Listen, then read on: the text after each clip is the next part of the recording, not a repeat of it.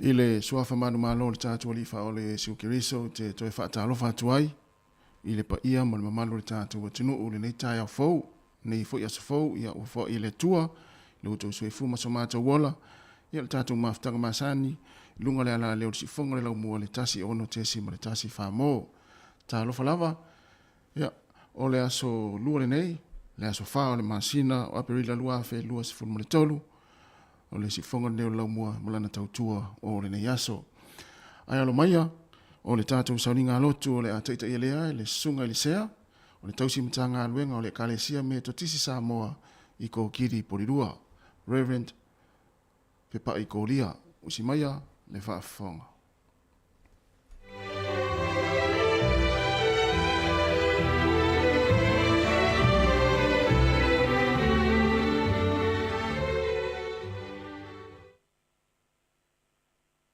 Tātou via, ne alofa o tātou tua i nei tai au fōu. Auta, e matua mātango fia i lunga o maunga vai, o e uwhai mai le tala le. O le longo mai le manuia, le utala mai le tala le. Ne uwhai loa mai le whao tanga mai siona, ma le pule sa o lele a le atua siri esi. Tātou vi inga, sao nia e au whai pese. Ala mai alo uanganga fa tasima lela ia faila ngaluenga so ia le musua o mea uma ua e fai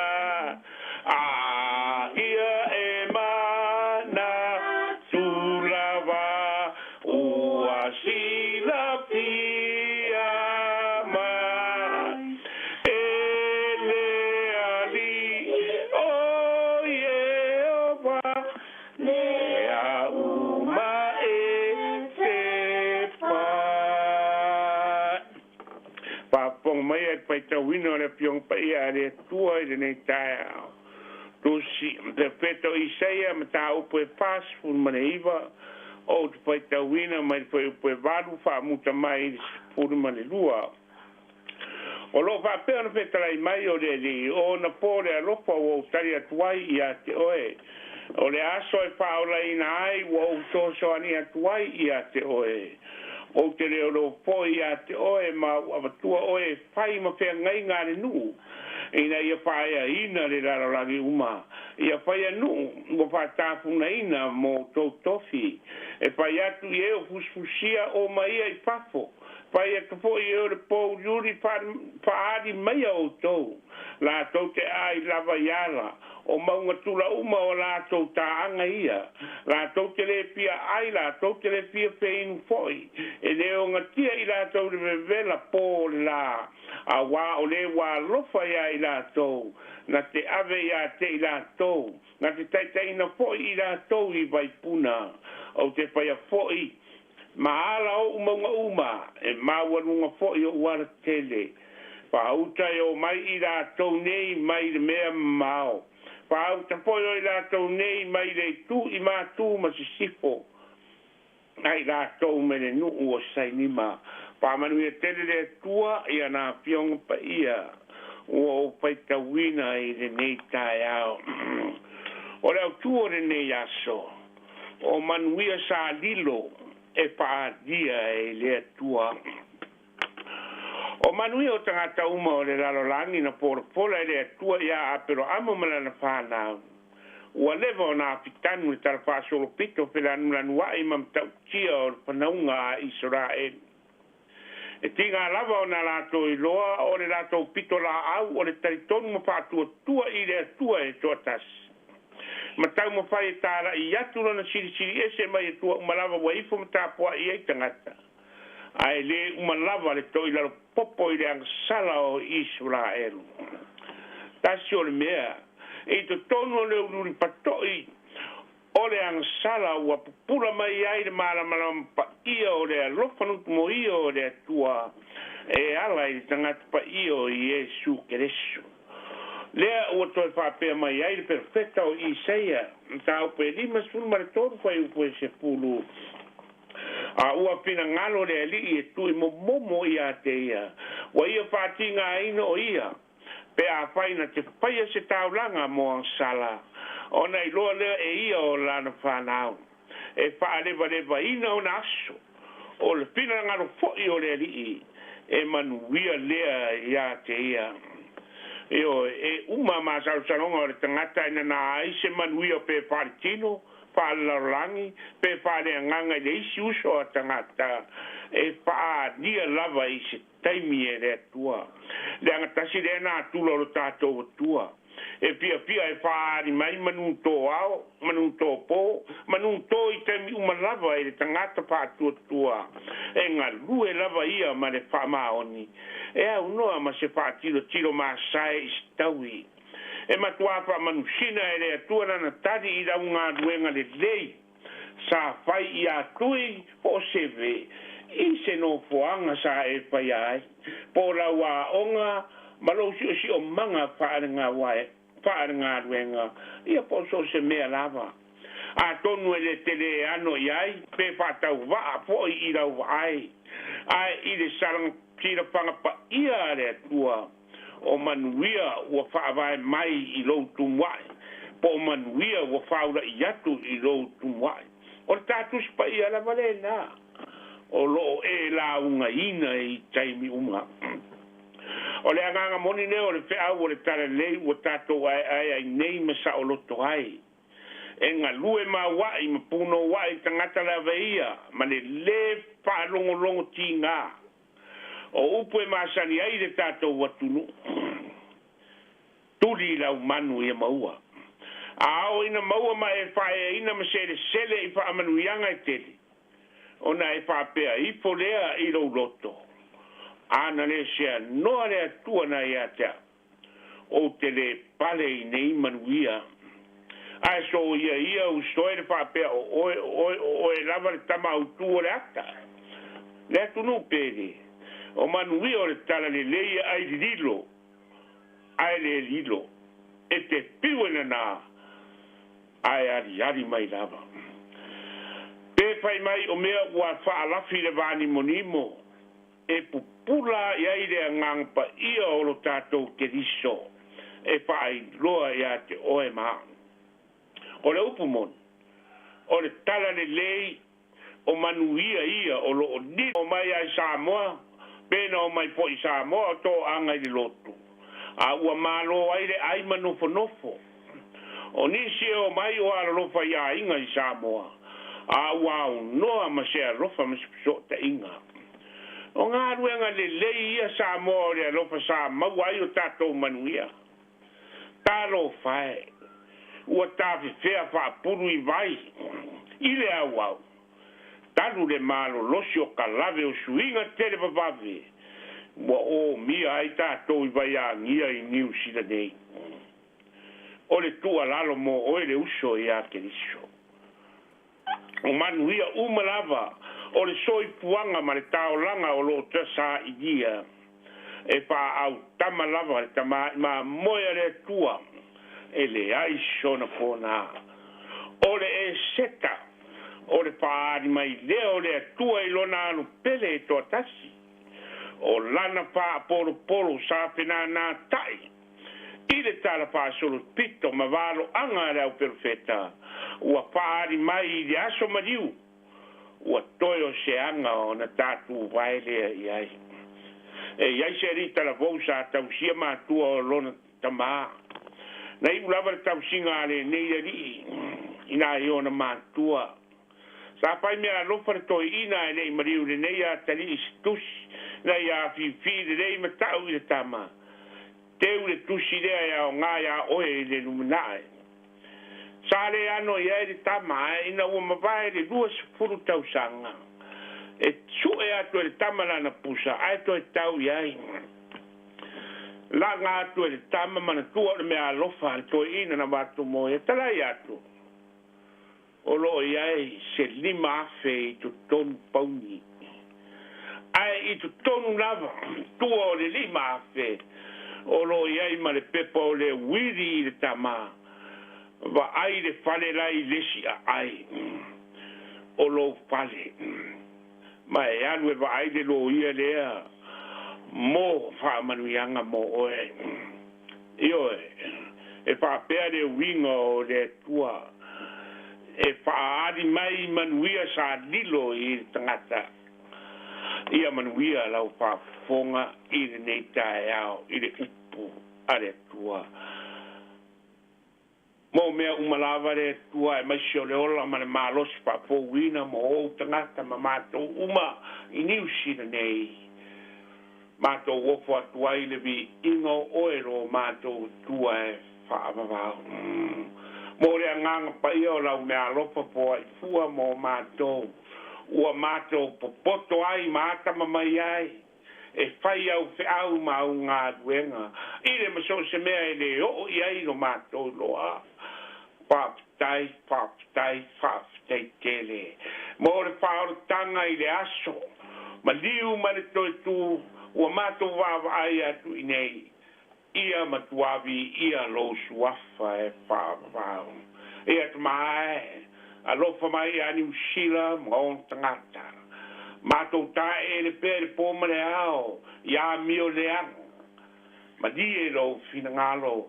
Wha ngalo Samoa, wha ngalo New Zealand uba, wha ngalo le lalolang.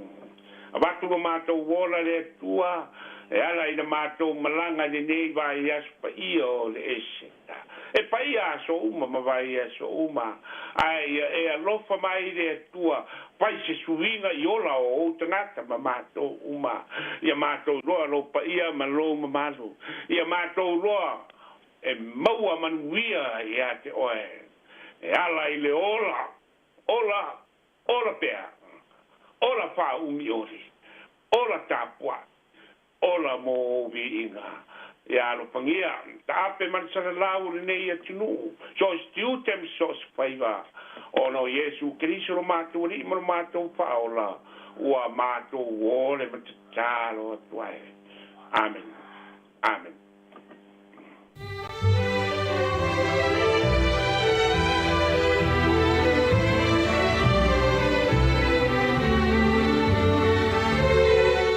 O le nā ua whaafonga tātou atinu ui le sauni ngā lotu whaaftai o le nei tai ao na tāpinaina e le sunga I le sea o le sunga le tausimta ngā luenga o le kalesia me te tisi Samoa I kōkiri porirua Reverend Whipa I kōlia ia e mo le toira ngā whaaftai tele lau sunga le sea ia mo le tātou sauni ngā lotu mo le upu wholo le nei tai ao ia e tō matau I nai fōi ia fuafuanga mga luenga a me se whaiva alo whili mo le tātou atinu ui le nei aso mātou whaamanuia atu fōi le nei aso ia I fuafuanga le awhenga iai, ia whaaftai fōi le tātou whaipese, mō vi ingo le atu o le tātou sauni ngā lotu, whaamania tele lava le atu o le nei aso, whaaftai tele lava. Ua 15 minuta o te enei le fitu o le sifonga lau moe Wellingtone, vi ingo le atua, me le kalesia mea tutisi sa moi nai, whaangasola tu leo le tātou Paul Kalame.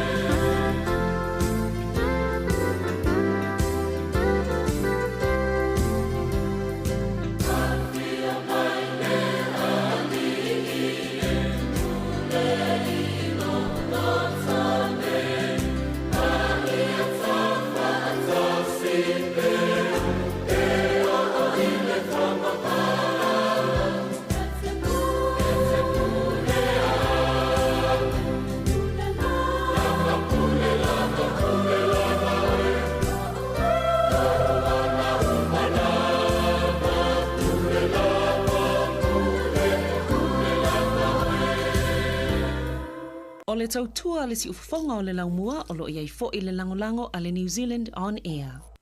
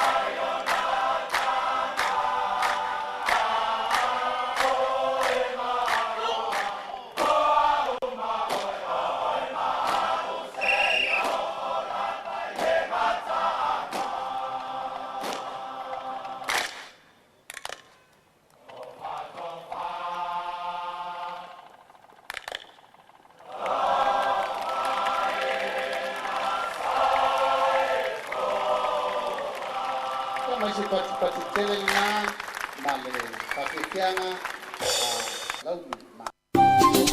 Hi Samoa, it's Auntie Tala here. Instead of Fifi Falo, ile atau le tayao. Laugh of the morning. I'm at the mail apple feet to the vanveal, and so fong lo mua atau le tayao.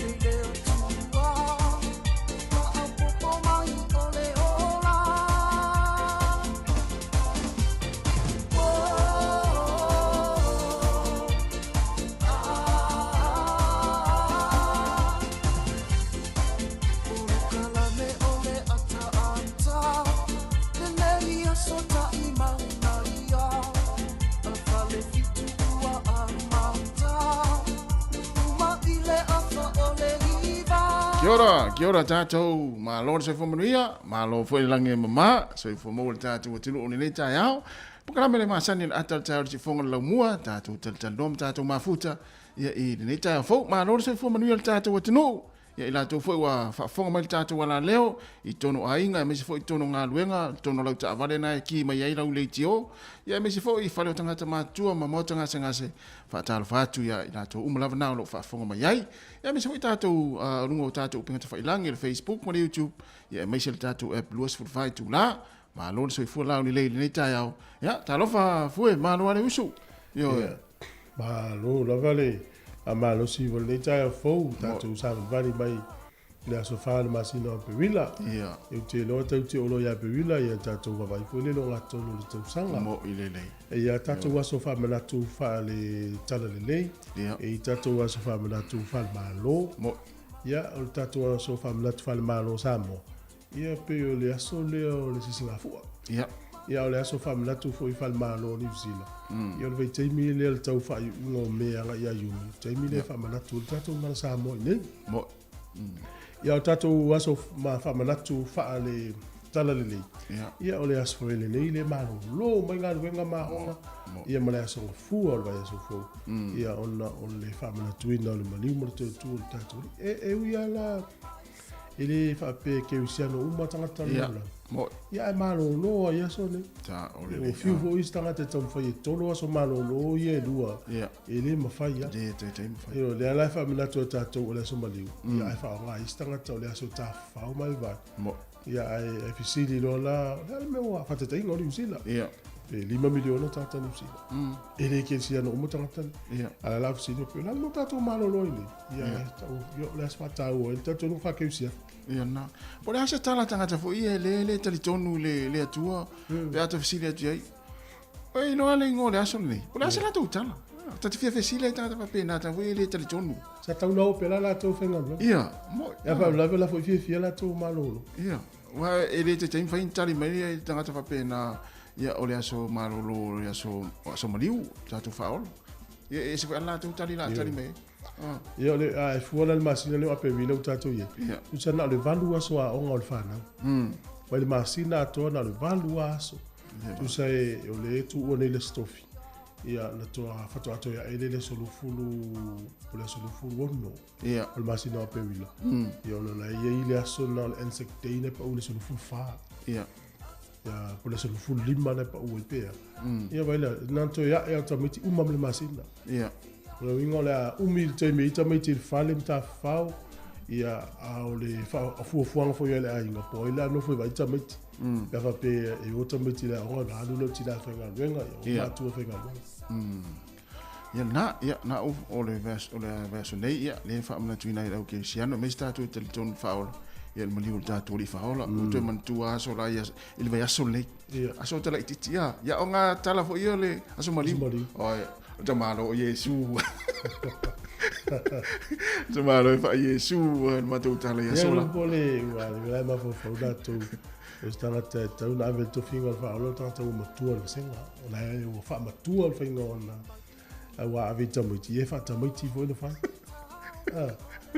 lei o taga foʻi e malu alii e ono iesu na e ave ai fape ia o le nala pe ole tala na fai lisi e kalesi ia somaliu io le somaliu ole la ua fiu aia tole la ole fai dia sa to tu va pe no ia limo ala la o te vala tu va fita ile e tu ia le do a patu ale le fai u mo le tawa tu ia tu sa la to mata ala le la tu finga tala pe o la ua va ngale la ya tu sala o lai o fai o le vai ngale ya tangata ia mai mo mai la so le la o le ya to tangata le te fai ia tu le fita ngisi o tangata te mine o fa ngau lo nau ona tu watu le ora ngau le al tu va o vai tu lo tu fita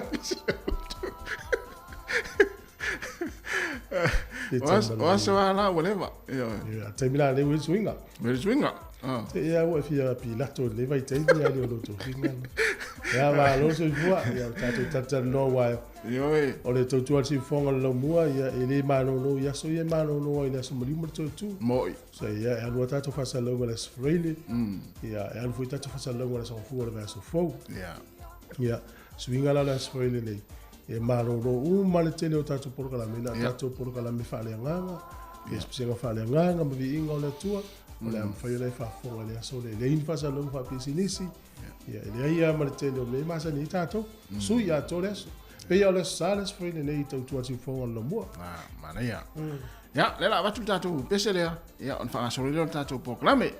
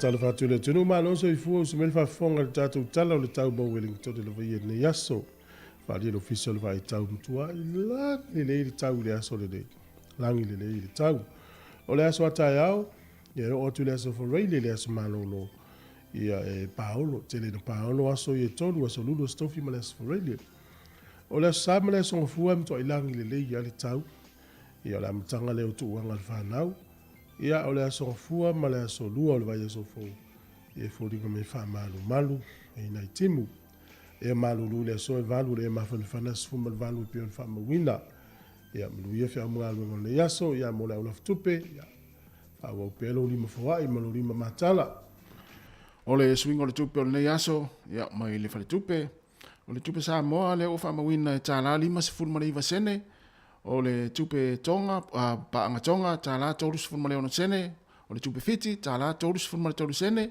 tupe Amerika e ono se fulu sene, o le tupe Australia e iwa se fulma le tasi sene, tasi le tā la New Zealand, ia maua le tupe Samoa le nei aso, tā la lima se fulu ma le iwa sene, manuia lava le lafoina lau tupe nei aso.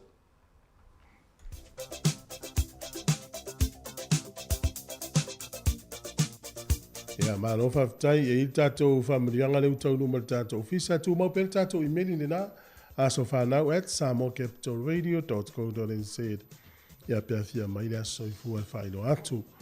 Ia olo i il tātou as whanau o le whamirianga o le as whanau o Nevana Lopati a toi le so ia lona valu tausanga. Ia utovi atu i le li ia wailele o ia wai whamavau lava lona alofa. Whawhitaia le anga le leo le tua o na uaulia mai e le awhine ia le vana le atoanga le nei o lona vanu tausanga. Le vana toanga i le aonga ma le lotu a usta i matua i whaasili le tua i wana uma. Ia alofa le tua ma whaopopo nisi au se tele o lo wola. Maruia telo was whanau alofaanga ma iau aunties, uncles, nena, papa, o uso, o Alexia, Mapela, o lo tuangane o Brexton, mesi o matua o Fairholti ma Veimon. O luia tele lo waso whanau, ia o le teine ia po le whanau fo ia o Nirvana o le fine, ua toa lo le valu tausanga le so. Luia tele ia lo waso fua. O le tusi fai tau mo mai le mua mua no fai ngā tupu o lana mata upu e lua se fulu ma le iwa, a lona fai upu e se fulu ma le lua. Mai a te oe le oloa ma le mamalu, o oe e te pule i mea umalava, o iai foi i loa ao le mamana ma le malosi, o ia te oe foi e wha te leina ma wha malosia tangata umalava. Mua mua no fai ngā tupu o lana mata upu e lua se fulu ma le lima, lua se fulu ma le iwa, a lona fai upu e se fulu ma le lua. Mai a te oe le oloa ma le mamalu, o oe e te pule i mea umalava, o iai foi i loa ao le mamana ma le malosi, o ia te oe foi le whaateleina ma le whaamalosia tangata umalava, manuia tele lava tō wa soifua le pese nei, mai a wile tāwita mautou.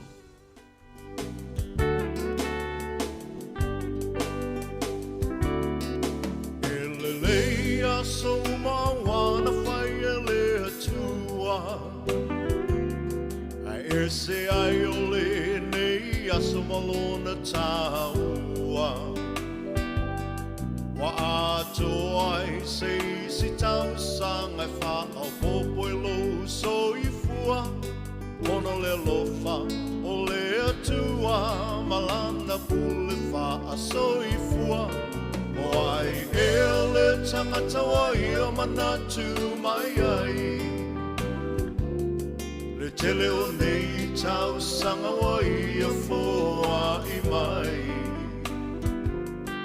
fohi le atua le inga le faa manu ma le faa fetai aua no mea matatau ai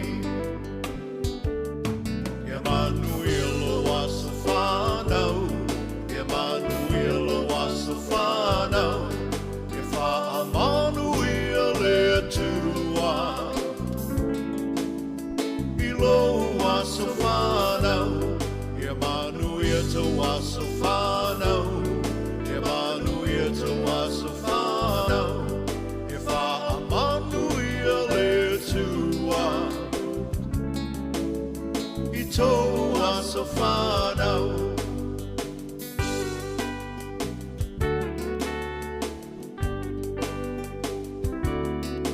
le atua e le mase ualo na fina ngalo a sa moli moli le nei aso e ale le tatalo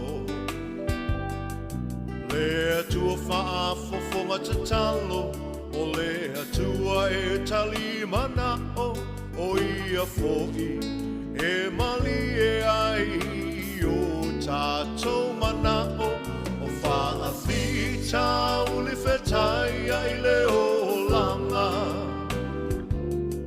o mai o le tino e tapa tau tali ai le malanga pa fetai le atua i lana wha malo lo mamana mai malo si ai maula i le tele o nei tau sanga e manuia lo aso whanau e manuia lo aso whanau e wha manuia le atua i lo aso whanau e manuia to aso whanau e manuia to aso whanau e wha manuia le atua i to aso whanau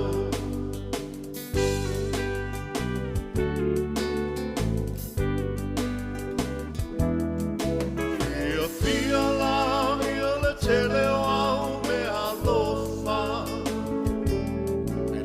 se me alo fasili nai le mana baola o le fina malo le atua o le tia e le maseua awa e fa i fo i le moto ai e toli fo i le matua mai le tau pati mai o ai ngana lua venga wa ai ai e mamana le atua tato tatalo ia wha o popo ina e le atua o nisi aso na se mana o lau atua ia whai a pelo fina ngalo ia manuia lo aso whanau ia manuia lo aso whanau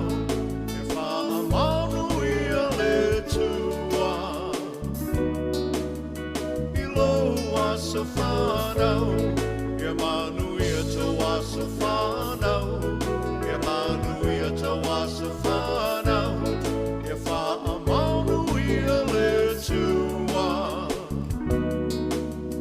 i to aso whanau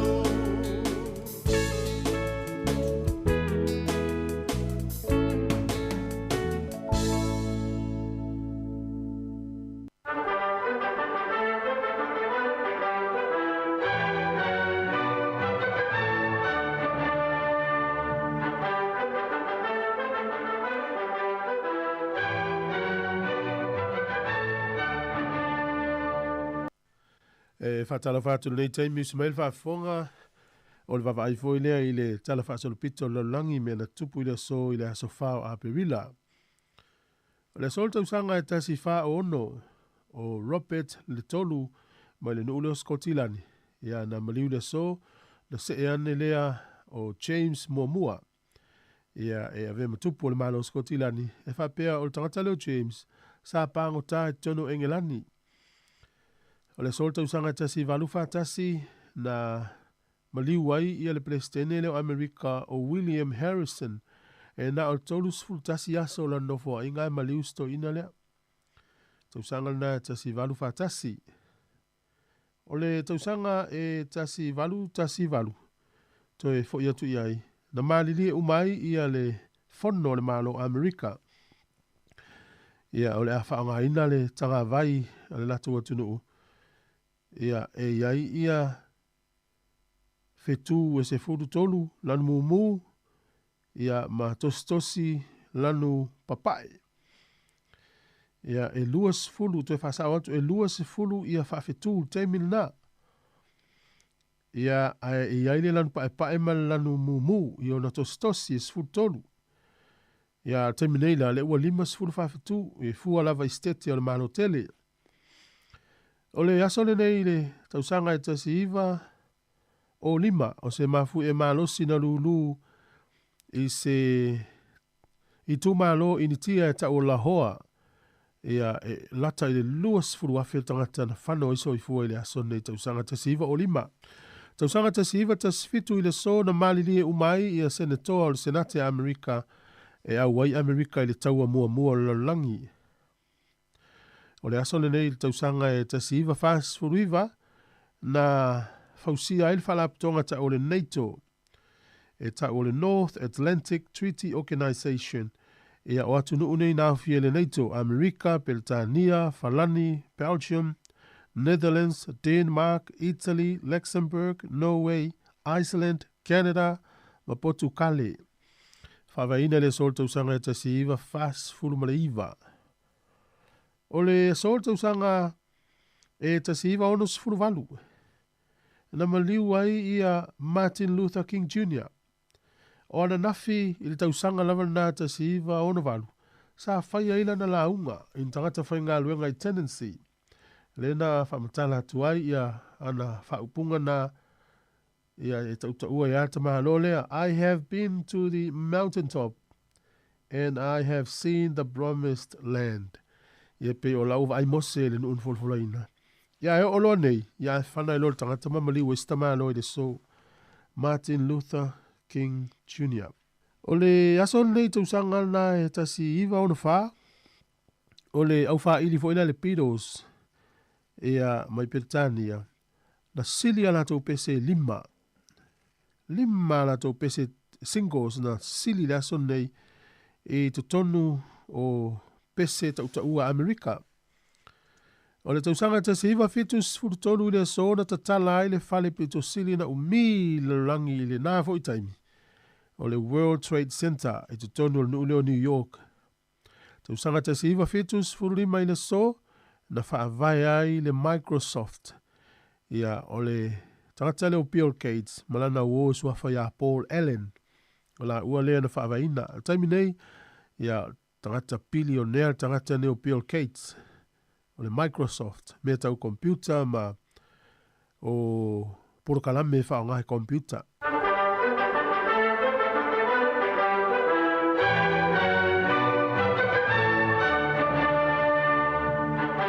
Ja, maar lofa tijd van mij le tino.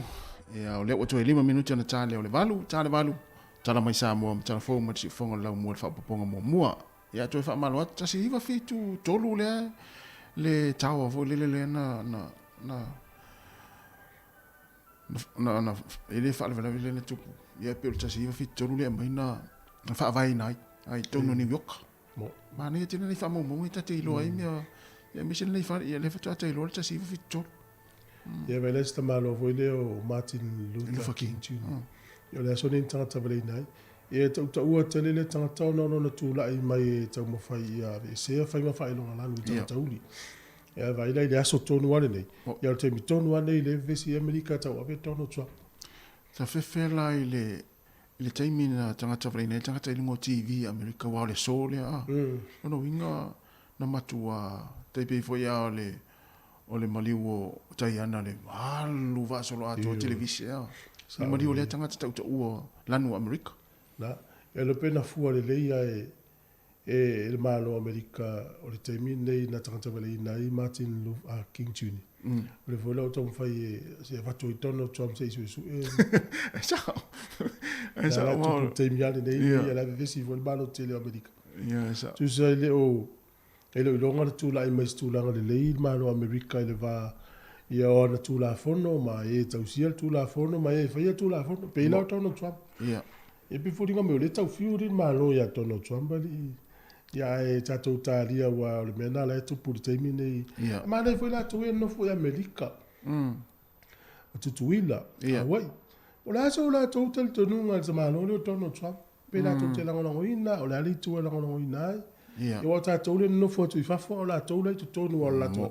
Mo ilele. Ia wa ta no mai ia tatou ia Jacinda ia po Hopkins ia tau te tala no wale tau te lo. Ia. Ia ma o tou ia tunu ia Amerika tutuila ia ma Hawaii, ia, o le asa ulo e tangata ne o Trump. Ia. Ia, tau te lango ina pe, wa maute, le maute nofo atu ia, o tau nai, nai tunu. Nai loa le mele, tau fai. Pe, wa leu te vea tu e fori ngana la ave New York. Ai, o le alua amata o na tutu mai tangata lango ina ia e faiso te. Faiso te. Iyo, ia, o le mato e whaingata lava o le toi ngā, toi ngā ua lava pe. O la fo ina wa ili stama loa na lawa sao ni tau wa ma Trump. I le tūlea le Republican e fieta mo e fo le tofu Palestine. Oh. Ioi. Ia mo le swenga pālota le lo mane. Ia. Tatou talia po le mela tupu neva ia so mai Amerika. Ia na. Le pe te ua tupu ai me na tupu le vai tau mine tele o tau sanga mawai. Ia. Un tu voi me na tupu le tele o tau sanga mawai. Olea. E o ngatonu le li e o tafa i pang tato olua. Ja, le bon vera la tu piato. Ja, sa ole.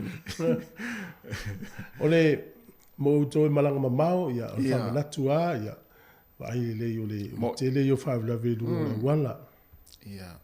Foi tau foi le stala ne le taia o ya le felta po kala me ya ili si ile o lona sofa na tonu lu futation tau sa. Ala mo tua fa so va ya no so tonu ta vale. Fio Sofia tu mana wo. Mo tu pulanga o e tasi ele ia masto e nofo pe tu mafo fau. Ya o so le si ole o fi mal tava. O so male si tu ole me vole tu ole uta tava. Punto tava. Ya nan la ver tava le mali wo iles. Ah so. Le vole le e mo le te mo le tala vo. Ele ai ma se va en ta fi e fi ka pe sa pe se fa ya. Ona pe manatu le tene ma le tam talvo o lona ola la talvo le la titi ia le matua al mafau fau fai filinga mo ia to inga fa la vela ia fa pele watu le ainga malanga ia ukilani po ia le ufito ai malta vale la ona na ia talvo ta lufu tastausa mai mau mau atoa ia mo tato la malanga ia fu le oi wa umi ia ta faunga ia malolonga wa fu le o le tu ma onga fana Ia, ala fai oi, a mata maiti wai umi pe o kala estete pe o yaukilani pe malanga mai yaukilani nei. Ia manuia la feo inga, ia fa mo sanga le malanga le au ore po.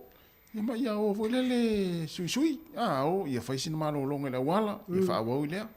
E termina o sau yaukilani le po. Sorry. O le fai ngata, ia so. Ele ala o le po o le po e o lo toma fa pe. E o so se mamoe po se povi po se oti lunga la wala. Ia le te sau se lau kilomita le tula. Ia al se sulu mori. Ia le ona al pua o atoa le te vai. Ai sa ole. Ia mena mane malanga le au. Ia ta fa mata. Ia la o ia. Si mena le to fa to ia oi. O tele ia oi ala mua ne ale pusi lu mo tato fale e sau la to ton. A personinga la tamare fefe le pusi. O te fefe pusi le fe roi va. Ia o te le fefe fa ia pusi. Ia le o tale malu, ia o smoi va fonga, ia tatu tala mai Samoa.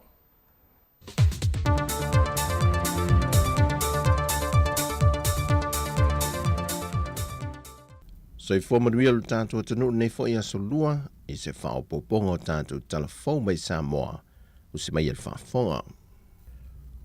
O le amatanga le vaya so neile watu inalo ia tuai el te mai tai kumsino le malo Australia i Samoa. I lalo le whainga pa anga leo Australia ma leo Samoa. Le masini wha apitoa le whaia iso esu engo tūla ngā lima e whaantinonga leo soli ngā tūla fono. O le masini wha apitoa le a whaonga ine leo mosu esu enga. E mawhai ona sa ilia i o atu i le lima se furuafe tūla ngā lima. E mawhai ona wha mawina ai.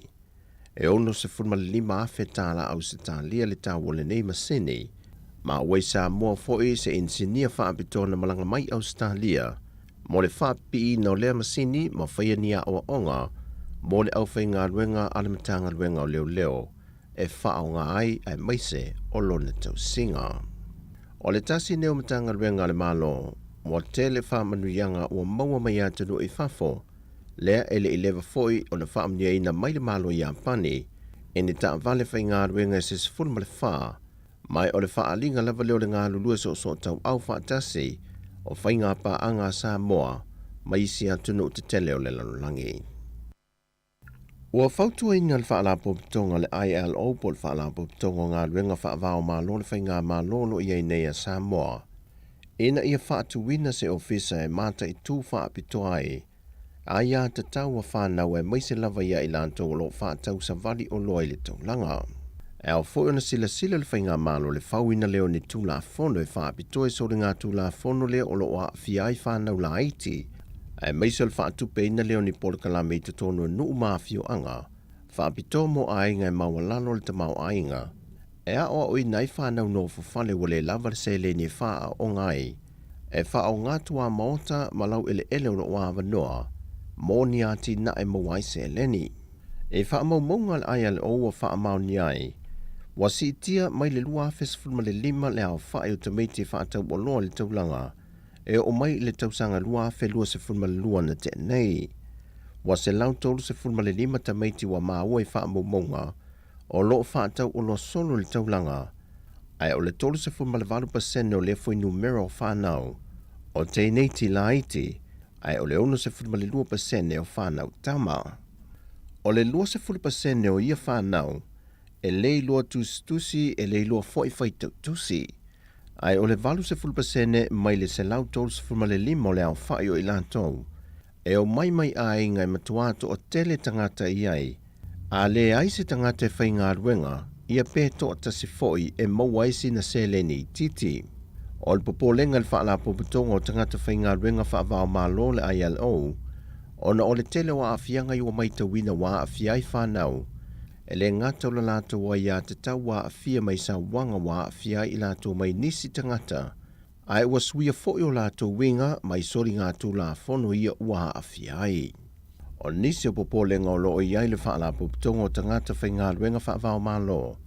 Ona ua whaasolo solo tu lava ina la iti tau sanga o whanau. Wa whaonga ina e whaatau o loo sa vali le tau langa. O le whaai unga ma le au te lenga o loo tau la i ei neisu e suenga. Ina ia whaia se fufo i le whaitau wa whaio whanau, wa a fia lo lato a ia te tau mai sori ngā tū la fono, mai e a fia i fo i lo lato lumanai, e i titi se tūlanga le lei, ai whaasolo atu ina wha te tele i le tū e a fia ai. Wa whaai loi telefo e le fionga le sui komsena mtanga luenga leo papa lii Mona Lisa tia i keti, le wha te tele ino sori ngā tū la fono i wa iei le teimile nei tele pe whale malinga oi. Ai ua maua i su enga le mafu anga wa wha te tele masi itia maa wa lunga i le whaita wa wha i o ia sori tū la fono. Ona o ngā o inga i e wha atino e tupulanga televou. La tō te wha awhisuia ia male aisa i maia i la tō o lo wha ta wina. Ona wha atau mulimuli ane le i la tō i au lo o iai wha la au wha saina. E ka vai le tau o le aisa sa whaafesu ia e male au ngā oi. O le whaai unga le vai ason te nei e to wha nisi na tau fia mai lea fio anga o vai moso. E le sori ngā tū la fono rava leo le ngoi mal tele pe whale. Ai o le aso to nai, na poe mai e leo le isi to tasi mai whale lau niu. E le sori ngā tū la fono rava i tasi. Whaai loe leo o ia lea sa whai ngā luenga mua e le vaenga o le tinei mū. Ai ua wha malo lo. Whaai loe papa lii ua matua wha te teleina le soli tū la fono le au maia leo le aisa i Samoa. Mai wā ngai fwoi sa ili lingal mtanga ruenga o leo. E sa ili no fuanga i wa amata o nei loa o loo ngao si aile aisa i te tonu o Samoa. Peitai, o i lātou i e mō lia mai i sori ngā tūla whono i whala au wha sa ina, e matua le mawhai o na tau te tala e wha ai loa no fuanga ia, mai i lātou o loo wha tino ina.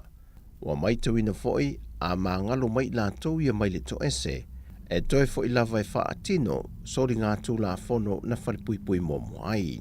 Wa tāna sanga le sui kom sina o tanga rengo leo papali i Mona Lisa tia i keti le atunu.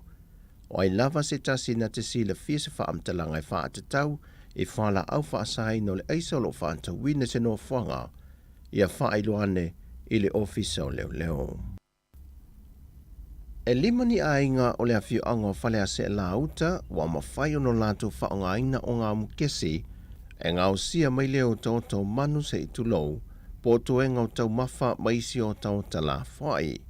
O le vaiaso te neina te tala aloa ia i naile ati na e pe o na mōli mawina, e nisi mai sui o le malo, le a whio anga, whātasi masui mai malo au whātasi le whaalapu tonga li UNDP.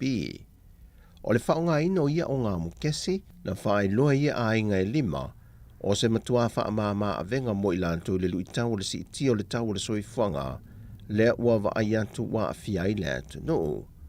O le anti na e sa ngā lulue whaatasi e le matanga ruenga o whaatu angam whai ngā whaiva, ma malo au whaatasi le Pacific Grow Limited, a e sa whaatu peina e le whaalapo tonga le GEF, ma le SGP, o le Global Environmental Facilities Small Grant Program. O le aunga ma le wha moe o le ati na e na ia whaiti tia le whaalonga watu le tātua tunu i sua umai tunu i whafo, a e whao ngai tu ai ngāti na e nei, e vesoa soani ai le whaiti tia le kasa o ona, ma ia maua fo e tangato le atunu e a mata atu le temile nei anga i le lumanai, se soifuanga e ngā whatau lima ina. O le whapipi ina i fo nei o ngā mukesi, o se fuafuanga lava i le mana ongo a inga taitasi, ma e whaia i fo i maa o onga mo le whaonga ina mo le whaatino ina, o le whaonga ina te tau, o iei tu ai ngā ti nae. O talafou i le siu fonga le lo mua mai Samoa, manuia ne yaso, whasoifoia.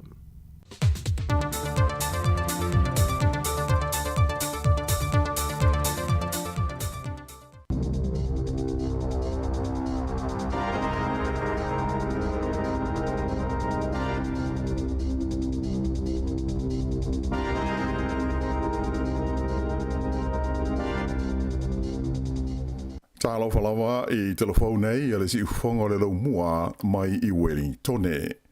O le tala mua.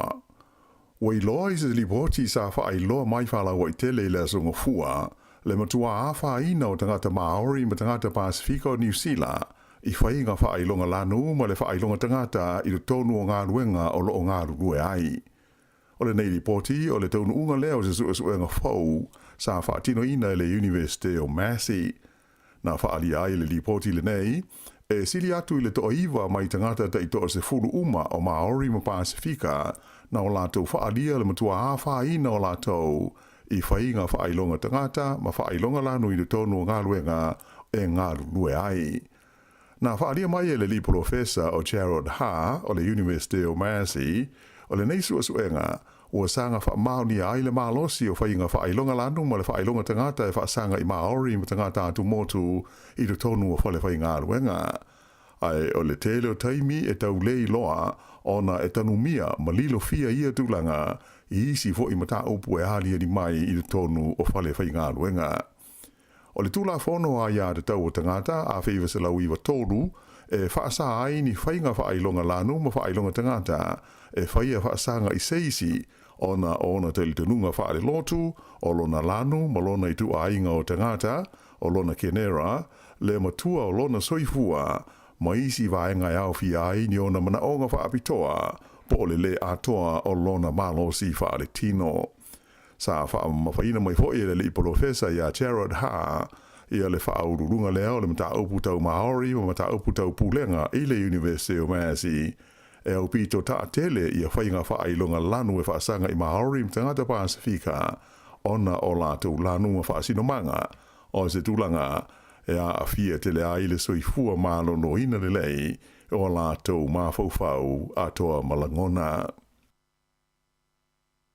Ua whaalia le nganga whaahutai o le li pālemia ia Chris Hipkins i le tamaitai sa a vea tarua nei ma pālemia o le tunu o Jacinda Ardern a onumana i ailo nasa muli muli i le tonu o le pālemene i Wellingtone. Sa whaalia ai le li pālemia o na moonga e tārusia o le a le to e tūla i mai ni whaitionga ma ni whaapunga mamawha e whaasanga ia Jacinda Ardern mai tangata te te ma le fia ia te ia. O le asa lulu, lea o le awhaiai le saunoanga whaamawaya Jacinda Ardern i le tonu o le pālemene i Wellingtone ma malo lo aialo ia mai luna tohi whaipule i le tūmalo Mount Albert le asa ia umia mō tausanga i tele. E le aise pālota le ititia whaia mō sona sui ona o lea ua tūla lanta mai le teimi o le pālota tele ia o ki topa. E pei ona sila fia o Januari lea na whaeloa mai ai whaalawa i tele Jacinda Ardern la na whaai unga o le a whaase e tua ngalu mai le tofi pālemia a toa ai mamata uputa upu whai o mā lo. E mafua lea swinga e pei ona iai ia o le tūlanga e pei ona iai na mafuai swinga e pei ona tūlai mai e nei le leo Chris Hipkins e tau ave le taita inga o le whainga malo a toa male pati a le Labour. I le whailo inga male autu stala ina ua mai a le fono o le kabineta al nafi sa whaali ai e le li pālemia sa i longa ona le lei le taita inga Jacinda Ardern o le whainga malo ni Sila ai mai se lava inisi o taimi au pito whaingata ona o mea na tutupu maadiali mai ai. O nisi o whaalawalawe ma tuia ma wale matautia sa whengai ma le taimi o Jacinda Ardern e awhia i leo sa whainga o tangata lotu mo sa lame kalai estete ai whapea le pā o le maunga mū le moto le White Island a toa ai ma le wha maioti po o le COVID se fulu ma le iwa. Na wha mawhaina e le li pālemia o le wha mai COVID se fulu iwa a tonu o se lui tau o pito mawa ai lea e ma whai o na whea ngai ma se pālemia o New Zealand i le tūla i mai ai i le tofinga. Sa ia whaafetaia mo mori le na wha malo i le taita inga Jacinda Ardern o le tunu i le vai taimi atoa o le tali atua New Zealand i le wha mai. O Jacinda Ardern na tūla i mai i le taita inga o le pātia le Labour ma ave ai ma pālemia o New Zealand i le lua afe se hulfitu i na ua whaawaina se whainga malo so whaatasi a le pātia le Labour ma le pātia le New Zealand First. Ai o le pālota tele o le lua afe luas fulu i le teimi o le vevela o le whaamai sa i longa o na mafuri aila o pālota e langolangoina Jacinda Ardern ma le pāti a le Labour le ana tūla i mai ai le Labour o le pāti mua lea i le tono New Zealand taru na o mai le whainga wha amomo pi o manu maloa iai i le tele o na foa na lātou maua o le pālemene. E lata i le lima afe la whai o tausi mai i New Zealand, ua le stalaina o lātou swafa e fia whai ngā ruenga i le tonu o Australia, taru mai le masina o kuso i le tausanga o mawae, lua afe luas hurunua. O ia whai numera, e atangi ai le whaatupula ia pēr o tausi mai i New Zealand, ua fia se atu e whai ngā ruenga ai Australia, mōni ngā ruenga pupu e o i le malu afe lima se lauta lāne tu tongi i le vai aso. O le teimi nei le tonu New Zealand, o lo o matua mana o mia lava ni tausi mai. O stasi leo mafuanga au tū o le tuwai o le whaasalonga o ngā ruenga i le tonu o vaenga mō mai whaafosei, ai mai se ai o whale e whaiai i a tautonga ma le tele o isi au nanga whaale soifua maloloina. O le imta mai ta i tausi mai New Zealand e fia ngā rurua i le tonu o Australia, e le tauana le stala mua i le ofisa o pūlenga o ngā ruenga whaale soifua maloloina, le Australian Health Practitioner Regulation Agency. Ta ua mai sui le ofisa, e taru mai la masino au kuso, ua o i le wha afe, iwa se lau lima se fultasi, la whai o tausi mai ua le stala ai o lātou ingoa, mo le wha moe e se atu e ngā rurue ai le tonu au se tālia. Whai ro mai e le pulisili o le soifua maloloina New Zealand, le te whatuora, te pule ai māti apa, o se whaanoanoanga tele lea mo ia le to tele o lātou o le stala e fia malanga i Australia e ngā rurue ai. Sa ia tā ua o le teimi nei e mana o mia lawa i New Zealand tausi mai uma mo ngā luenga whai mai o lo tau mahoi fo i whaato sina mai tau si mai mai isi atu nui whaafo ina ia malanga mai e ngāru rue ai i nei. O se lipoti mai Stasio Company i Melepone e whea ngai ma le whaafai ngā ruenga ina o tangata mai whaafo i ngā ruenga le soifua mālo no ina. E iai ngā ruenga pupu whaakon karate e i le vāo le toru awhe 5 se lau ma le valu awhe tā la Australia le tongi i le vāi aso fua lava i le tūlanga si nia ma le anga waa ma le umi se kon karate e ngā lue ai seisi. O le umi o nisi kon karate whapea e amata i le tai whaavai aso a ngai atu i des fulwaru masina mai maua ma le avanoa o ia tau si mai e asia i ona ainga i le tonu o lea mai taimi. O le taimi nei e tusa ma le ono sa fululi maafe le a whai o tau si mai o lo ngā lue i le tonu o New Zealand o nisi o la tau ia e ngā lue e whaavai taimi pe part-time. Whai lo mai il whaalapo tonga tau si mai New Zealand e mana o mia se vai ngā tūpe whaapitoa i le talo le tūpe ale maa lo e whaatupe ai ngā ruenga whaatausi mai le tonu o le tunuu. Aena ta ua mai te mai te ipule o le te whaatuora i a whipulea i māsi āpa o lo tā pena i al komiti whaafoe e tu i nātu i le kāpeneta na whautuanga uma mai mautinoa o le tutongi o te ngata whai ngā ruenga o lo ave i ai le wha mua. E to tēne tangata ua le o fia i le wha asa lau mai lunga o penga o so ta inga o ata o vai mā moe mai New Zealand o lo whaatawina atu i si Peretania i se tau e siri atu ona tau ngō fie nai lo le tau leo lo iai le tonu o New Zealand. Le asto na isa mai tau i nai lunga o so ta inga whaate kono losi ia le ata o se alanga mā moe i lunga o le penga o so ta inga ni tangata New Zealand i rone tona o le tau o lo iai le supermarketi o le Sainsbury supermarket i London e ono ma le afa pauni Peretania po o le se furulua tesi ma le varu lua sene, sfulurua tā la, varu sfulurua sene i le kilo, tusa le o le afa o le tau o lo o iai, ia le vai mā moe atoa i New Zealand le teimi nei. O penga o fisota inga a supermarketi te tele tolu o le tunuu o lo o whaasala wai, se fulufitu tā la iwa sene i le kilo, ia le vai mā moe atoa i le pack and save, luas fulurua tā la iwa sene le kilo i le New World, ai se fulufitu tā la iwa se fulusene i le kilo, pe tusa lea o le fasa fulumaru tā la, tolu sene i le vai mā moe atoa i le kompania le countdown. O le vai mā moe tāsi e i le mao le lua tesi ma le lua, ma le tolu tesi ma le lua kilo, le mamafa ma a whaatau le alanga atoa, o lono inga ua whaaluina, pe whaatoluina le tau o le kilo e pei ona whaasara lawai. Tō tele tangata New Zealand na whaaliero lātou le fia i lunga o te inga tele wawawe o le langona o le tō tele e matua le tāla whea ngai le so ona taunga tāu ia tāu mawhai le tonu o le tunuu a o lai taungo fia i māketi e tunuu i whafo o lo ave i ai ano manufasia New Zealand ai mai se ape le tānia le e fia afe maila le mamao o ia tūlanga le manuia ua una ai uma i le taunga tāu le tau o le soifuanga i New Zealand i le nei vai taimi. E leisi vaenga o le tātou tala, e manatu se tasi o le au mai tau laulua ma ta aupu tau i le vāwhalo rai o mā lo, ua mā whana ma ua mā wāna lata le vāwhalo ai o New Zealand, ma le whalapo tonga o mā lo le whengainga o le vāsa atalani i mā tū po o le NATO. O lea ua malanga le te maita i minsta le mai whafo New Zealand, o na naia mā houta i Europa, ina ia awai le whontanga minsta le mai whafo, a tunuu o loa fie le tonu o le NATO, ma o le whono e whai ai Brussels. O le maranga o mahuta mo le whono, ua su soo ma le asia singa e lua aso i New Zealand nei, a le whaatonu o le vaenga o le puipuinga o le saunga le mu o le NATO, o le li tei au e ngoi a Lieutenant General Diela. A o iai o ia i New Zealand nei, sa wheinoa ai mata i tai au tū o le vaenga au ma le fita le maro New Zealand, ai whapea ai fo i masui si ni o le mta ngā luenga le mai whafo mo whewhatau o inga.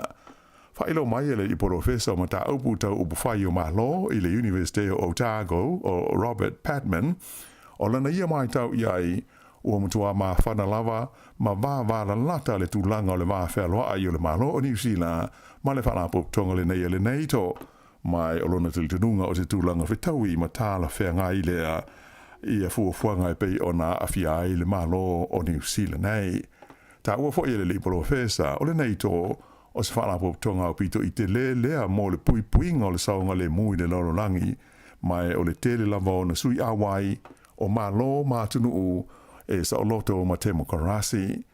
Whaalia ele le itai au o diela o le fontanga le NATO i Madrid i le tausanga te luai na maalilia ai e le tau o na whaala o i tele ma whaamalo sia a fianga o le NATO i le tūlangi le nei o le Pasifika a toa ma le vasa i ni tia.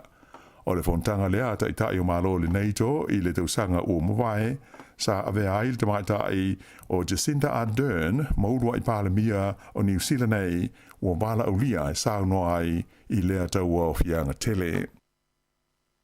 O le amalo loe le toe alu le palota ia o ke topa le i foi pule Stuart Nash lea sa avea terwai nei ma stasio min stasi nia o le whainga malo le Labour e pei ona o lo o iai le teimita. Nei, e pei ona si le fia o le vai asa talwai lea na wha malo lo ai e le li pale mia o Chris Hipkins i a Nash mai ona to finga umai le tono le kabineta i na o lipo tia mai na wha ailoa i nātu ni wha ai unga whai e le kabineta i nisi o wha alapo tonga tua.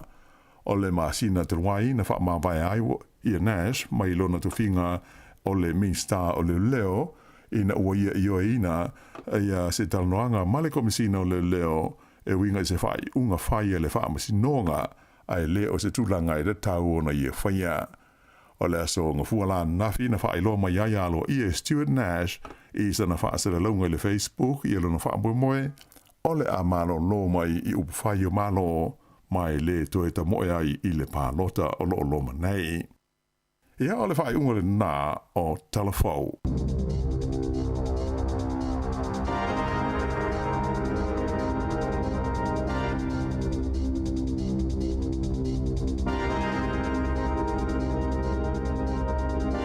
Alo whaatai le whaafunga mai, na ua whaafunga le atinu i le whaapongu mua tātou telefou le tai ao, tāpene na whionga la wano ati lawa. Ia mese o tātou tala mai Samoa, melo tupu le tātou atinu, tāpene na sunga a tāse Salam Sam. Tula iwa le tau nei, on te whaafunga le whaaponga lo nua, 2 minute te ai nei le tūlai walu.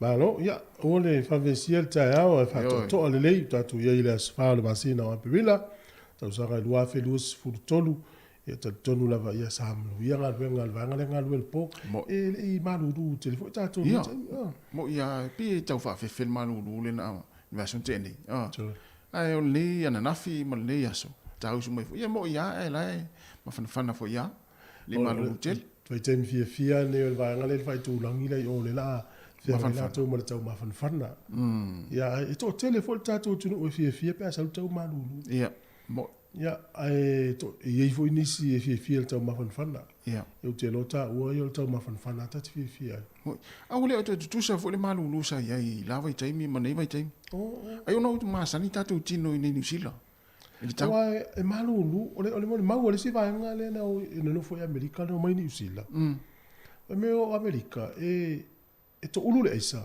ia a New Zealand e se asa to ulu se isa i si pela no nei ta tu se asa fa me maluru atu ma ai se o atu ulu le isa mo ia ile maluru tele au nei la e te mi le tau maluru e le isa to ulu tele o ni va New Zealand o le maluru mo to tele no tai ia wale sa le por si mena ia po tatu matua o tatu matua wale tatu fulile e se afa no i tatu tino le maluru mo le ha me tau ata e tau le fi matua le mele fi wali tão foi famatu ta wali ta ye le foi le ola mal malo si mo ia sa le yo tato fa solo in tato matua ele ave se lo ma fa ia tal doanga ista ba no fa no ia tal no la ia lo ta yo no sfulu ga ilunga la tota usanga ala tu watu ta linga vole le fa tala ila to tala ia ia o le wa mata na fa ta wifo ta usanga o tato bola o fala o interno e sa ola ma ola va usa le temi ate o le onos fulu so limos fulu le onos fulu o le ai le to feita o le halu lunga o tausa la feita o peto fia tausa ngai to toyo le ola e o temi le malau le malo si o le tama ma le tei le to alus fulu o to fulu ia la fa pe ai e tu mau pe malo e o limos fulu onos fulu ia no folo tata ma fa voi peto fia tausa ngai to pe ko lo fefe lo va te foni ngasole Ale mena le o to ta wa tu lo ma fa o se tu lo va o me tu lo fa mtala ino la tala nei to ina na to fa ana o yai te musu tu ai sole po to fe o la si la ta tia ya yo le lu tau le mo tato ia awa nga i dunga tau sanga o tato o le fata o le no fo le lei ma le stangata o le ya wonde i se me no fo le e te whaatanga e te ita i lista rata ma e whaini me leanga i lista rata. O le no vo lele a rai dunga tau sanga lola. Ia wa ai lele va ma lista rata. O le va bulto lua ma wha nau. Ma lista rata au ala wane i se me leanga i tupu le vale. Ia ata whalonongo nei wha whonga le tunu i tala i e sau mai Samoa. Whanoa no ai le tupu tele o le aisa le tātou tunu. Sa o sole. Ia ai mara tua. O le mele tauna wa ai lato. O le sua malia le tupele maua. O le whaaleanga ina o tōtonga i e whaaleanga ina. Whaaleanga ina ma fau. Ia, o le lau matua i whea ngai tātou tunu i Samoa. Ma whawhita auli lea o le tele o le aisa i lo tātou tunu. Sa, malo. O toe matala lo la ngona i la utala ni fam tala mai. Papia sole. Ma na ia foi la ia tan wanga nei na to. Ni le utala ia. Ia, on foi le papia. Ah. Ele está so ma fo papia. Ai sa ole le ia. Ai mana tua nei ia after ole upo peta le life expectancy al Pacific come Samoa. E te ono sfulu no fa taile tu te usanga ono sfulu. Ia. Tu sai ole tele o tatu tangata. E a fa ina i mai o le tino. Ia. Ia ala fato a ono sfuru ele i o le ono lima. Aftaile ele i swinga le vai tau. Ia ona o le uanga le mele li ua melma fo poto le tangata e le me tau na fai ia umi elon soifua. Na. Ia a tele a fua le tele o la tau ia mali li utala vau Samoa ma le Pacific. Ia ona ngase ia le pipisi ia toto maununga o le maisuka o fatunga o me umfa pena.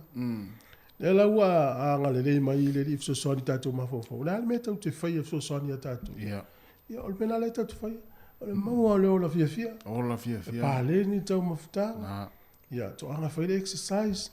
Ia ngale le mai le ua tele tatou tangata o mahali li ui wha mai ese nei. Ia. Ai mai le pipisi. Ia wala le tau te lolo. E o lo la el pena le mele wa iai. O le ua e a matana e fai tau peto e fia tau sanga i e tutoi. Ole tu lang hole le o teata. O te matua mo ya le wa matana taulo ina. Amatan tu si le wili la tau.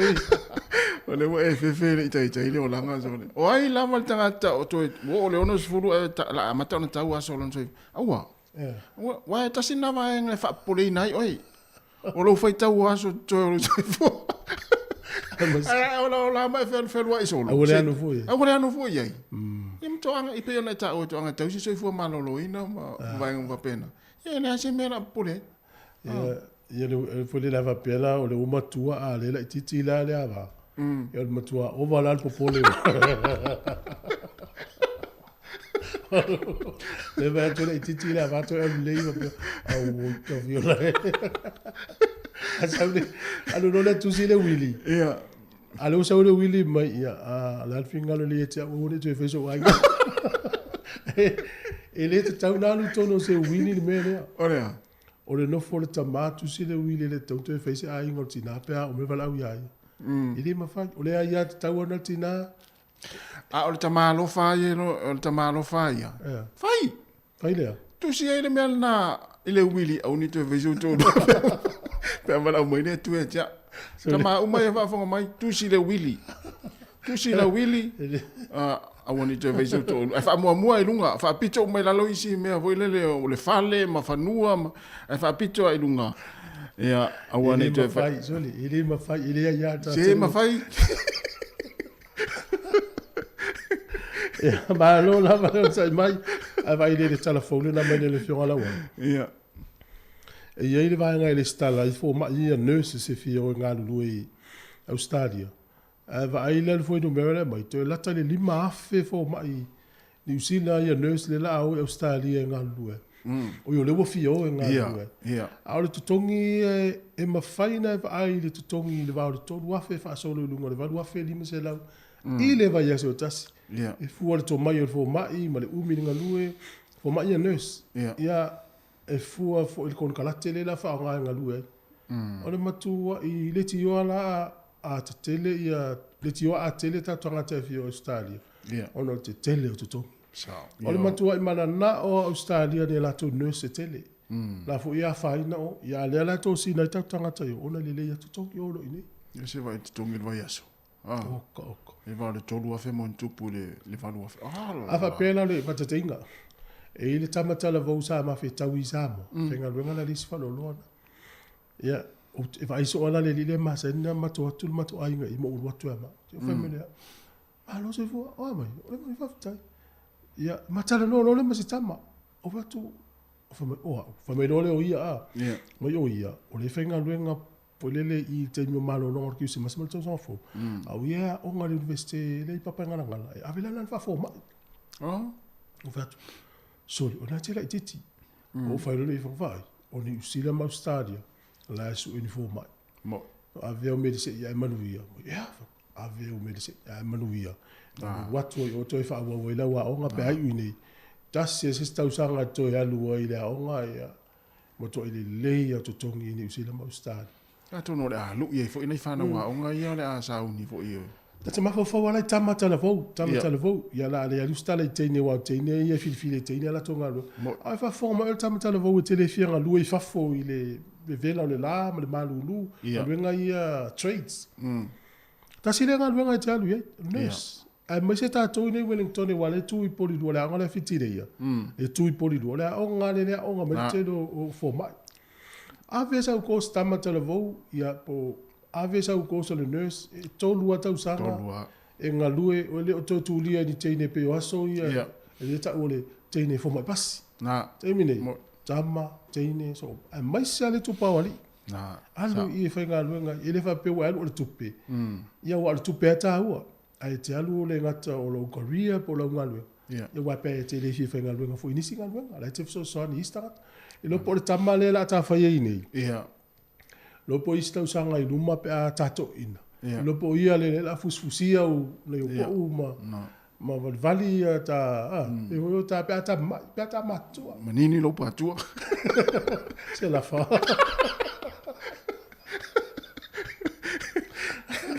Vale, le te pisa tu nei. Ia. Ia le te o lu mana ia le wala a me pepa. Awa e fa manatu la fa pe le fa no mai na I fa na una. E to fa manatu e tamana ia ta ua sole. O lo manatu o lo le sa fa nga renga le chi fonga la mo ya sola. Ia ta ia e lo po kala mera na matari ye o te mi matora o nga. A me se ala tamba le volu te mi na ta sa fa ta si fa le tanga matua. Pe lu mo le fa ta li sa u mai la a me mai. Le ta fa le tanga matua. Ia mo la la tasi mai ava tu tu ui ia e to le tu le tu I lu tu le ia mai tu le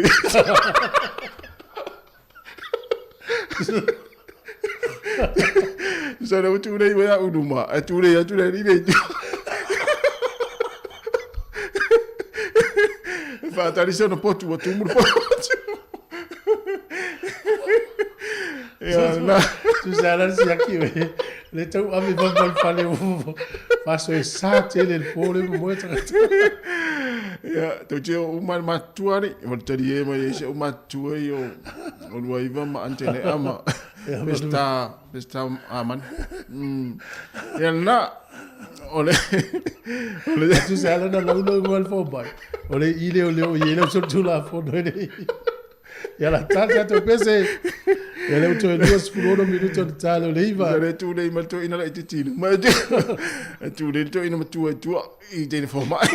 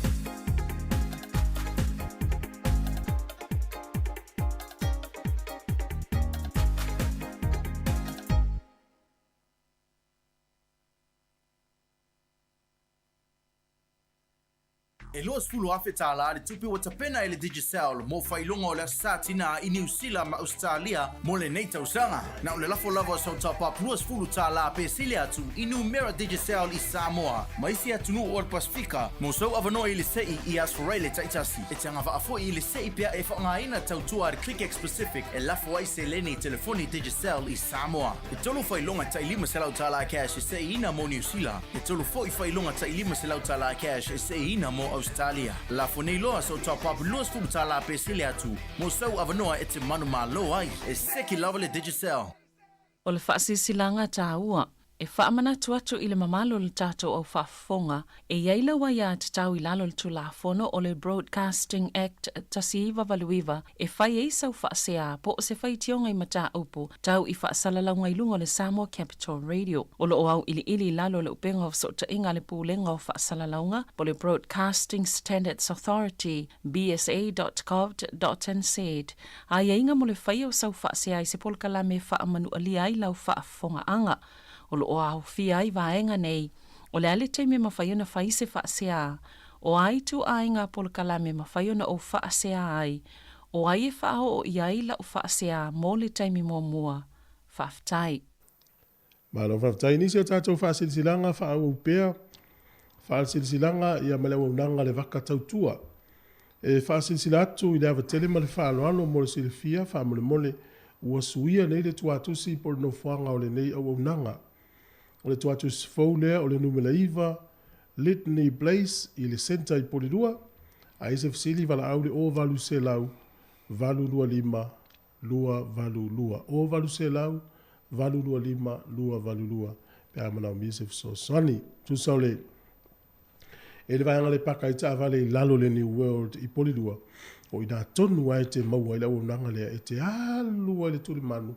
Le alu le na kia un tau. Ia, o ia, e lo faskepu. Pakalau ta vale, sa vale faskepu na ilunga.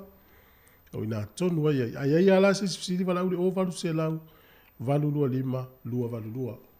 Ia, o le tuatus fau ale vakatautua, whaftai lava. O le isfasilanga nei lotu o le ainga le au salamo.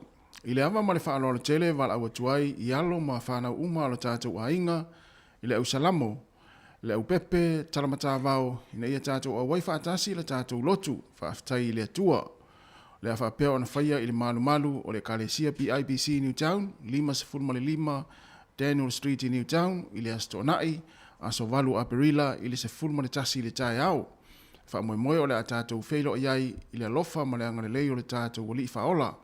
Mo nisi whamtalanga whaamole whaafsota iane le sunga le whailautusi, le se ane fale tolu, le telefoni o le olu atasi, lua whaatolu, fitu, lua fitu.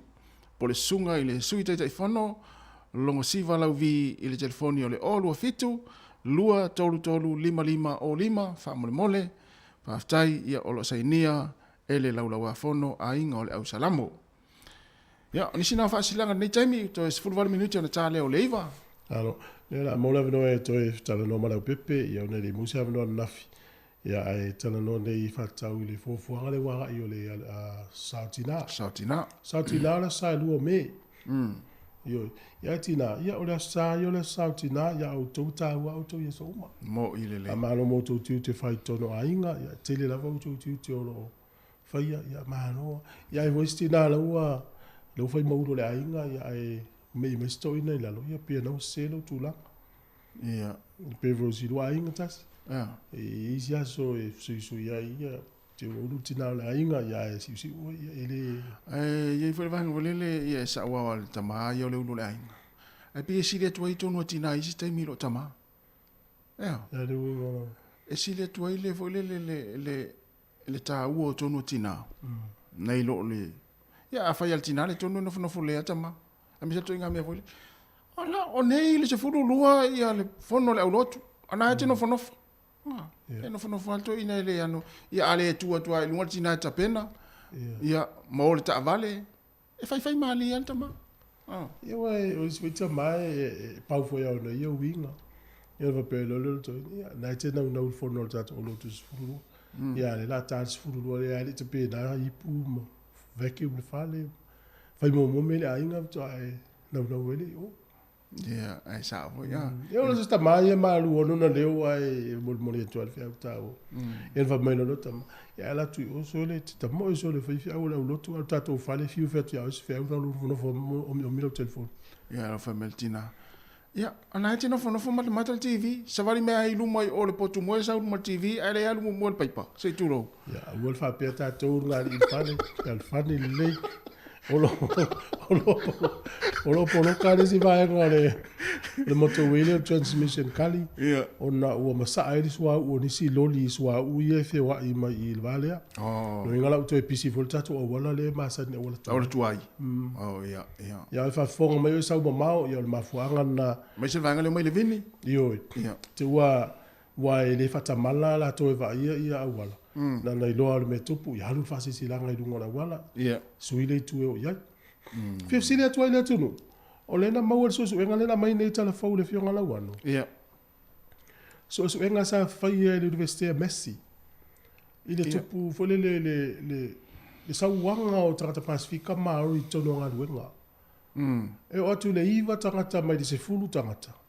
e sa waina upu matala nga wenga o le fesili afa pe fa fonga mai sawa ina o nga luenga I to tono ne to do New Zealand o le ala u tanga malanga yo inga sa fa fo fa fitau mana velo vili male o fa to lu lima lu o fa tas I lo po isi si o fa longo mane time o lo sawa ina nga luenga nga lue ale ta u ta to fa so ma wel fo mo ia ava ine ya o no ta to nga luenga ya na za mo ta to ele ni sa wanga tupu o ina tato fia matatalie matatanoa mafai ngalwe atalo fai ni sa mo ngalu ni singa lwenga yo ala sa wa ina tama fo ye file mu wa ele tsala ana fai mer fa tununga tulunga la tinga na le fe tau ala fai sa ole le ya talo fai bili mai le lina o tolu valu lima lu o fatasi pe fa so man ta puna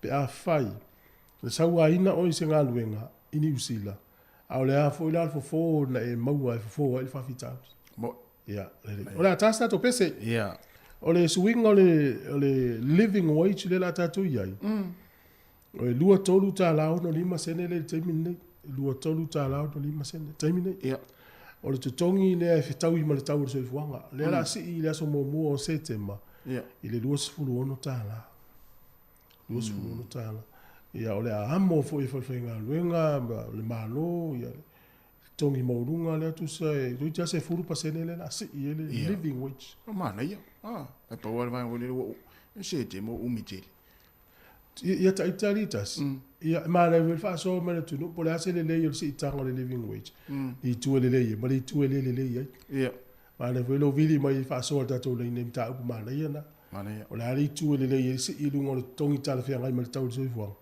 mari tu e te manatu e le ia e o aso ia tu no fo ia e te mio pu mo fo le do pe fa pito ale manatu ia taita le te mila ne wa matana ma maole va ai to tele e pe ia ile fa ina o pisi disi pe asi I lunga me ia al sili la a fa ina na business e va ia tanto fa ngal fa la titi tu la fa ngal ia wana tapuni no mo pisi disi ba wole lava tanga whainga no le ngata tapuni le lava tupe wangau ona ua si lunga to tongi o tanga whainga no ai vai atu ele titi tupe le maua I tupe le an ia no lua te le no malfale to e pe o so ia sa e pe pero vai atu e foi le e pu mo alva ai pe manatu fa pito wa tau no te le lo tongi tau te le ai vai le ata ato lau tele e ono a fa ina ila business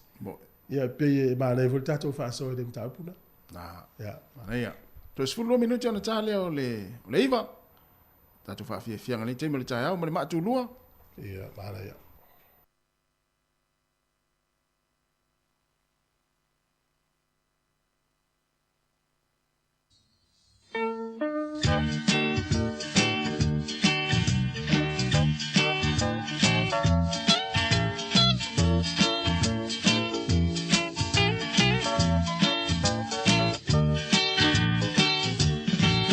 Fo i dole nei la la langi na fai me o mai na ia man talasi e lau ele ole e amale sami a ole tangata ole numero tasi na fai ele tangata falling ai le tua i le tumua i o i vai e matua te tino malosi mo ngalo e me fai te pule a umane ai lona tamai tato mana onga unga e talio se pai a me unga male fia fia me ai se oi ole ma fau fau sauri e fai le ole e fava vau se amu ia la moi le tangata e patita o toi fa manuia e ui na tele o tato ange sala tala pele fai te to ole ole tanga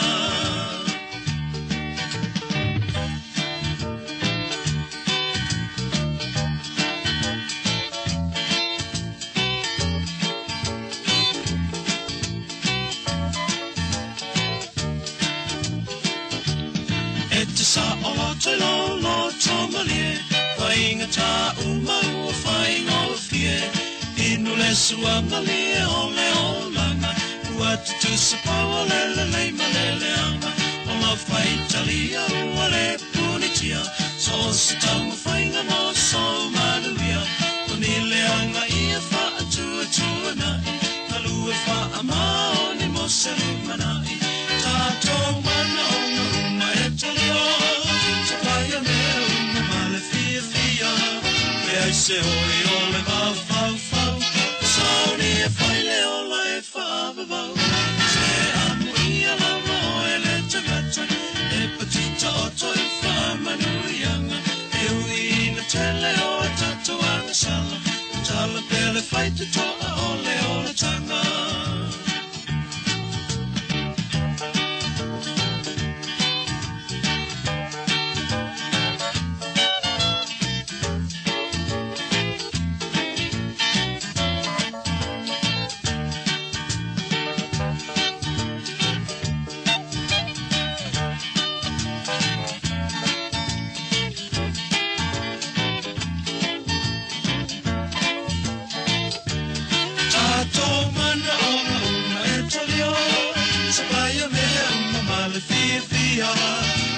se oi ole ma fau fau sauni e fai le ola e fava vau se amu ia lava o ele tangata e patita o toi fa manuianga e ui na tele o tato anga sala o tala pele fai te toa ole ole tanga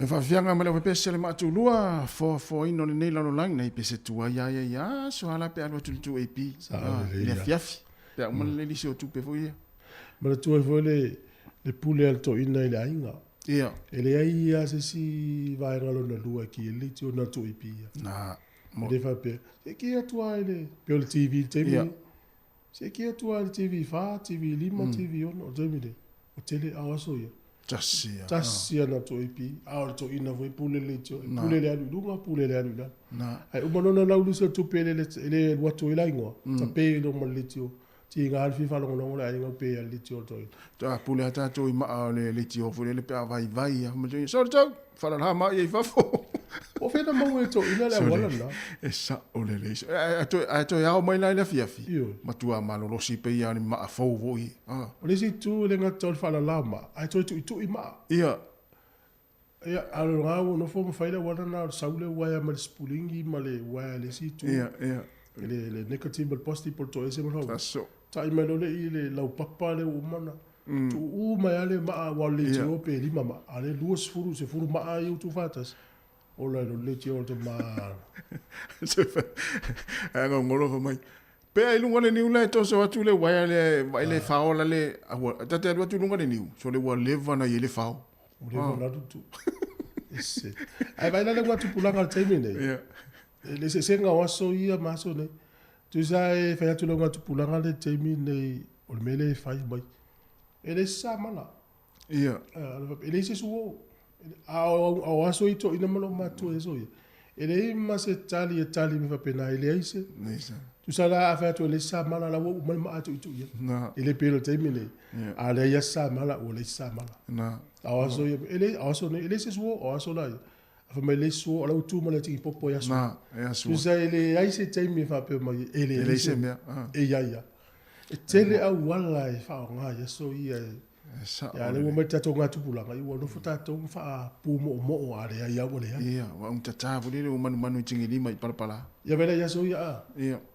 ava pe lotu le sa pe timu pe la e o amatu lotu Ia. ala te mine te ngal lotu tu le ile sta vale o tu ina le Na. tu za o Ia. tele alo fanga alo yai da fu ya so wa fe lo tala il mato fu no ya o ya sa no fu tofta fo farsa a ona to ina mna lo matu yo le mamao yo le me sa vale me Sa olele. ya ele itai te na matale lo tu e tu o mai yo le te vai to lo mo e papa e me fo tanga tala nga solo ma ona to ina mna lo matu e o mai to e tu mai to ya fe to lo fi e o mai e lo to Na to no. a wela swinga le watu pulanga te mine Wa lu tua le to e uma tua itele excuses po alu fanga e ma fu wale away o foi lá no langa ni usi la ni tasi Ia. o le langa na ufa no la to na mo e malai ele ni tavale e sa va vali Le fenga luenga. sa va vali fenga lo nga yo vila vil vai al te mila le Tele o fanga te mini ai le ai masita fule le tate lo atu ale mo. ele mo Fe taui alo fanga ya so la wa mo ya sa tau su ini me fule fai. A te mini alo fanga lo le tele me alo itanga. vidi mal tolu va lima no va tasi tato le ina pe fifa so mai ole o pe yo le mo yanga o tanga tele o tono Trump o lua fisu no e te mi le o le palota la ya da ave e lana company po la towie nga lu mo tono Trump le tupe se tasi o tama ita isa ya fa ilo ina sa fa ile la fa no numi do mo tono Trump o pe o le tupe na le pe fi se la wa fe ya le la wa tu nei tono Trump yo New York ya fa no mai foi tutuila patalo fatu ya ke tuila mo sa le fa no mai pampang Oi. oi Sole. Ma lo ke trina. Sole fenga. Tamara le taui mal apatuna vole. lo pula uto ya lo me wa i fi sa kisa so bo vai sai ke tuila so Oi, sole. la la uto ya lo to va i ma ve se na ina ya ai si le fia foi po le ase mana to ya sa mo America ho i tutuila ya tono Trump ma velo vili me po la so si le fia tata le Pe lo te lang ina pe ina vai nga ta ua ya la to ai la to no fai o. yo tono la tono malos Na. o le talo se fulu le talo nei il por kalam fa tol se fu malo loina talo se fulu ya por kalam se fu malo loina a fa pensa wa ina o inga luenga ni usila Ia. o le alfo fo na fa ya vili mai o le na maua fo i so inga le university a Messi fa inga le o no le wole mo le pepe sa fu e tala no ya yo pisi le fa ina la to au ya ta mi lo ya fa pia ya le la tale Ta sta to pese. a vi fiango le tayao ya manuia ta penanga le asmari mo to tu le i nei fa un le va yaso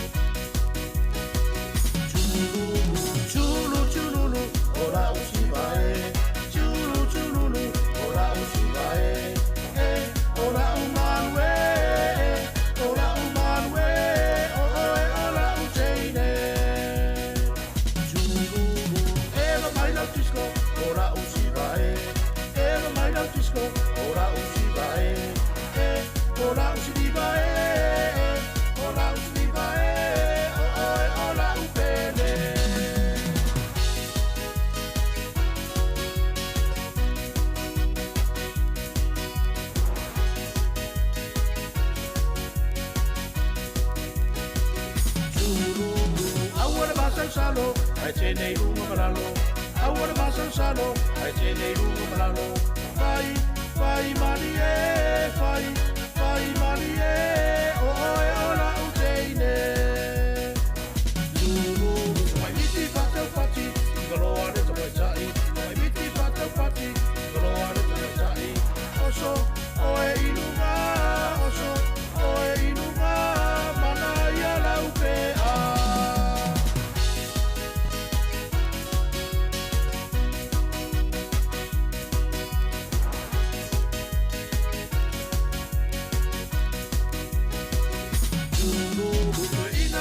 vale, o tu si pola o vale, o ina wa mita vale, o tu si pola o vale.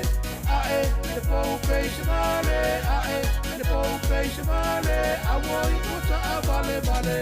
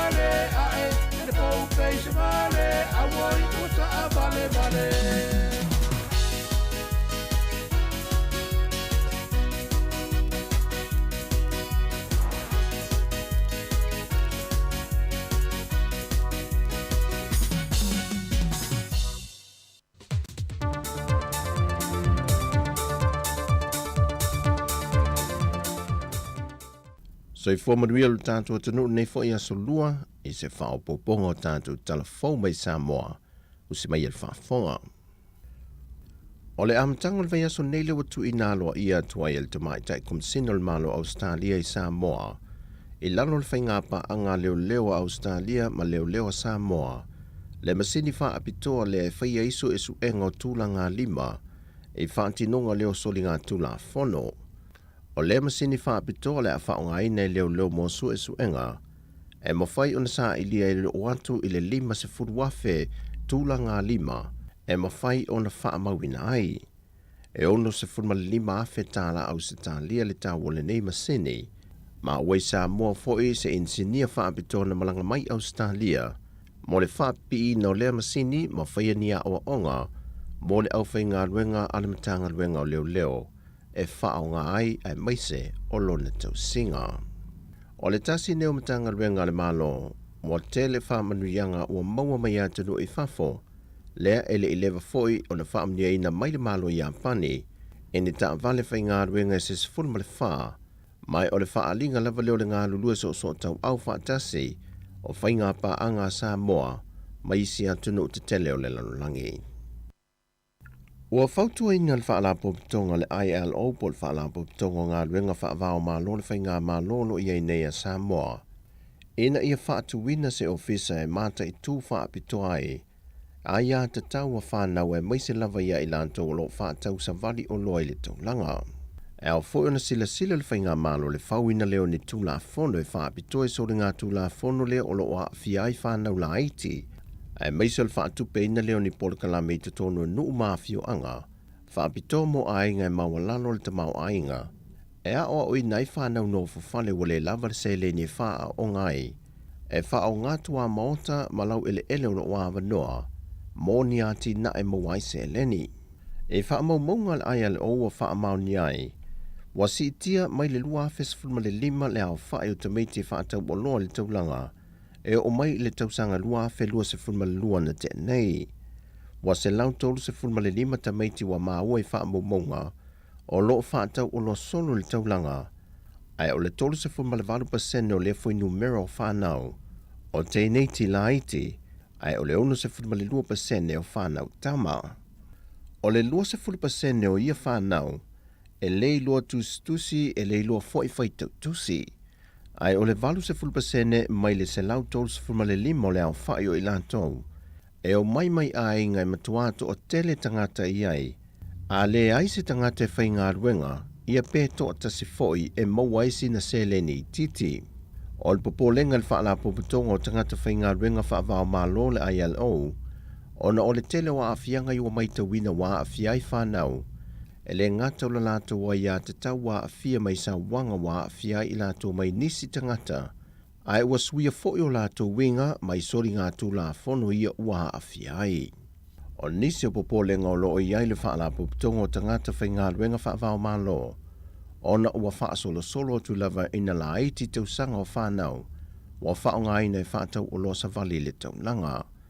O le whaai unga ma le au te lenga o loo tau la i ei neisu e suenga, ina ia whaia se fufo ili whaitau wa whae o whanau, wa a fia lo lātou a ia te tau mai sori ngātou la whono, mai e a fia e fo lo lātou lumanae, e titi se tūlanga lelei, ai whaasolo atu ina wha te tele i le tū e a fia ai. Wa whae loi telefo e le fionga le sui komsena mtanga luenga leo papa lii Mona Lisa tia i keti, le wha te tele ino sori ngātou la whono i wa iei le teimile nei tele pe whale malinga oi.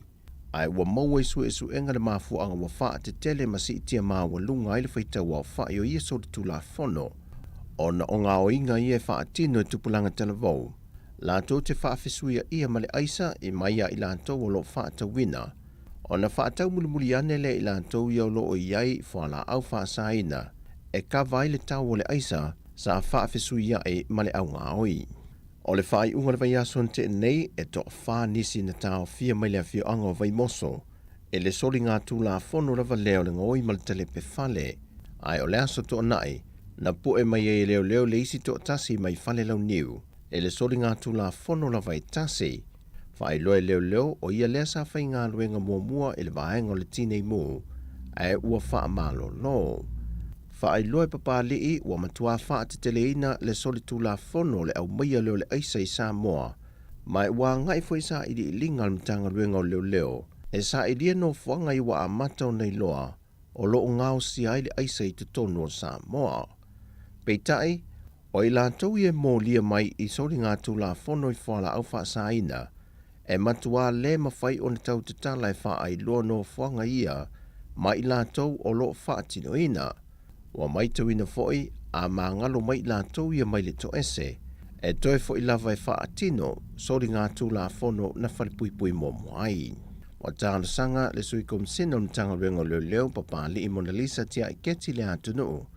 O ai lava se tasi na te si le fia se wha amtalanga e wha atatau, i whala au wha asai no le eisa lo wha antawina se no whanga, ia wha ailoane i le ofisa o leo. E limani a inga o le awhio anga o whale a se la uta, wa mawhai ono lātou wha o ngā ina o ngā mukesi, e ngā o sia mai leo tau manu se i tulou, po to e ngau tau mawha maisi o tau tala whai. O le vaiason te neina te tala aloa ia i nai le ati na e pe o na mōli mawina, e nisi mai sui o le mālo, le awhio anga whātasi masui mai mālo au whātasi le whaalapu tonga li UNDP. O le whaonga ino ia o ngā mukesi, na whae loa ia a inga e lima, o se matua wha mā a venga mo i lantou le luitau le si iti o le tau le soifuanga, lea ua wa ai atu wa a fiai le atu no. O lea ti na e sa ngā lulue whaatasi e le matanga luenga o whaatu angam whai ngā whaiva, ma malo au whaatasi le Pacific Grow Limited, a e sa whaatu peina e le whaalapo pitonga le GEF, ma le SGP, o le Global Environmental Facilities Small Grant Program. O le aunga ma le wha moe o lea ti na e na ia wha ti tia le wha along no ato le tātua tunu i swa umai atunu i whafo, ai wha o ngai tu ai ngā ti na e nei, e vesoa soani ai le wha ti tia le kasa o ona, ma ia maua fo e tangato le atunu e a mata atu le temile nei anga i le lumanai, se soifuanga e ngā whatau lima ina. O le wha pipi ina i fo nei o ngā mukesi, o se fuafuanga lava i le mana onga o ainga taitasi, mai whaia i fo i maa o onga mo le wha o ngā ina mo le wha atino ina, o le wha o ngā ina te tau, o iei tu ai ngā ti nae. O talafou i le siu fonga le lomua mai Samoa, manuia le yaso, wha soifua.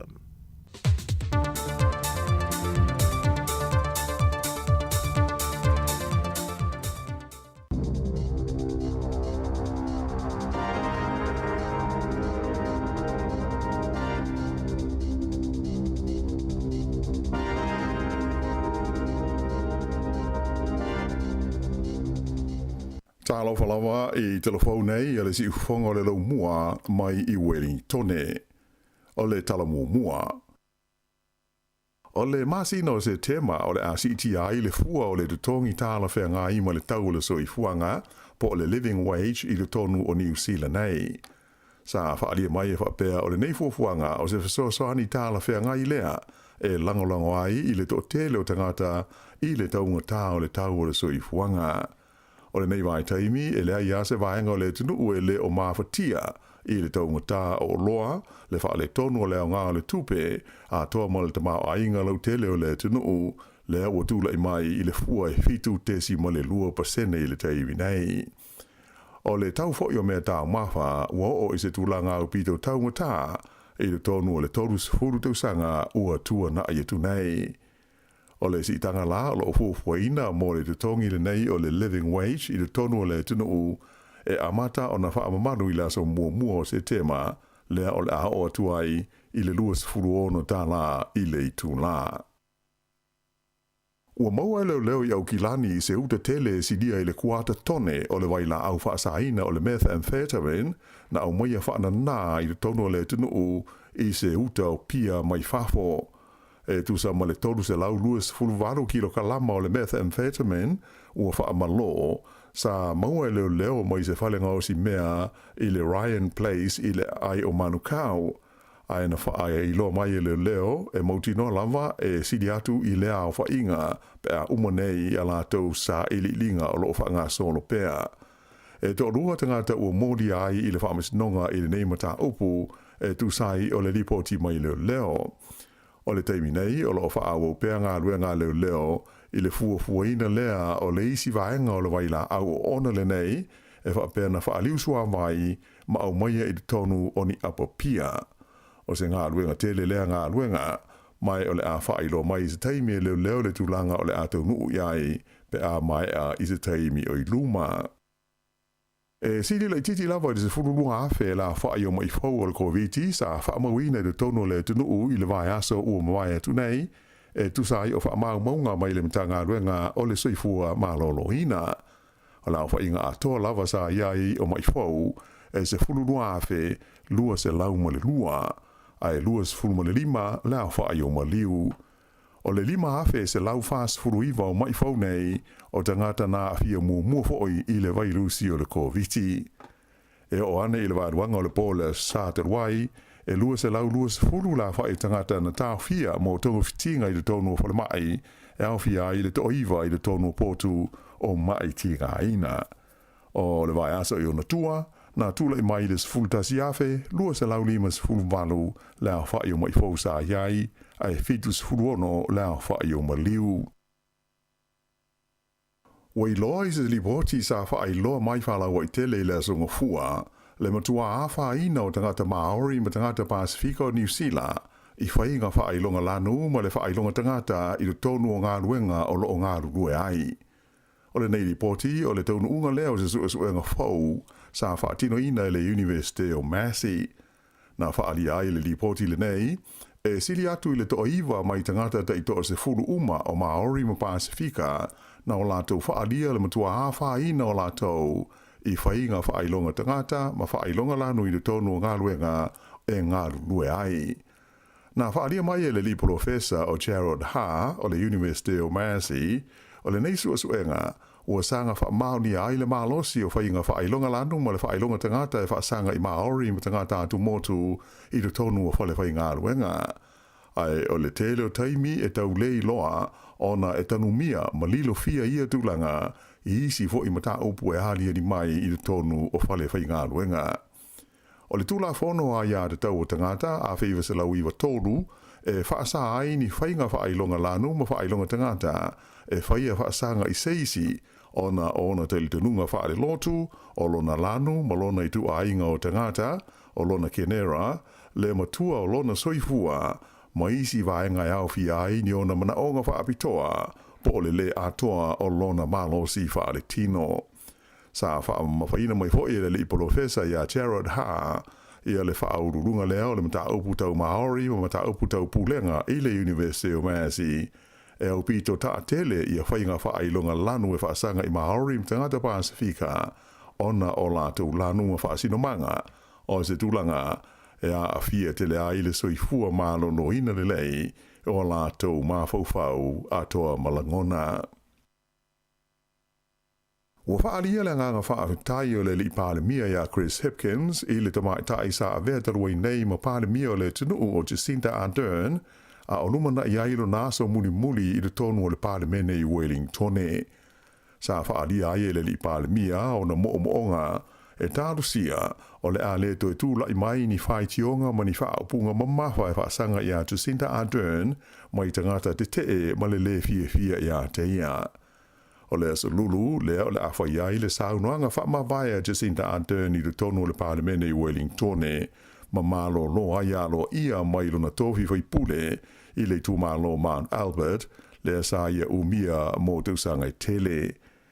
E le aise palota le ititi e whaia mo sona sui ona o lea ua tūla lata mai le teimi o le palota tele ia o ke topa. E pei ona sila fia o Januari lea na whailo mai ai whaala wai tele Jacinda Ardern la na whai unga o le a whaase e tua ngalu mai le tofi pale mia a to ai mamata uputa upu whai o maa lo. E maa fua lea swinga e pei ona iai ia o le tūlanga e pei ona iai na maa fuai swinga e pei ona tūlai mai e nei le leo Chris Hipkins e tau ave le taita inga o le whainga malo a toa male pati a le Labour. I le whailo inga male autu stala ina ua mai a le fono le kabineta nafi sa whaali ai le li Parlemia sa i longa ona le lei le taita inga Jacinda Ardern o le whainga malo ni Usila ai mai se lava inisi o taimi au pito whaingata ona o mea na tutupu maadi ali mai ai. O nisi o whaalawalawe ma tuia ma wale matautia sa whengai ma le taimi o Jacinda Ardern e awhia i leo sa whainga o tangata lotu mo sa lame kalai estete ai whapea le pā o le maunga mu le moto le White Island a toa ai ma le whaamaioti po o le COVID se fulu ma le iwa na whaamawhaina i le li Parlemia o le whaamai COVID se fulu iwa a tonu o se lui tau o pito mao ai lea e ma whai o na whengai ma se Parlemia o New Zealand i le tūla i mai ai i le tofinga. Sa ia whaafetaia mo mori le na whaamalo i le taita inga Jacinda Ardern o le tunuu i le vai taimi atoa o le tali atua New Zealand i le whaamai. O Jacinda Ardern na tūla i mai i le taita inga o le partia le Labour ma ave ai ma Parlemia o New Zealand i le lua afe se hulfitu i na ua whaawaina se whainga malo so whaatasi a le partia le Labour ma le partia le New Zealand First. Ai o le palota tele le lua afe lua sefulu i le teimi o le vevela o le whaamai sa i longa o na mafuri ai lau palota e langolangoina Jacinda Ardern ma le parti a le Labour le ana tūla i mai ai le Labour o le parti mua lea i le tono New Zealand taru na o mai le whainga whaamomo pi o manu malo a iai i le tele o na foa na lātou maua o le Parlemene. E lata i le lima afe la whai o tausi mai New Zealand ua le stalaina o lātou suafa e fia whai ngā ruenga i le tonu a Australia taru mai le masina o kuso i le tausanga o mawae lua afe lua sefurulua. O ia whai numera e atangi ai le whaatupula ia pēr o tausi mai New Zealand ua fia se atu e whai ngā ruenga ai Australia mōni ngā ruenga pupu e o i le walu afe lima se lauta lale tu tongi i le vai aso. O le teimi nei le tonu New Zealand o loo matua mana o mia lava ni tausi mai. O stasi leo mafuanga au tū o le tu wai o le whaasalonga o ngā ruenga i le tonu o vaenga mō mai whaafosei ai mai se ai o whale e whaiai i a tautonga ma le tele o isi au nanga whaale soifua mānoloina. O le imta mai tai tausi mai New Zealand e fia ngā rurua i le tonu o Australia e le tauona le stala mua i le ofisa o pulenga o ngā ruenga whaale soifua mānoloina le Australian Health Practitioner Regulation Agency. Ta ua mai sui le ofisa e taru mai le masino au kuso ua o i le wha afe iwa se lau lima se fultasi la whai o tausi mai ua le stala ai o lātou ingoa mo le wha moe e se atu e ngā rurue ai le tonu au se tālia. Whai ro mai e le pule sili o le soifua māloloina New Zealand le te whatuora te pule ai māti apa. O se whaanoanoanga tele lea mo ia le to tele o lātou o le stala e fia malanga i Australia e ngā rurue ai. Sa ia tā ua o le teimi nei e mana o mia lawa i New Zealand tausi mai uma mo ngā ruenga whai. Mai o lo tau mawhaifo i whaato sina mai tausi mai isi atu nui whafo ina ia malanga mai e ngā rurue ai i nei. O se ripoti mai Stasia Company i Melepone e whea ngai ma le whaafai ngā ruenga ina o tangata mai whafo i ngā ruenga al soifua mānonoina. E iai ngā ruenga pupu whaakon karate e le vāo le toru afe lima se lau ma le valu afe tā la Australia le tongi i le vai aso fua lava i le tūlanga sinia ma le angawaa ma le umi o se kon karate e ngalue ai seisi o le umi o nisi kon karate whapea e amata i le tai whaavai aso a ngai atu i le sfulwaru masina mai maua ma le avanoa o ia tausi mai e asi ai i ona ainga i le tonu o lea mai taimi. O le taimi nei e tusa ma le ono sa furuli maafe le a whai o tausi mai o lo ngā lulue i le tonu o New Zealand o nisi o la tau ia e ngā lulue whaavai taimi pe part-time. Whai lo mai il whaalapo tonga tausi mai New Zealand e mana o mia se vai ngā tupe whaapitoa i le talo le tupe ale maa lo e whaatupe ai ngā ruenga whaatausi mai le tonu o le tunuu.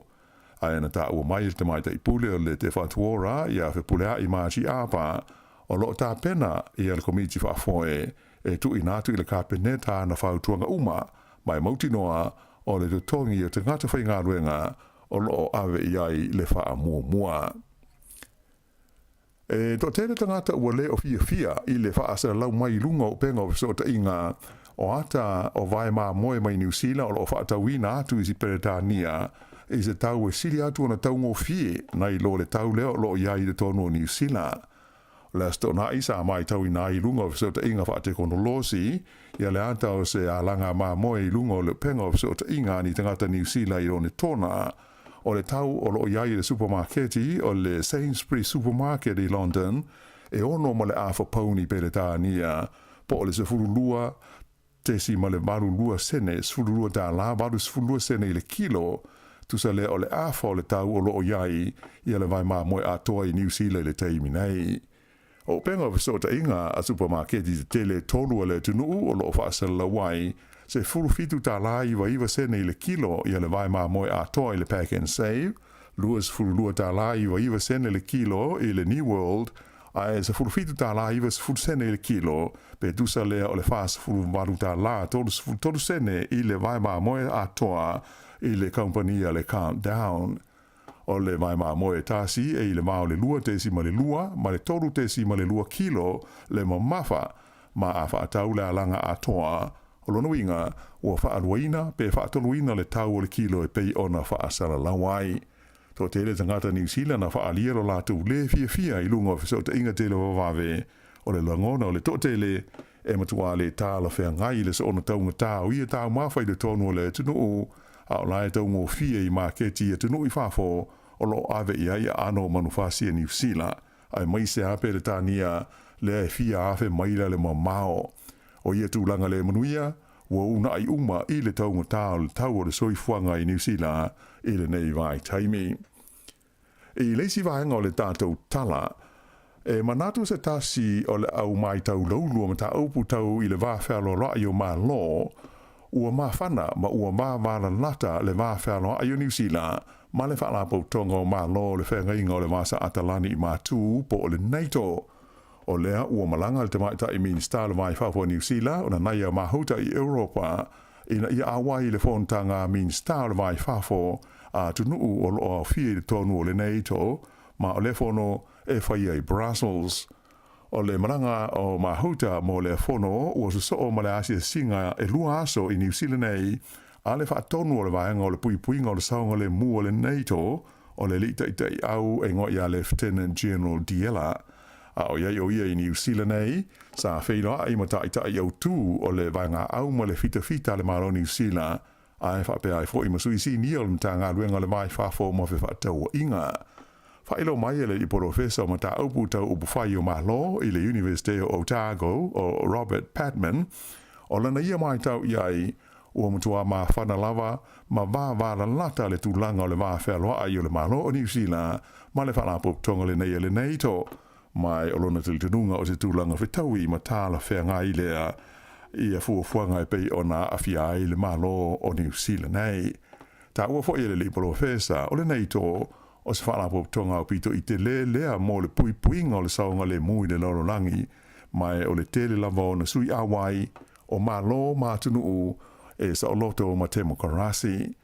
Whaalia ele le itai au o diela o le fontanga le NATO i Madrid i le tausanga telwai na maari lia ai e le tau o na whaala o i tele ma wha malo sia a fianga o le NATO i le tūlangi le nei o le Pasifika a toa ma le vasa i ni tia. O le fontanga lea ta ita o malo le NATO I le tausanga o mawai sa ave ai te maita I o Jacinda Ardern maurua I palemia o New Zealand nei o bala ulia sa no ai I lea tau o fianga tele. O le amalo loe le toe alu le palota ia o ke topa le I foi pule Stuart Nash le sa ave terwei nei ma stasio min stasi nia o le whainga malo le Labour e pei ona o lo o iai le teimita. Nei, e pei ona si le fia o le vai aso tanwai lea na wha malo lo ai le li pa le mia o Chris Hipkins I Nash mai ona to finga umai le tono o le kabineta ina o lipo tia mai na wha ailoa ina atu ni wha ai unga whai le kabineta inisi o wha alapo tonga tua. O le masina tanwai na wha mawai ai I Nash mai lona to finga o le minsta o le leo ina ua ia ina ia se talanoanga male komisina o le leo e winga I se whai unga whai le wha masinonga ai leo se tūlanga I le tau ona ia whaia. O le aso ngā fuala nafi na whai loa mai ai alo ia Stuart Nash I sana wha se le launga I le Facebook ia lona wha moe o le a malo lo mai I upu whai o malo mai le toe ta moe ai I le pālota o lo loma nei. Ia o le whai unga le nā o talafau.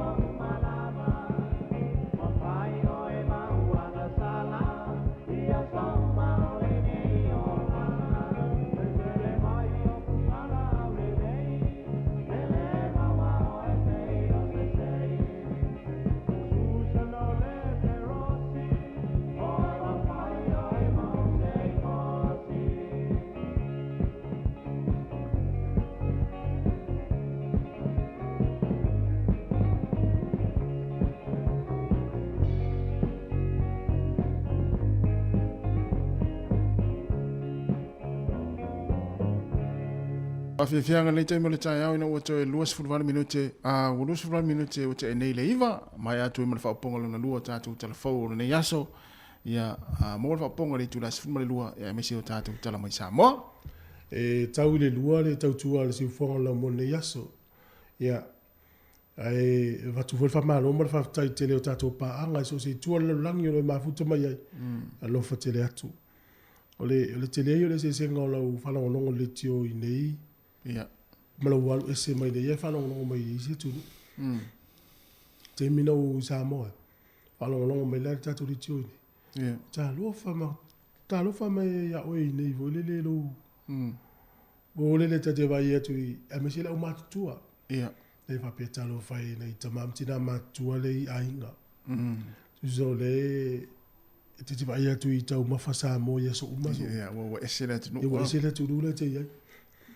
O le si vai inga mawa e na utalu so full market. So o le fua whatoanga. I pula a voka o moli o mango. Talo ta mo whai so o se mea. Lanu wa i le market. Wapea so. Tama a inga o le tātou tu nu. I le soifua. A le si foi tu mana ia.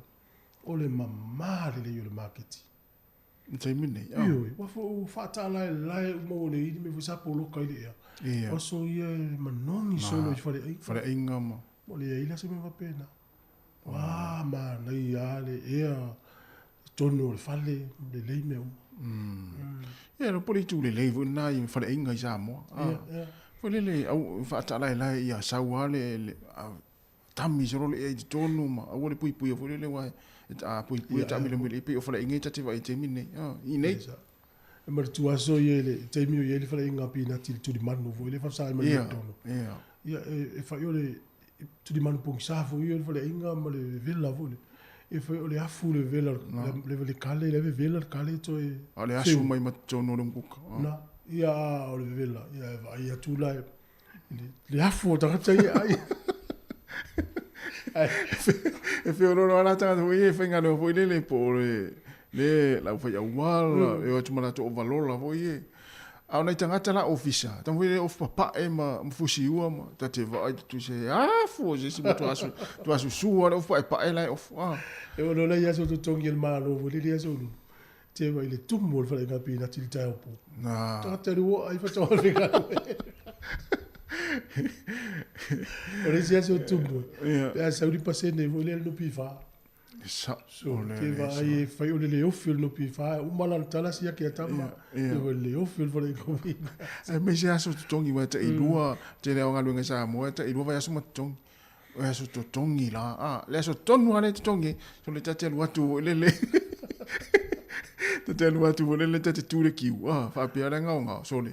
Atu e le ale mali la o kiu ia pina tia sola e tina na te umile kiu ai le faina mai fa fo sta mai fa fe to ma e fa le ta milo ya ta fo la ia le tati ai ta tu il sta gata la tu le kiu fa malo mal fa tai le fo tu Samoa e ma lo pina tau sia ta fenga lunga le tau nga fatia ia le fo tu le telefone inga la wasi ia o fa inga le pina ti sa tau ina le tu fa malo lava I la uto ngal o to telo ta to ina ola e za mo fa ngal venga ye pia o fa inga le sa ta tu ia le uta to mai ni ia malo to tu o le ia tala ye fa sa la un mai lungo le TV tasia New Zealand ni taia o le onga le Wesley College o kilani to le onga le onga tonga e pio le kale se motisi tonga e ya le o fainga ia sa faita to ia so I Samoa le ya le la o tamiti fo I light e sa wa ina tamiti matua o so e sasa ila au e vole lo puno ya o mana tapu ele o ta video fa sala o so le la wo I mole o le fo la wo I lo atu ne ele o nga pule nga le o nga le mele fa tono le o nga sa le do e se vai la o le fo le fa sala wo I lo no winga le wala la I mo le ta puni ta la fo le fa to e mo se vai la e fa pe ate tanga ta ia sola na mea ia le fa ia sa le ia pe tono na le to le puli le tele ta to pisa ia te le ala upu matala a ese le to inga meno fa o ni masa o E talo sia ia o mai lunga ni sia o lo fai e whana wa o ngamia wha pe ili tūlanga na utula i mai sia o ngana Wesley College. E ia tātou, e isa tasi o li i sanga lue i New Zealand, tau sanga e tele. La lau alu whainga luinga fsosoni tonu sinu ulo Ukraine. Oh? Ia, ma e ufoile tau mawhai o nei fo i ali. Ia, ole mela le wa ia whaia. So le ua umana la tau ngā lulu e ma le au nanga le ale St. John's Ambulance. Ta avale whale mai. E fitu la ta avale whale mai. O le ua sa uni lafo i Ukraine. Oh, isa. A New Zealand? Avale New Zealand. Tu so ta avale ne i whale mai wa leva le la tau tau tua. Ni ngala la inta avale fo suia. Ala ele le umana wha tau tonga umai me umai mo mea. La lafo le fitu ta avale mai au kilani. Ave sa o Ukraine fa nga. Ma tu le fa nga le nei du ma vole ton fite nei tangata. Fita ye ma ala ve ma no. Ma na ye tele fa nga le a New Zealand. Ma fa tino nga le fa. Ma no wa o ta vale va tu ni New Zealand ya la nga le ye tu na lo langi la maftia. Yo lo maftia i taua. Sa o le ya.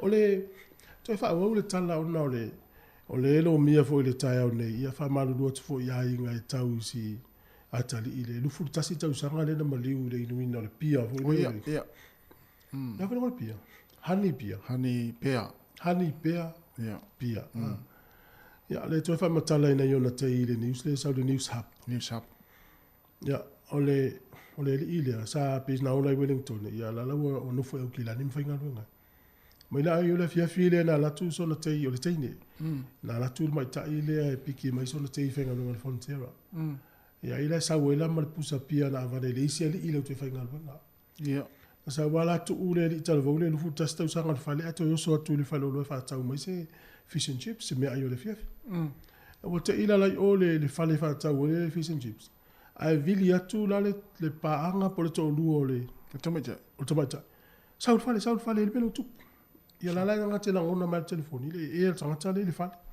mo sa mo so na tele lu futa sta usa ai o sa lo to mai tia mal pusa pia tana le apa tasi ai fa longo tu mutua essene mele wo sole ia e fitu aso ia mulmuriane ia e mali lo stamale il falma tamiti sa mo le lu futa sta usa o ina lo le na mafu ai lo na alu lo malo so nga le le na maua i loa le fale le manukau le te mai pusa e tu so le apa le i tu tonu le vai la au o le mefen phenomenon a le lau mawele o la stamatala vole ia o le laki o le vave maua ia inga tele soifua a fia pe ava pe le i vave manu mai le tala lena sa o le ia tal sia o ave ese ia na pusa na vaenga ma fai su enga na company sa o le ia ia ai fa no mai va pe tango le fangu le po le apa le ia o i te tango i le ava manus ia o le ngoa o le apa pia o le honey pea ia ti tilo le ia te ua fa i nesis ia po la no le vo le a sa o ai me se tu pula tala vo vaenga na ia malo fa tai le o te lu su 5 minuti o le tale o le se fulu por kala mer so fu malo no ina e o le idi se le tunu le vala mai Australia ia o la wa mata foi na tau malo lu tau ya la to o le tala la le na mai o la ya lu fa la lo le Virgin Blue Australia por Virgin Australia Virgin Blue e lima se la uta la al pase se alu sa Australia sa mo Australia return lima se la uta la o le matua tau ngofie pa se te mile to tala ya samo e o le lu afi ato le ale umio le pa se sena mai o le maule na mai pe o fala uno la fa te mile company vale le Australia pe o le fala uno te mile le telefon tanga sa mo malanga e o le ngala fa pe o le tanga sa mo le Australia la fi halu sa mo ai te miale o lo wa pe la tele o livid fa fa ngaluenga la vala se le ni tongi lo pase se er molo vayas lima se lauta la le almo sa mai i Sydney tongo fie wa pa u na pase se so ya va pe te le alu no te lo pisi ya pe nga le stemi Ya, malo, leo te luas fulu minuti ona tala luas fulu, watu sine fa fianga le, vai fulu le taimi. Ya, matang mai sai, tamatua ya. Ia, si so. Tu pe sili vai tolus fulu vo le. Ola? Tu pe sili vai tolus fulu. Ia, mai taimi ale sai ko le taimi. Tatal no e fo ya wale fa fo me le tunu. Il est fascine tata le o Utah. O Utah. Ia. Avi tu pe le fa la tale. Tongi tu pe. Mo. Ya. No mo le au tele yo le hanga tau no. Al tele yo me fa pe tu pun la. Tongi tu pe tangata le fa la. Sa ole. Ya sa fai fo il tangata na yai tu tonu le uso. Fai el tatu wali. Le tio a longlonga fo ringo ni tangata Utah ile nei la langi. Tau fa se e ole va mai. Ya Utah. E sa vali ne lo tangata va. Ya Utah na le la an. Ala ka Utah le.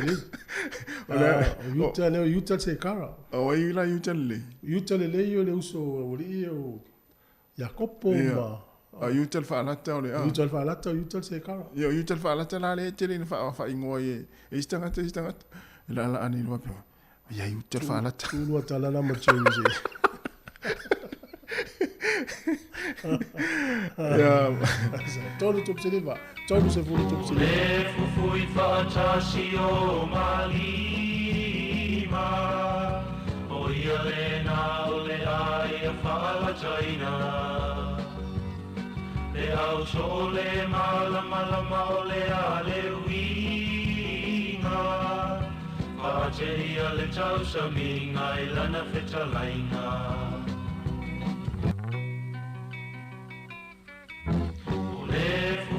Fatasi o malima o ia le na o le ai a fala chaina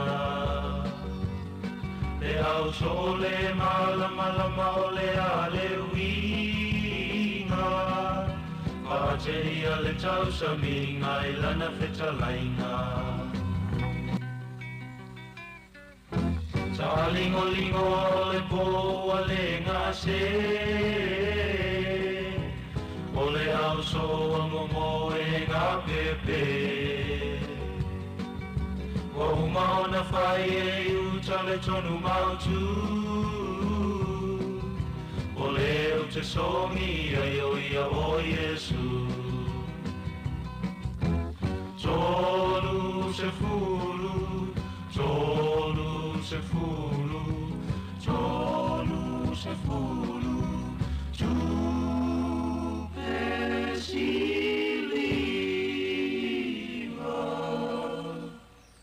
Na fala tainai Yesu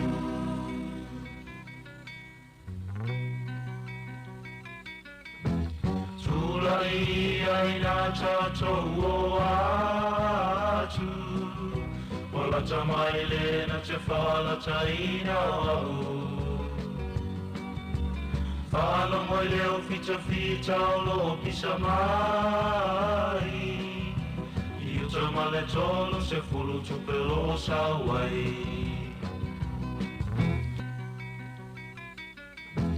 Tulai ai na tatou o atu Wala tamaile na te whala taina au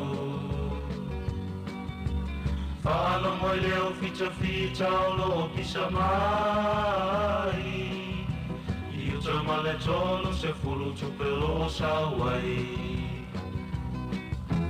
Tolu se fulu Tolu se fulu Tolu se fulu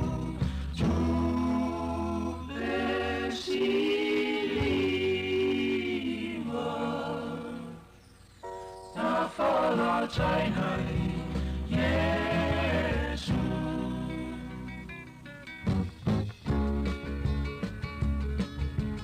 Talo failo aliwo fala taina Kaluai olo umana oile tupe siliva Siliona o alua tua toe pafo Le ai se isi unga wana o leo ti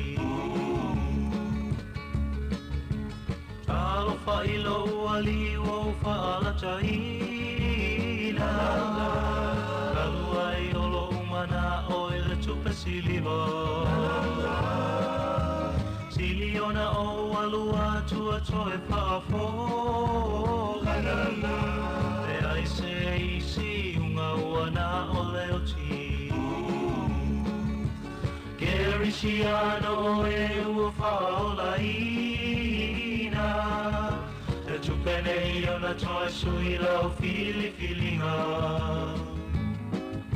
Ai le tolu se fulu na I uleana Mana tua e tau ngata le tau whaalata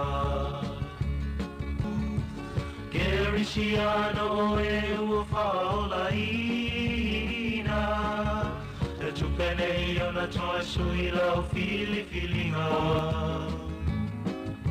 Ai le tolu se fulu na I uleana Mana tua e tau ngata le tau whaalata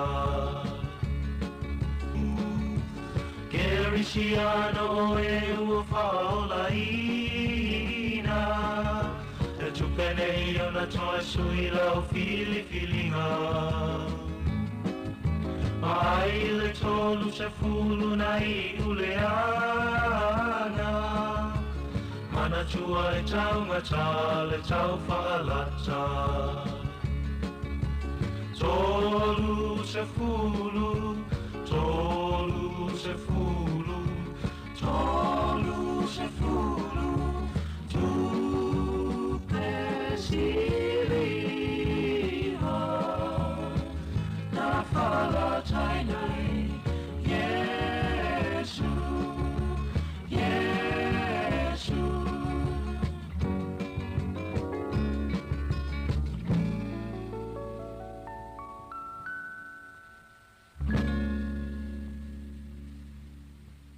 E loas fulu afe tala le tupi wa tapena ele Digicel mo whailonga o le satina I New Zealand ma Australia mo le nei tausanga. Na o le lafo lava sau tapap luas fulu tala pe sile atu I numera Digicel I Samoa. Ma isi atunu o le Pasifika mo sau avanoa I le sei I asforai le taitasi. E tanga vaafo I le sei pia e whaangaina tautua le ClickX Pacific e lafo ai se leni telefoni Digicel I Samoa. E tolu whailonga tai lima se lau tala cash e sei ina mo New Zealand. E tolu fo I whailonga tai lima se lau tala cash e sei ina mo Australia. La fonei loa so top up luas fu tala pe sile atu. Mo sau avanoa e te manu malo ai. E seki lava le Digicel. Malo waftai o leo to esfulu 5 minute tard se fulu. Puklame le se fu manolo ina pe tard se fulu. Ile tai nei. O leo valo ia mai ele AA. Ele le Automobile Association. O le masino yu lai ono to si il pensini atato. Le si fast fu sende. To si. To fa po fast fu sende. Ia mal tuol pensini ele mfainta tu fa putul fale. Ia mo ia tau ana utul ta vale e fa putul pa mo e ta to fa tau mai. Ia la tau te fia te mine il fio lolo le fio lolo. Ia ele avano ma le fale fai ma fang pa o televo le tama mu le utu ai va fa na utu fa pena. Ia te wota ia tu ai fa putul se si abu no fale ia tu no pe va na le polenga. O te ba tu le te mine na la tain tau si I lunga pensin. Na rua tu lea ta avale le stamalo, le Saudi News. Ia. Mana kalo le fa so un tau tu le pensin I avel fale fa putua. Al popo lenga lana. Ia te ua. Ioi. Te ua fa ina I te le no fale to. Olo News tala o tala la tamai e maua mai o Europa. O le fala tonga le NATO. O le NATO ai o le autu ona fa vai le NATO. Ia ona o le whaasanga tau ma te atu ia Rusia. O le la ua ia ili fuafuanga. Tanu e leo so whainga Rusia o Ukraine. Na nau e lole atu u leo Finland. E fiofi tono le NATO. Ia wa tonu se furu atu u lai lalo le whaamaru leo le NATO. Ia le la au fi e Finland le utalia. O le solua o le teimia le atu u lai a o. Ia la alo. Ia no le aveo Finland ma suyo le reito tolu tasi e tunu. Ai o le isi atunu u le nau e fi e tonu ia e tele ia inga matutu unga lo fai. Ia o le atunu u le o Sweden. Ai fa atali Sweden. Wa pe mena ninga fe lusi ai o no leto. Sa. O vi au fa tasia tu no na o fa tu langila. Ia o le foi la na ia Ukraine fi ia to ton. Yeah. Ia o te lo la lapta ia lusi te ia lo tonu ia te le ala fa fita o le to. Al telefone ala usau nei.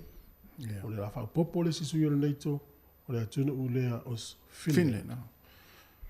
O le tunu na va tu tala tonu nafi. I la to pare mia tama i tala vou le. Ia.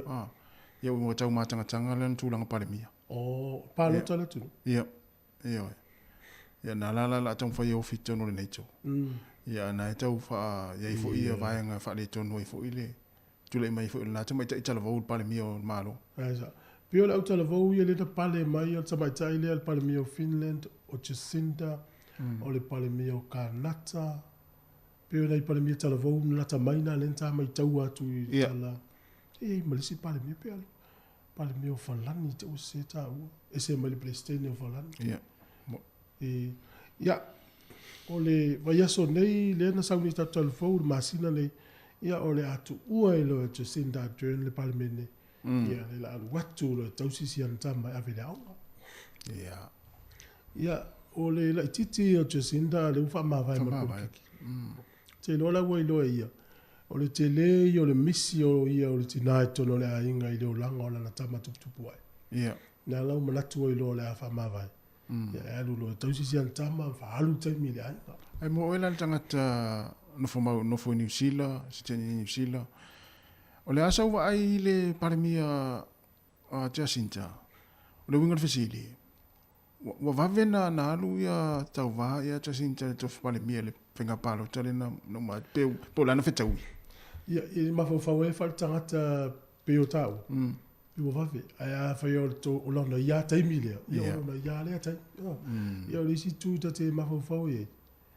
O le taimi lea na lu i tau wina i ni usila i le peo mawhui e. O le sfainga kala i stete. O le wha mai. E mana o mia e se tai e tūla i mai e malu. Fo le longa tai a mai le. E wha toa file mua i le tunu. E se mele tūla tai fo le a tau tala mai. Na le ita o tangata ma le misal me mau.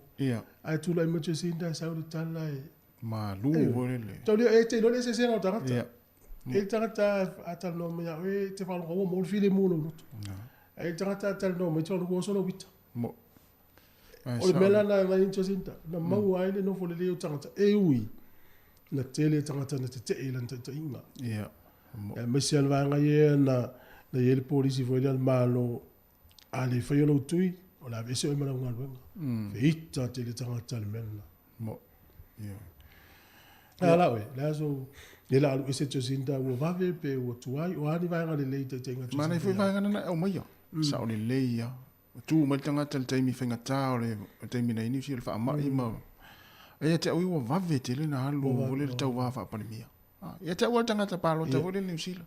Sa wha pēa o ia te tau pe 5 watu a. E 5 o lela i titi. Alo pete o matua lola na pepe to yalu tutu. Ia tā, ia, mai sa. Ewa e ila tau na i to tonu, to mai tua, to watu. Tau ai a talanga o to mai tai lea o Margaret Thatcher. O le tamatai palmia na o Peltania lang lengo tau le lo tele to su ia. Na te mi palmia ai pa u to lo to palmia. Na foi le ngoa na sa fa ngoa ni. Iron Lady te le te wa seta wa se to sa ilia tua. Ya pe yo le tamatai palmia na le malo Peltania na vai tau. Ia. E o ngalo tau lo na ngoa sa o. Pe yo na o le Iron Lady. Ya na la. Ia.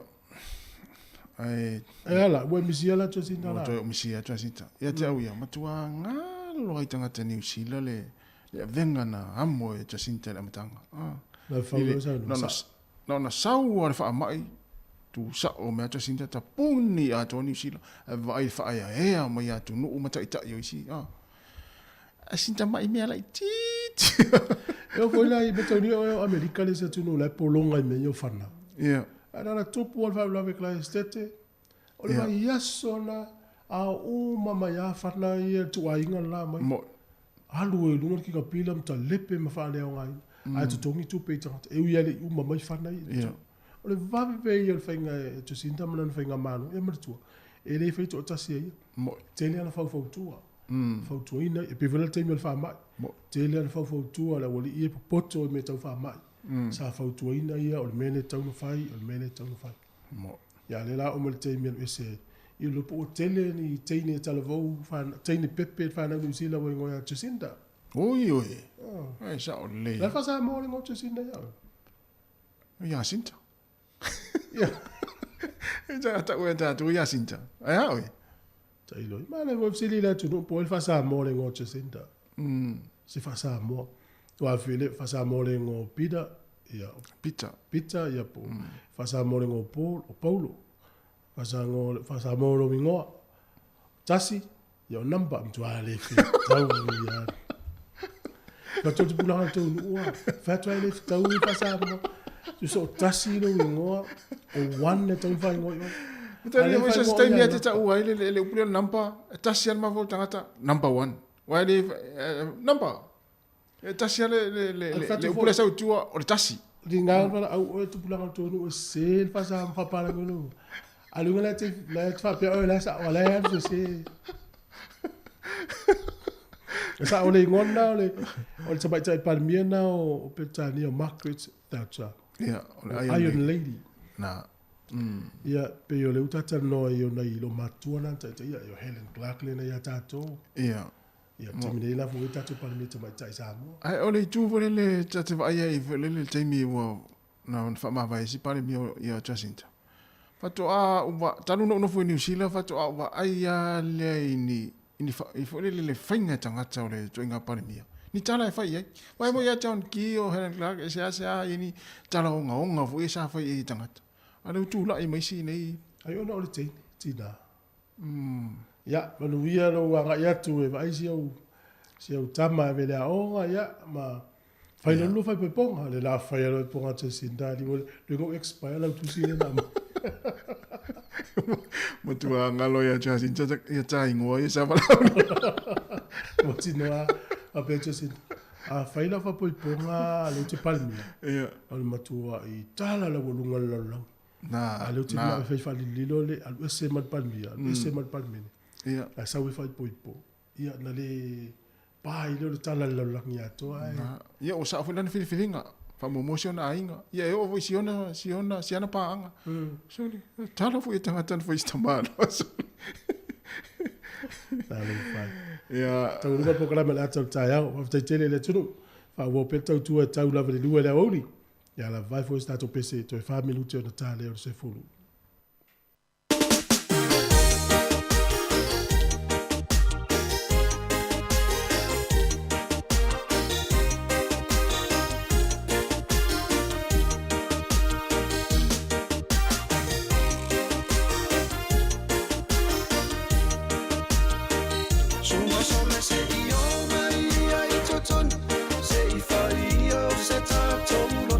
Walu o le ao ma le po o e no foi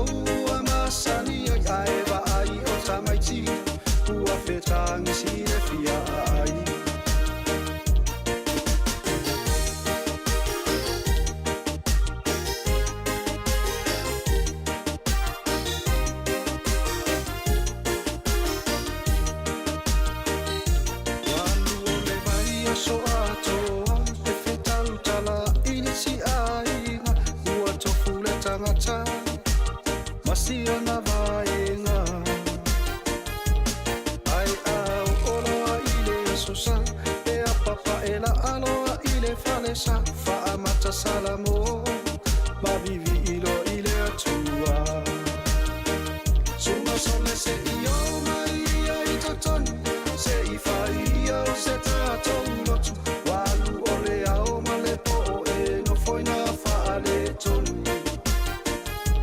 Se i tuu ia o le whaapalo kiki Ia i la tou a masani ai aewa ai o tamaiti Ua whetangi si le fia ai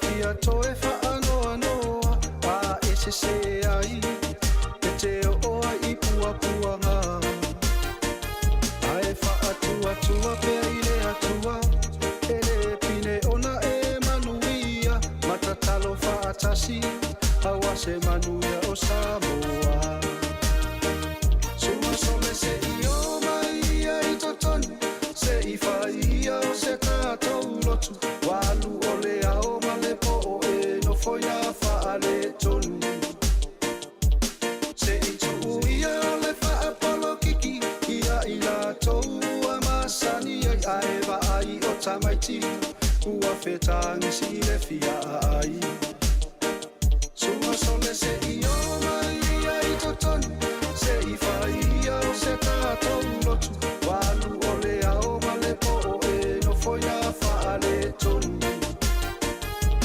Se i tuu ia o le whaapalo kiki Ia i la tou a masani ai aewa ai o tamaiti Ua whetangi si le fia ai Aewa ai o tamaiti Ua whetangi si le fia ai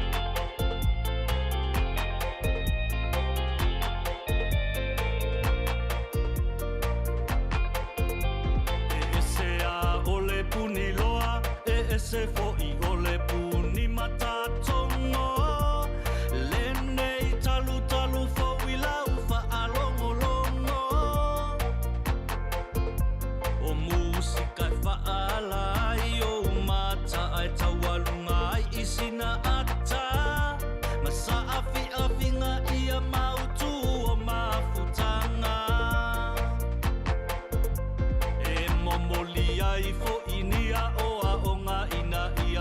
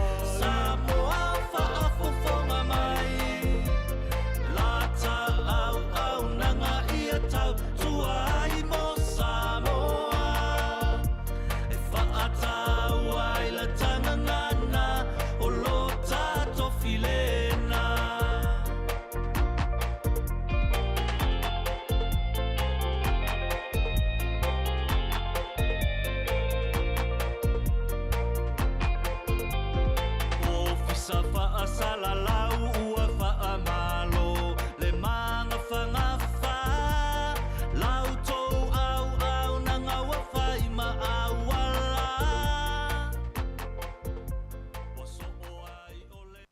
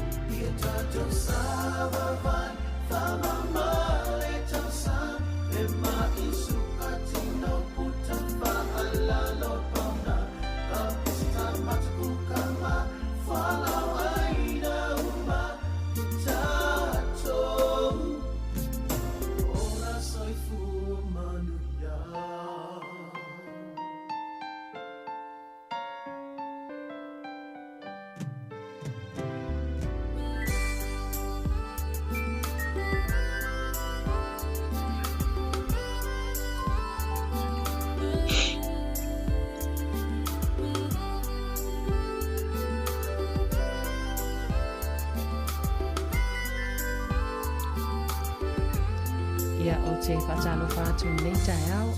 Ia ko whia lava o e whaafonga mai ai, mālo lava soifua. O le pokalami nei o soifua māloino o lo mālo whaatasi ai. Ia na tātou le tio, i papeho i le tio Pasifika. Ma le ulenga whaafalamai o Wellington e Porirua, e whaapea Manhattan Valley. Whaatalitanga noa i lātou mālo e tono soifua māloina. Ia maise mai e tātou pulenga whaafalmai ma au nanga ese whaailoa atu ma tā upo tā ua e au ona no fasilafia iai o tātou tangata Pasifika o lo o au mau i le nei atunu. Ina ia mwhai ona tausia lelei lo tātou wola maloloina ia maso o tau soifua maloloina o la tātou malo mo nei tae au fia lava e whaailoa atu o le sunga lea ia Moana Solomona. O le autou silafia lava le tūlanga o lana tautua malana au nanga ia pēr whaasolo le tātou talanoanga nei tae au. Ia leo la talanoa i mta upe whaatau le mental health. Ia po soifua maloloina o le mawhau. Ia whaatase maniso mta upo lo o au fia ili si o manga o ia lava mta upo tāua mo le soifua maloloina. Tā lofa lava malo lava le soifua Moana. Tā lofa Savalina. Malo. Mole atu patalo patele paia malu le afia tato nei polo kalame le nei aso.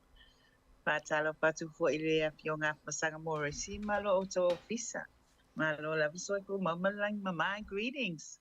Malo ia fia fo ia tano le tai mo le o ta no ai mata upu ilunga le si ufonga lau mua a tonu sa isi taimi sa tano mo ia ai fia lava le fo maua lava noa e awa mai le nai tu malanga luenga le taimi nei.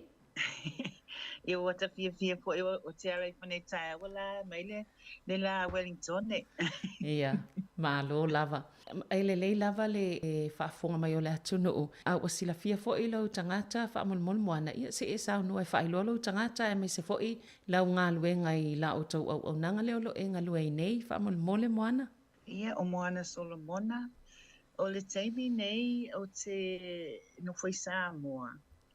O lo con kalake sa fai sa ualwai le 2.5 o no le tala ino le o le famsino avmalosi ma la au fasaina i Samoa.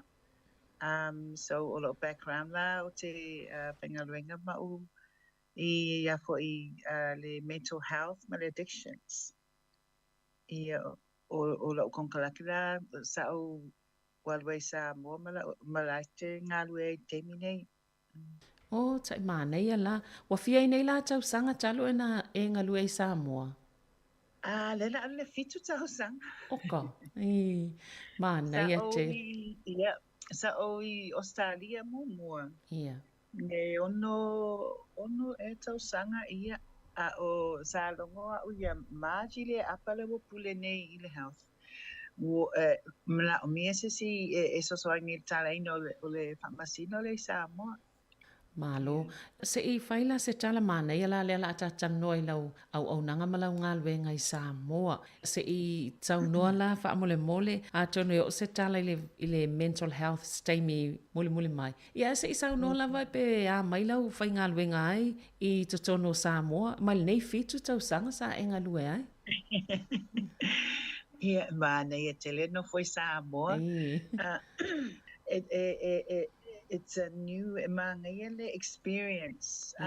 O sa nga wi Samoa but sa wala wi in New Zealand. So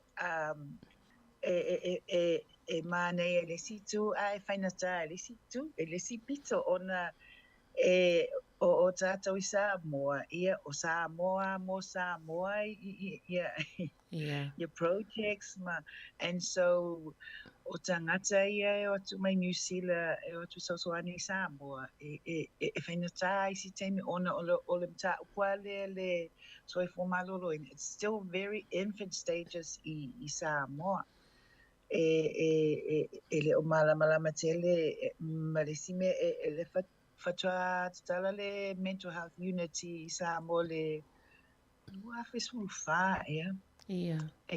Yela le psychiatrist, Dr. George Tutama, I Samoa.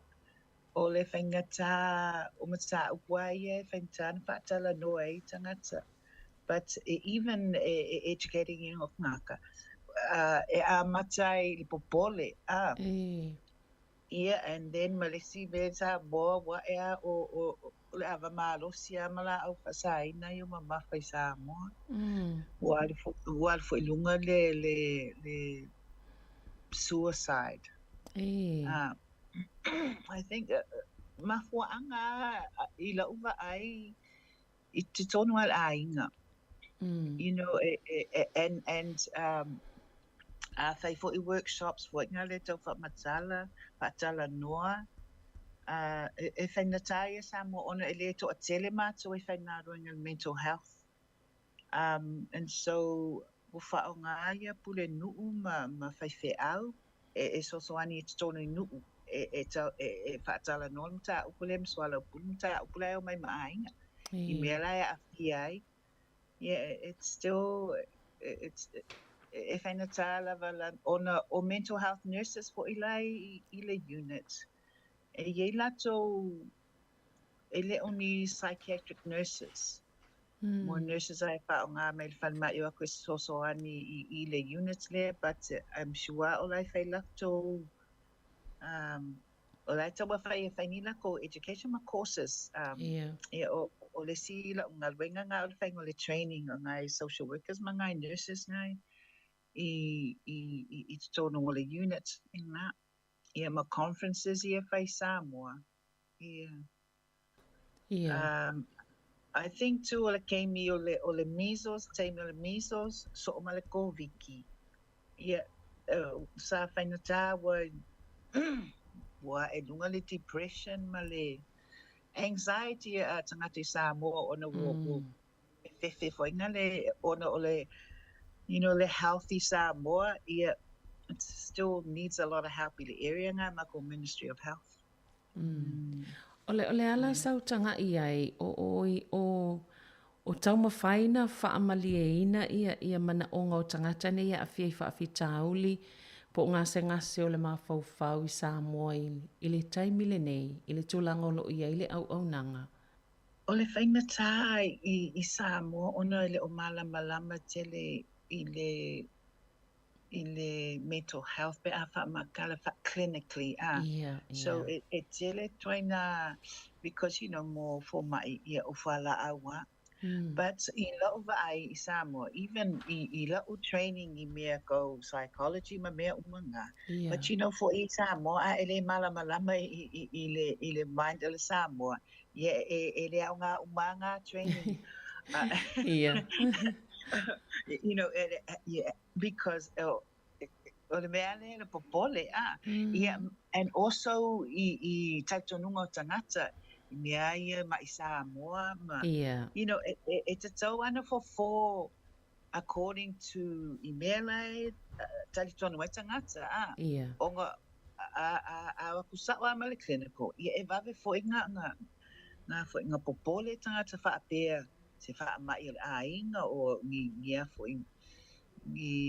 you know more curses me fa penga and so I medical treatments I mean I lau training le mo models le nga train ia o ngai New Zealand ia o Samoa ia e kere nga leo ngai I models nga o le whaatala noa o le whaatala noa matau it's e whao ngā ia tanata ia o ngā well I le ploka lame le sa whai Samoa e mo ia sa ye o ma ua whaatasi malesi clinician so mai New Zealand but nga whao ngā whai whe au o whale tua pule nuu ye counselors though qualified ngai Samoa but still very infant stages so e kere au ngā ring oe so swangi whengo training but it's very different.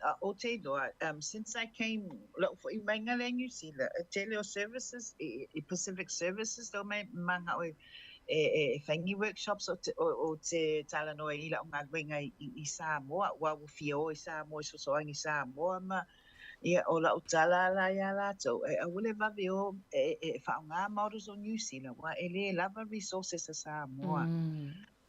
O le mea te loa oi le mea te tauna whai pa whaatala noa tangata ia o le mea leo le suicide o le youth I Samoa because we'll drop welcome titi ma telefongi ia e o lunga telefongi ma makamaka I mea kupu I whafo and then we'll find the time ma tuanga nga control ka maiki but tama whai o la wo tala nei le registration board more counsellors but it's set up I malua o malua whai whi au malua sa set up ia register I ma whai whi au ia whai lato pastoral counselling ma me whapena I think o le senga ngai I Samoa ma I nei more clinicians mo ia more Pacific clinicians but if ngā systems ia balangi but o mea o whiwhia koe fo I mai New Zealand kele ia services Pacifica so I tato tangata nei but tutusa lava issues it's just different I Samoa while Samoa is still o le nganganga I Samoa is the first language I see nuu be o lalo tonga o tau le toi whaonana ko ngana you know their language you know o Samoa first language I Samoa you know so really o lau encouragement I Pacific clinicians le fi o I Samoa whape o whaisila ko contract experience o ia loa o Samoa it's very wana ia whape se palokalameng sa working New Zealand la working I Samoa very different and you have to understand a very strong kako culture kako pride o le sifo I menga sometimes if I'm kang fatala no ia mata upi o le very prideful and ma fo ngale tala no atu ia me ia tu tona ainga so it's very sensitive I le mata upwale but it's getting there le you know we'll even nga set up mako page I le Facebook fo ngale ia atu tata vai lunga le Facebook ma ia malama just to try to provide some education but ole se ngai workshops sa mo ama to woni to nu to wa wa ia ol proclame aling we ma ke follow ko ma crea ko ma ko proclame fa pe ma ko de la pule aku le solo ol proclame fa kala mo you know what works for their village wa ko fualing we ma la ko policies ma procedures me fa pinga tu sala lele umalau ko ni karacho le lava to fo I fa wow Le tau mawhawhau. O le ala te whainga ringa online. Ia. Ia o clients na sa o foi o le council o le ANZ Bank. Ia mai si bank. So ia ma o ngai o ke kusa o la unga wing. O no le to te ma to la sa mo nga winga ia. So o foi le council o isi high school si Samoa. Ia ma le bank. Ia ma ia foi o private clients. Ia ma training ia como fai so soangi imita buade. So yeah. And so asi mato anya la adile fata o sanga fata fai no toi malanga mai. Talo fai. I le ho to no mi e le te fanya ringa online getting up fiad we gave vai fa fuare fa karkari o clients ma mangal we ngai Samoa. Ia lo fai male whaatala noanga mana ia tele ai whaafetai ia o le uma o lewa noa se i whaanongolongo foi. Ona o le te sau noi vaenga ia le ua toi aluanga ne i lunga ia le tūlanga o le pule le ola se i tulo. Ia alvea so nei lava le sau mātou talafo mai Samoa. Ia lea e whaamaonia i le tūlanga lea le fo isa iei nisi le tūlanga whaapea i nei lava ia so tuana i atu. E se tūlanga fo i lea o le wata ua tau te o e tau pakalame whai tua i nuu. O pongi mai e nuu ia e maise fo i le tata ua malosi te le tata anga nuu. O pongi to inga mta upu ia vato o tau se tau mau ese fo wha afi ta uli nei. Me lele pule no le ola it's a mawhaia e whai mato whono mawhai whe au ma more groups of thingy because o kerenga whaanga ia e moteoa e whai tanuanga ma thingy because o le fingale fo ia me i tonu ainga but you know le mea le shame o kako culture e kusai whaonga it's out of hand now le mele whaama whaape e suiele a mio you know but and I for any training in ka shame it's very uncomfortable if you they feel uncomfortable and then le ai o le ka mawhai e suila a mio but it's gone the other way. It's to the point for ngale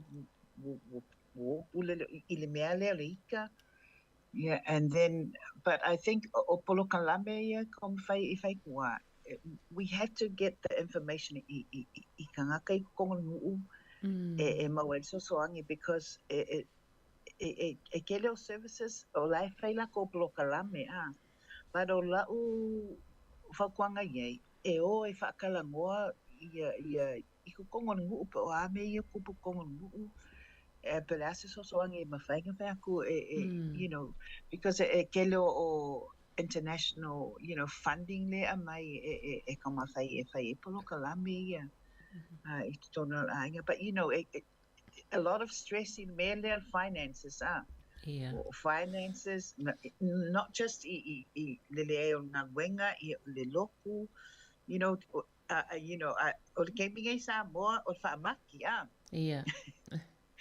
yeah o le gaming ai Samoa in the court ai cases le so it's thefts stresses a kangaka le but te viewers whaamtale whaapea o le mea e mawhai but ia precious nga I ko kongwa I au loku and so it's whaakalango pe whaawhenga whawhōpainga me whaapea because I was surprised I walunga Samoa e tele fo I tangata wa le toe o le lotu yeah o le mea le stress yeah o le lotu or le mea le e se lotu e alu e sama e se lotu e tina yeah I mean, when I was growing up, ilinga me whapenga le loku ai kasi o ai. Yeah, so there's a kele stresses I kong ai. There's and malameale, the loans. Why Samoa? It's fango finga ma wala ni Samoa, but it's It's strong and when I first worked in Kongo, probation in the Ministry of Justice, e mawhainga mawalo loan above your salary. Oh. Ala ko whatenga ko kongi ngā loan re a koro lo. So things like that, it's like we will create a dependence there kanga kai o e whai loan, e maisia te mia o whaalawe. And but ole cycle anga isa mo, but it's really o poloka lamele o sauko focus o ole meale le youth. Because it's tele poloka lamele gender violence, it's still happening. E te lo tangata whapea wo kalunga nga kalale the court tele family violence. Whapea wadu lunga le violence. But it's always been there. But now we get a platform of thingy o di bokiema. But even that, e kauma whai for forma whai counseling o ngā ni ia wunga i toi tupu me ia ma so o a stresses ia kupu kongu a inga ma fuenga o oile ni ma tamai tina. You know, so it's still very o lea tau ma whai e tau vai pa lase for even though wale manga ia more services like sa more, you know, o ke leo isi la whai training, you know, it's mostly e kama whai training po inga le e so ange o e whai lato na wenga. Also for Samoa le i mako Samoa victims, I don't know peke lo i mako Samoa victim service. Leia ia tameti o le temi nei wau te i le board to o fitu sulu iwa whanau la wa ia temi nei.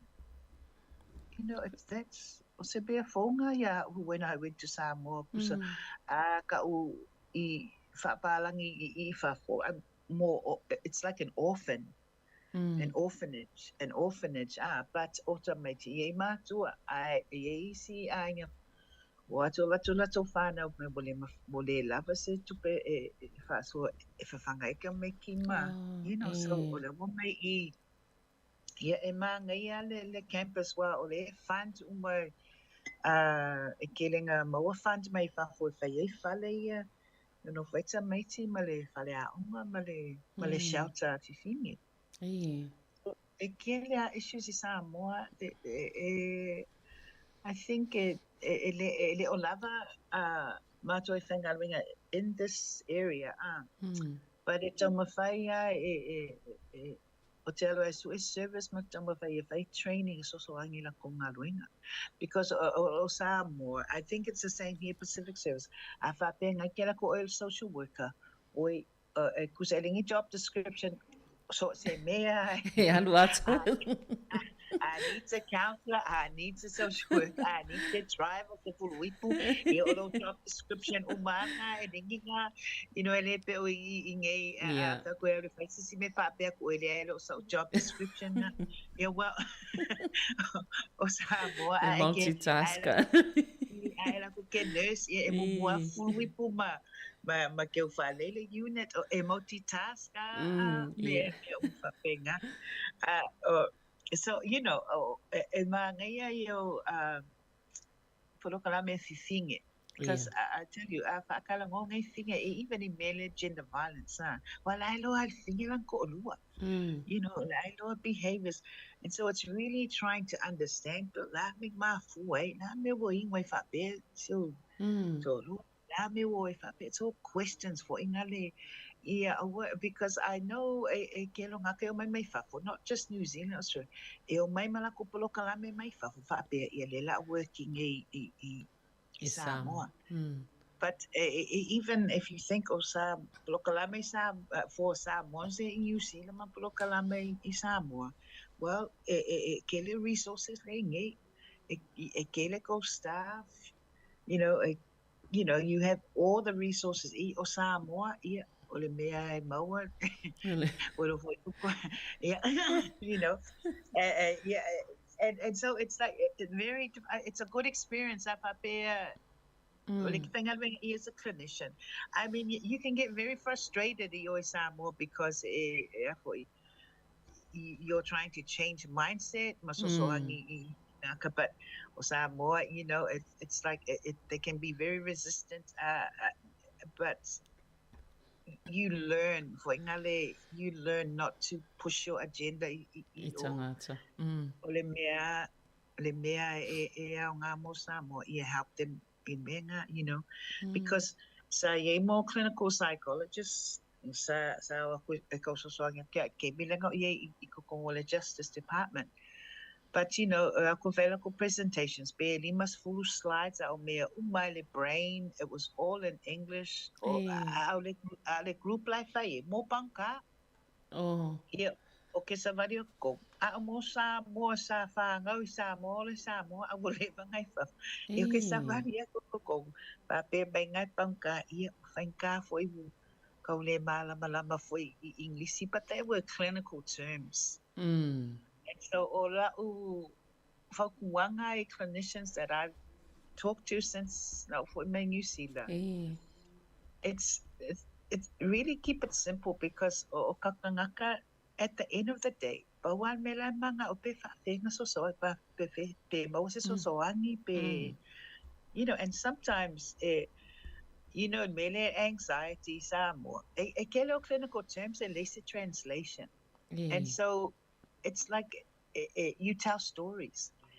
It's so you know, stories ma grandparents ma you know, I kero ke me umaifo. E makariea ma ko e maua I alfa foi ko kongui. Kariega ngai whai makalangoanga you know, at the end of the day they have the answers. But ngā luenga kako e o e whakalangoa and just to listen and then fe whakasial plokalame so that it works ese umangu. You know, e aku isi whape o ele whaia mele se ia okay, ia la se fufo pe o mai se iswala pule maka pule pe la se fufo, you know, so it's very inclusive. Otherwise, yeah, ele lasts a lot of clinicians ia mai Samoa le uia koyo, and then they come. Even if I slack on gambling, I'll see the lawyer. O le alko nga gambling I go as a may ole bingo o ia le vai.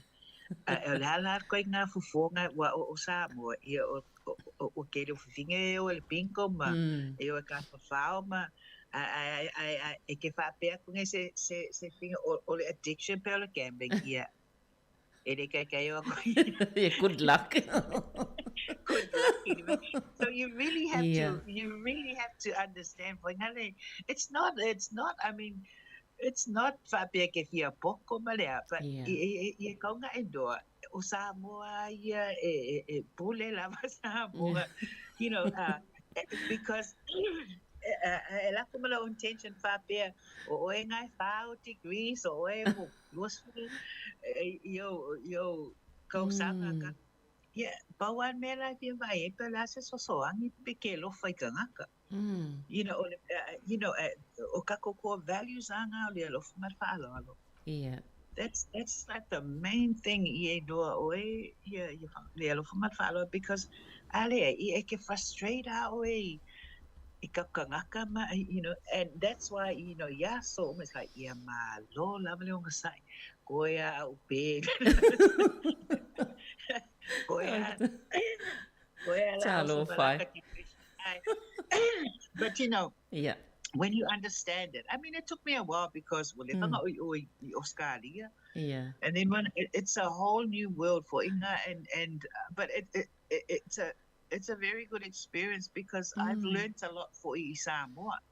Yeah, we have a lot of practice. And it's very, you know, and even you know, o lai ti preste ko inga be ngui fara fa kone la confiesi pe na me na sto ina ia ya si la sto ina pe ia fa pe if ia aisanga pe mau se foi se suafa I pe ilanga le tio it's not thinking straight away a gonga face a treatment plan. If I had me fi uro foi tako, pea if I had me fi ma kua. Ai sa olele. Because that lowers their anxiety. Even even though my nurse is fat me if you find mu fala I would go in. But may get me if you find fala faku. It will go in o kirigo. Yeah, kala goa. Yeah, get your wing of fala. Because the funny thing is, or assessments here train a marco. A more templates for ngale there's 10 questions. Yeah. E ka tonga FC that ia mo we se score ye lo e pelale level like yeah nga fai uma translations of templates ia oka it's like 30 questions.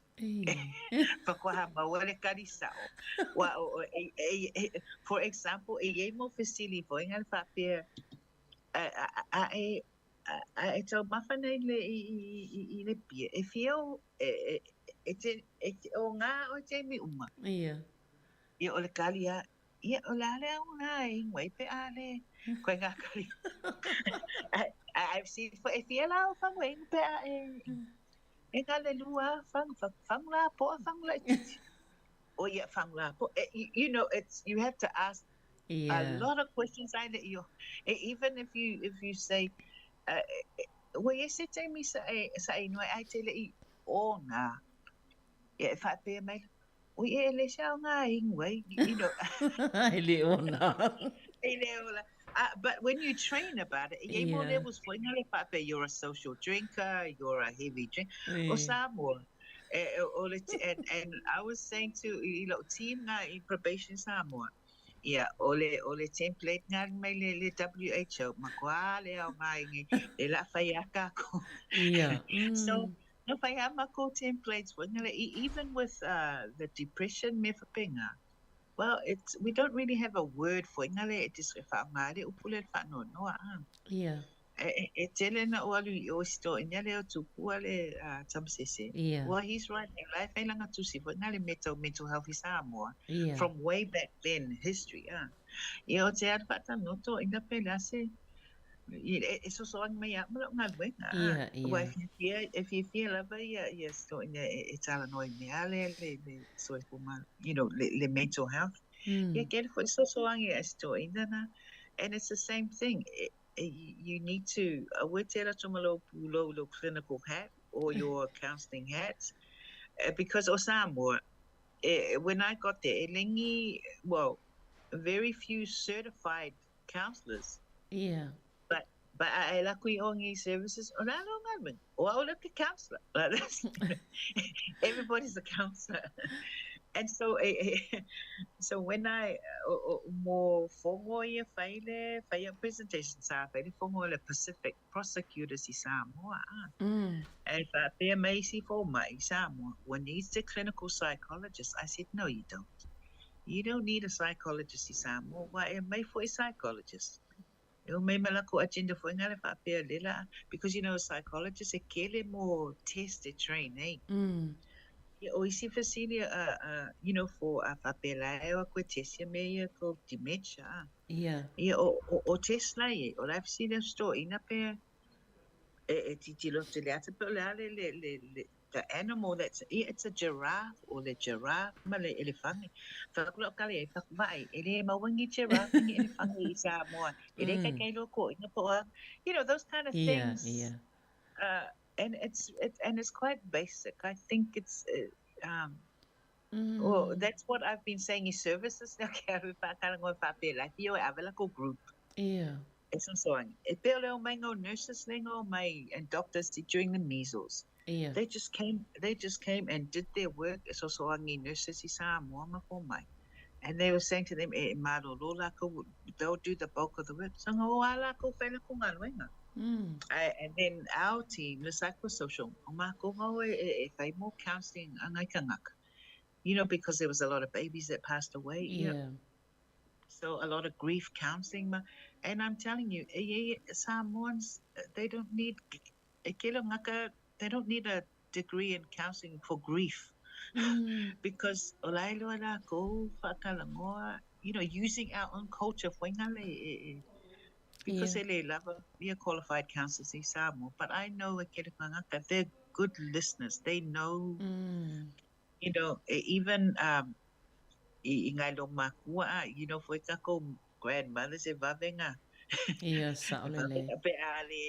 And it goes stress out for inga fifinge e lo makua wa ole bea ka kwelo makua fai gaming and it's so and sometimes you'll hear them saying, is it over there fai lo makua? Ai ke no me ole bea ia noa o fole ka lo makua. And then when I'm there makala ko malo e ke wa akasi lo makua pa pe e se fanga o se ala akau ti prese malo fanga. And and she's 85, her kids are in their 40s, ala stress. But ia, mana si mea peo tātou tangata mātutua. I tala noa, ia o lai fo ia mafuta lātou I le atua I telo taimi. A tono leo whaatasi le leo lātou peo na e sao noa I mala lātou te talo. Ia lātou te talo, ia male mea le oke, ia wakamasanga ia tina, I le oke, but o le tupulanga taimi, o te atua I mātua a hape lau e puleo. It's not, they're not, ele resistance pe o, ka ko ia whawhane si fe au lunga le si fe au ai. Ia.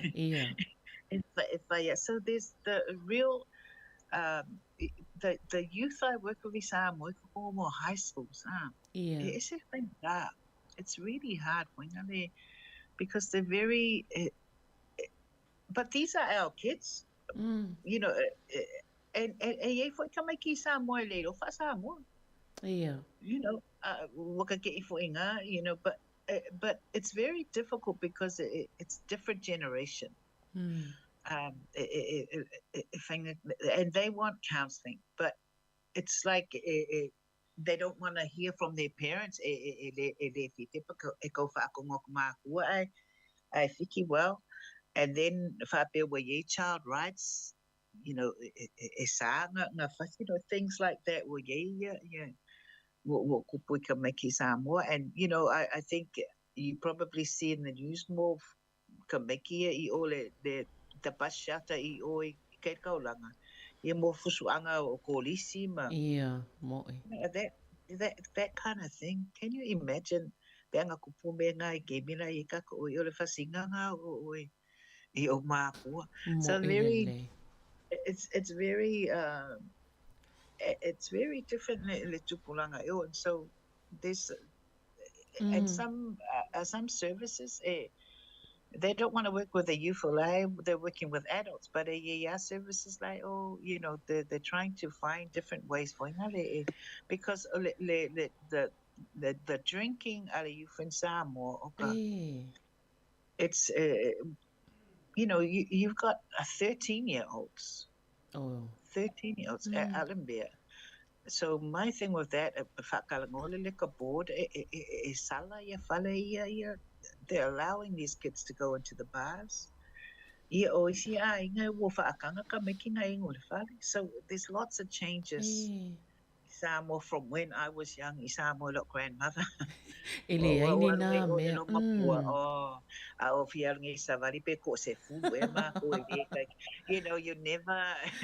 it's like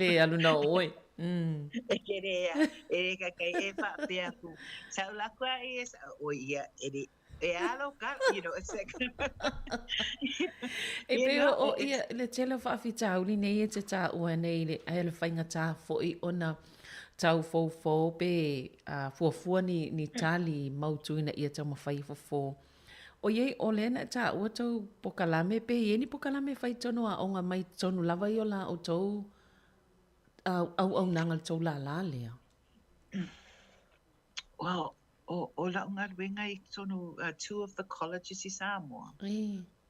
So I'm a counselor. So luaso I tonu lesia onga a luaso because I've got all my other work so okay part-time ima and so o poloka la benga fai I konga kele o topics because for Samoa they don't allow sex education in schools.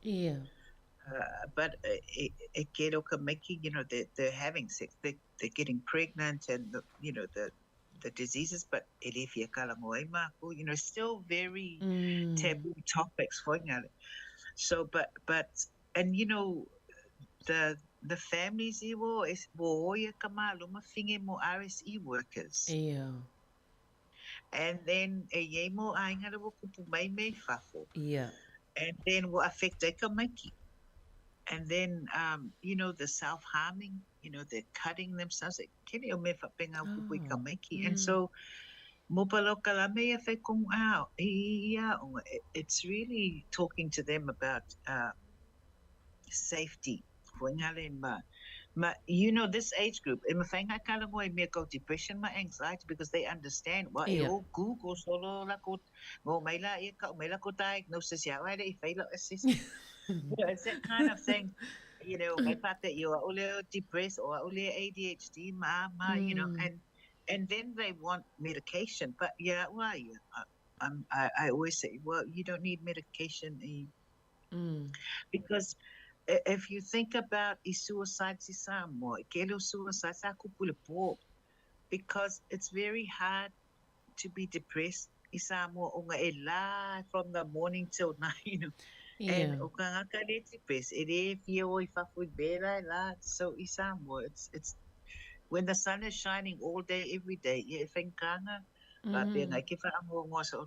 and it's different from more training medical diagnosis.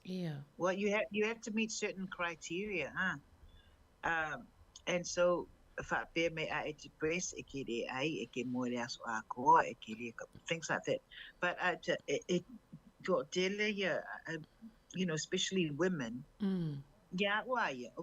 They've got depression, but they're not going to sleep all day. They can still function every day, but you can't. Clinician assessment, they probably say they're not depressed. But if I talk to them afterwards, and they're very depressed, but a woman is not going to show that Samoa, even here in New Zealand. And you're not gonna cry all day, sleep all day, because there's a because even ako maimse me ilo tolo foi kala papi ya angalele fifinge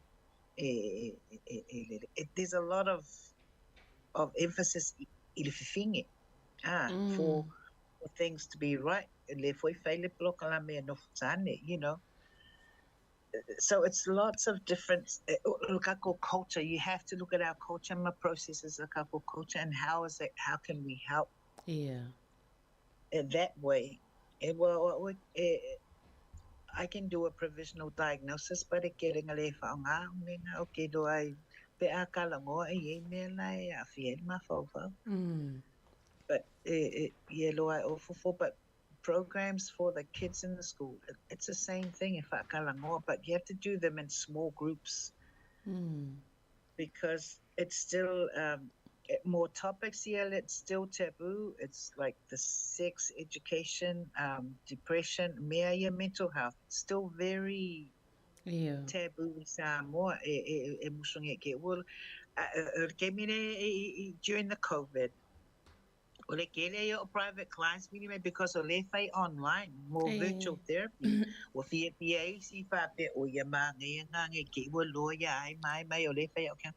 That kind of thing.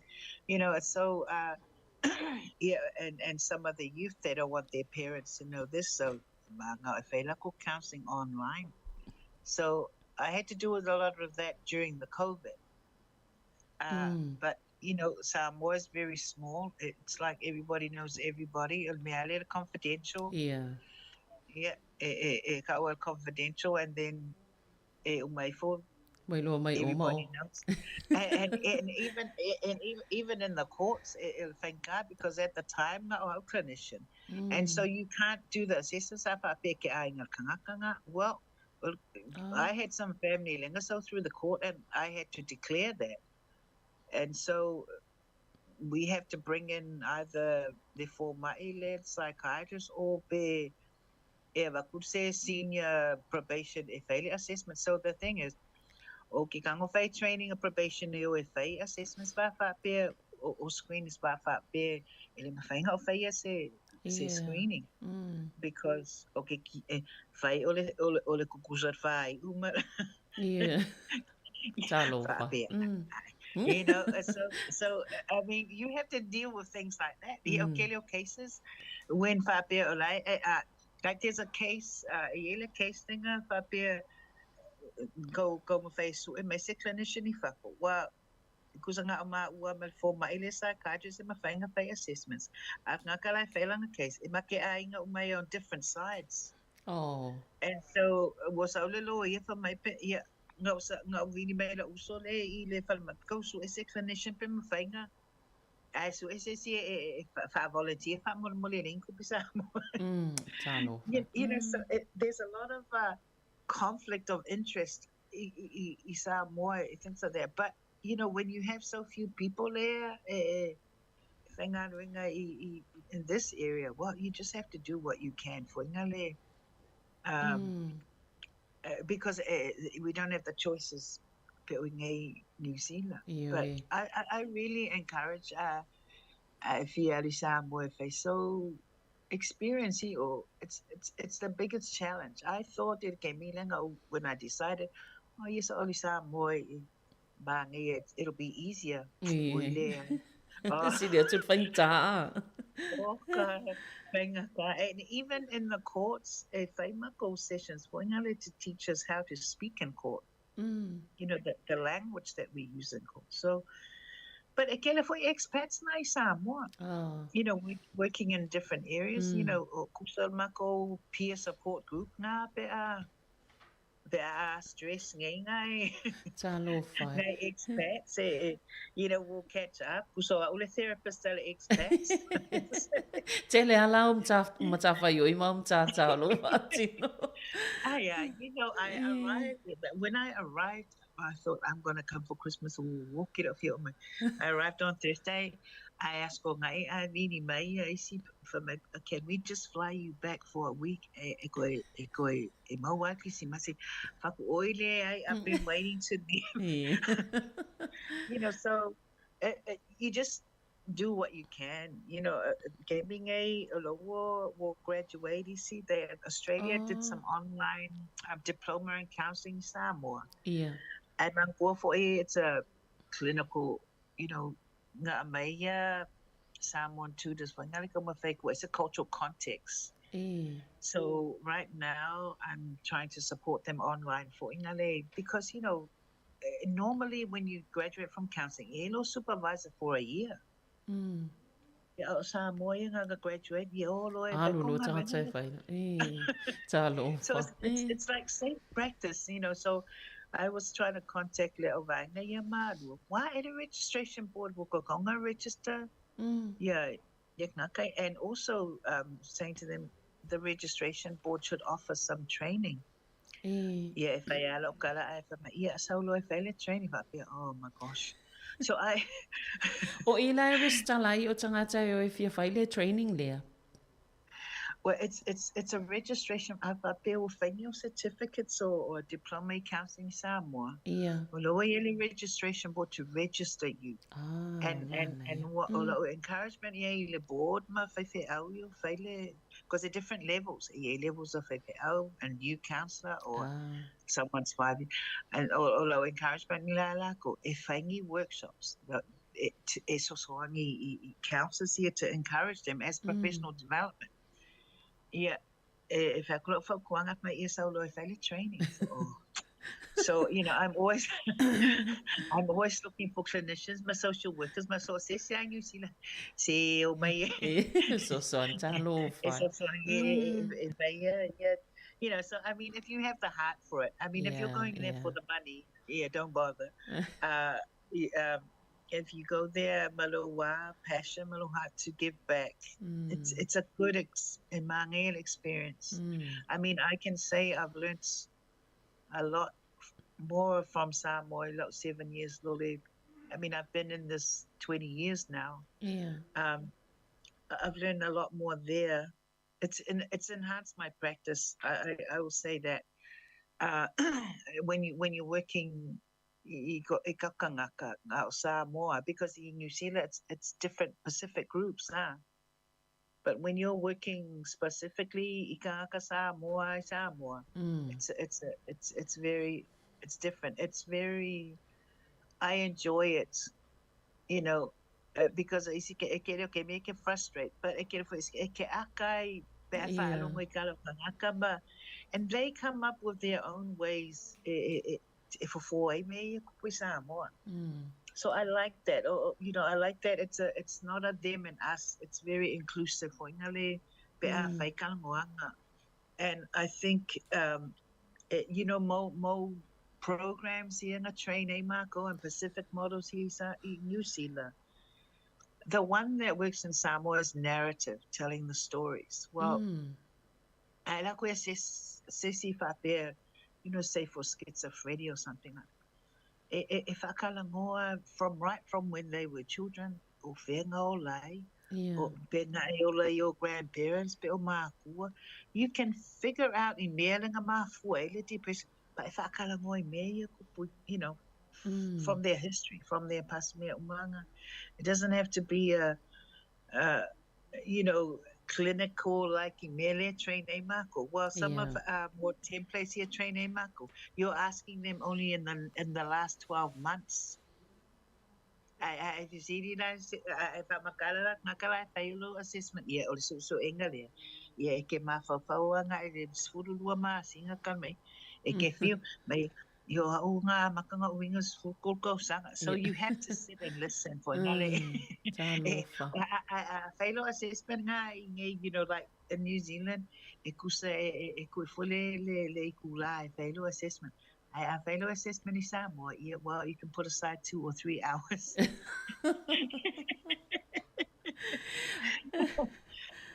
You know, so a very you just you can't go in Maloa agenda. Yeah. You know, if I can't go, go on the fast walk, say, yeah, you like why if I can't go on a fast walk, even if there's 50 people there. Yeah, that's what you call group work. Malo, talo fa. Tu sai fia la ni au tangata e whaatala noi lea so leo atu mal whaafitau. Pe afua e toi mana tu mai le teno nei tau sanga. Pe afua i nei atu no whatever pe ia lua i tolu i tō lai e whaanganga mo tangata e tō atasi. Yeah. Well, you know, sometimes it's not a 9 to 5. Yeah. Sometimes or 7 o'clock in the morning, you know, so you know, courts. Sometimes you see 12 people, you know, especially you know, drunk drivers. Yeah. Yeah. Officer and you know, for Samoa, they will sit there and wait. You know, you know, and it's like and so it's really, and I always see assessment. So those kind of things, it's difficult. You know, and then you know, because I've had calls at 7 in the morning and you know, they don't want to ring the police. Yeah, that's the time. So you know, and you know, and because you know, the judges so it's very, it's not a 9 to 5. It's 20. Los for fight too la. Yeah, and you know, I noticed that here. Yeah. And I'm like, oh, this, but you know, you know, I mean, you have lunch, but it's when you so break, and then you do. So it's not as, It's scheduled, but not like here. And even if we have to work till 8 o'clock, life I me poro. Yeah, kuli se si o fa ka me ka ko ai ngai o pinga ki we po. So Yeah. so it's Talofa. you just you really what you have in your hands, that's what that will resource alanga, and that's why I if groups here Theo Samoa. Yeah, Don't go with expectations for bear. We're gonna teach you how to do it properly. Oi. Yeah. Sometimes I always talk to them first and say bye. O Samoa, pule lava Samoa.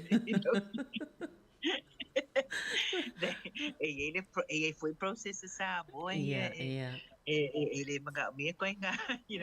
But it's and not to take offense to that. Yeah.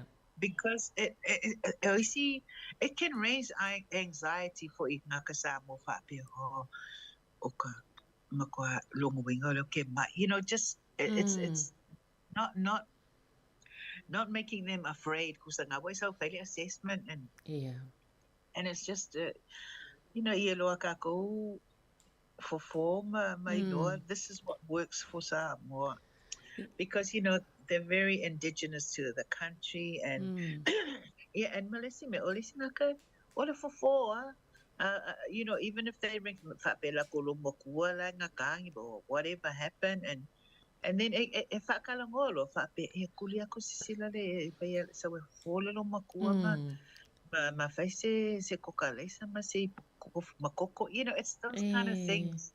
Yeah, and then I'll go the next day. I could have go for my long fuck. Oh yeah. Fuck walo, but fuck I. Ano mo malos? Yeah, and then yang pala out. May saying so far out. There you could, so you can't force me again. Mana ia tele. Whanongolongo atu I lau I whaamtalanga o mtua tele au tala mai le mawhai ona umale nei tula e tasi tatanoa I le tele o vaenga e te fia saun. E tal si ai se staimi o ai tele I toi fo I e tato e mawai se si tatanoa ngai ma nei a tele le whanongolongo atu I le tulanga I tau au nanga e mai se. Pe o lea ia ia fofo I nei o tato tangata. Ai o awala lava nai whaatalanoa. Ia ma whaanongo fo I ala tau tala po le ale mafo angana. Mai le amatanga. Ona ole tātaimi. Ia ai o le wawa I atu o pe ona whai atu atono. Ia se staimi o lumanai. Ia ona maole se sfatala noanga laf so tai lava. Mana ia tele au tala ia fi whanongolongo atu ia I mana. Ia o tai kusa o whaapet whaingola counselling. Whatala noa matali iema. Ia. Malo. Ia. Moli atu alwhaftai. Moli neia manoa sa malina. Ia. Manuia le atua le au whaafonga mai. Ai mai se lava nai tato sa mamatina matutua. Ia. Ia. Manuia la asanga le aso. Soifua mai manuia. Whaafetai lava a moana. Whaafetai tele lava mauloa vanua. Ia le a tato whilongo na I lava. Pe ai lava nisi vaenga e tato e whaatala noa tili mana ia manuia fo ia fo whanga umalo whianga iei te le lava lau tautua o loo whaatino e mai se lau ngā lo whana ia tato tangata ino tato atunu o Samoa. Ia e manuia lava ngā luengo nei aso. Whaafetai, whaasoifua ia mo nei taimi. Ia, soifua. Ia, soifua. Ia o le tato po kalamen nā soifua maloloina, pe ona utau whaafonga mai, tanoa to malesunga, ia Moana Solomona, ia pewe ona ia saunoa I vaenga o loo iela na tautua, malana au nanga I le soifua maloloina, ia pe ona au maua I Samoa. Toi mol whaaponga I lewa yaso mo le po kalamen soifua maloloina, ai mo le taiminei, whaasoifua ia.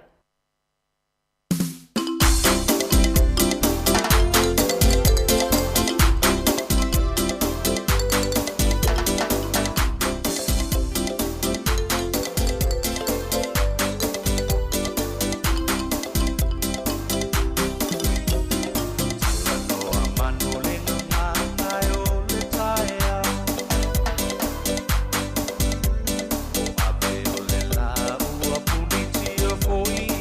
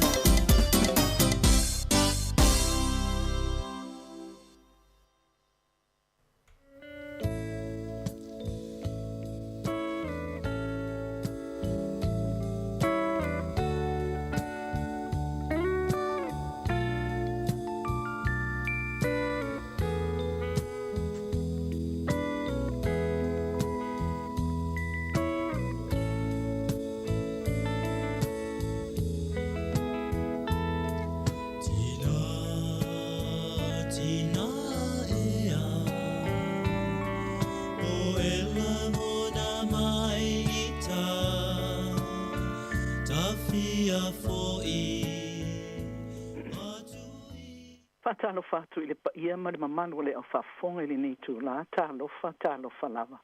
Ia o le nei fo iwa o mai le ina i lau atina au na atu i lau whafonga anga Samoa. Whamalori soifua maua mai le ali. Ia e pei lava o na masani ai tātou por kalame e amata lau tātou tala amata. Ia o na whaasolo atua ia isi varaenga o le por kalame e masani ai. O le tātou tala amata la le e whapea. Olo i le luka o le luka mata upus fulu ono fai upus fulu lima i whapea. Iei upuia o mea ufai e le atua o mea te tele lava ia. O sa ilia i lātou o e fia iai. E toa tele tangata kerisiano i saina na whasi o tia o na o le tala le lei ia Iesu. O tūla whono sai ai tutonu i saina i le taimi o sa waina o tangata kerisiano. E matua whaasās tangata e maua o Iesu tusipa ia. E matua whaasaina fōini tangata e whaapoto whaatasi. E ta talo pe whaia ni tā noanga whaakerisiano. Pe whaia ni tā poa inga i le atua. E matua whaasata mai te o ila loifo o le sfuru ono tausanga o na awai ni sauninga ea awa o ina ile tusipa ia. O le sala lava o le whaatu i luma o tangata ai whana. Manisi na maua whaatasi o Iesu tāpua inga e ta uai le swafa o Iesu e whapena lava o na whaia iai. Pei ta isa iai lava whaapotopotonga o tangata lo lotu. Sa lato ame inatu le tusipa ia isaina i awala whaalilo lilo. E ui na lato malama ilo lato whaasalanga ai sa pei lava o le mea fua i tangata na whaakerisiano ina le whioa i ma lato tusipa ia. O winga langa o tangata kerisiano i saina na matuate te e aile tai o le malo saina ma tupo ailo lato le fia i le lotu kerisiano. O na oi loa le au whaapau le to sina tele o loto tangata i le nai tu o le lalulangi i le tana inga lea na amataina e Iesu Keriso le alo o le atua. Maona so. Sa lasi la fistolo le au kerisiano ma fai whaalilo lilo a lato tapo inga. Ma tufa whaalilo lilo atu tusipa ia i whaapotopotonga anai tangata kerisiano o li liu atu malato fia i le lotu o lo o whaia i le atua moni ma lo na alo o Iesu. E ma eo le whaatuatua i le atua o nei tangata tin ngana lato i loa o la matia o lato ola ai le itu o ailo lato nau e ma futa whaalea nganga malo lato o atua moni o lato taritonu iai. E tele taimi sa whaapotopoto ai tangata kerisiano ma lato tau loto le tele upu o lo i le tusipa ia. Na tauno toina le au kerisiano i se lamo i se lau sfuru iwa e o atu i se lau fitu ono. O upu fo ia, amo ia e sao lato wala, o e sa mawali i tu la fono le ali. Amo ia i lato o e tausi i ana tu la fono. E o fofongia li taimi na tupu ai le lotu kerisiano. O le tele i o taimi e nao i lato lava, o si la fia le faife au, o na matua le leile faitau tusi e tu ina atu i ai tusi pa ia. E pei lava o le faitau ina o tusi pa ia ta maitila i ti ia o nga faa faitau tusi a le faife au. Sale popole le tele o tangata i o lato uola, o na olo lato fia e faa longo, ma tau tala i a fionga le atua, o lo tusi e le tusi pa ia. Mai pei o ni mea tau mafa matango fie ma le langona le lei, i le tau sami, lo lolo ma le sua malie, lo lato ma nau le tala le lei, o au mai le tusipa ia. E o lava ele malo tele o saina, sa whaapena fo i ona fia o na tangata, e tau loto upo le tusipa ia muli ane. Ma ua avea ma fia nga tele ia i lato, le whaapoto i fale, ma amata ai a lato tapua inga, ma tala no i upu, e winga lava ia Iesu le alo i to tasi o le atua. Le mamano le au whaafonga, amu ia oe, amu ia hau, a wako sa o loto le tātou tala no i le tusipa ia. A o nai o tātou uso kerisiano i nā tunu ui asa ua lewa, sa lātou le fia i le tala le lei. Na to o tele na mali liu, sa lātou fia i le tala le lei, mai to o tele na mali liu o na ole mau i a keriso. Tātou te manatua fo i Samoa o tātou laiti. Ta te vai atu ina i o tātou tina mātua i nao na pō, e malamane le tae o ta vai atu wa ta oto mawhaitau le tusipa ia, pe a whai ua malo lo mai se wheau le tae au. Ai sale ai se sa wa ina pe o na tu no fa pau pau. Ai le fa vai vai ai I la to na vala a wina I le atua. E tā la ilo na fina ngano. O tua fa fine ma matua na la to fea ngai ma sa wanga. O le tu spa ia e taimi o fou le tala ina o le tala le lei I le atua. Ai mai se o le tala fa ama moi loto. I le taimi na fa sa tau rinailo na alo pele to tasi. E I la to sa la to ino le o atu o le tala le lei I o la to watunu. Fa mele pese ale a o ngasta. O tusi pa ia o malava. E mai le nganga o le atua ia. Fa poto ai, fa tonu ai, ma fa ale lei ele tangata I aso ta itasi o lona o langa. Ai ai foi leisi pese. Fai tau le tusi pa ia ma tatalo ia so uma, tatalo ia so uma. Tatalo ia so uma fai tau le tusi pa ia ma tatalo ia so uma. Ona tatou fia I lea. Ia fa fonga mai le pese le ala so atu e winga le tusi pa ia. Fai tau ma tatalo ia so uma oi ne te ua fai atu lo tala ai le o sauni e tu fue. Ia ai tu atu loa I fa fonga mai pese le o tu inatu. Ia taina ia tu mo o tau.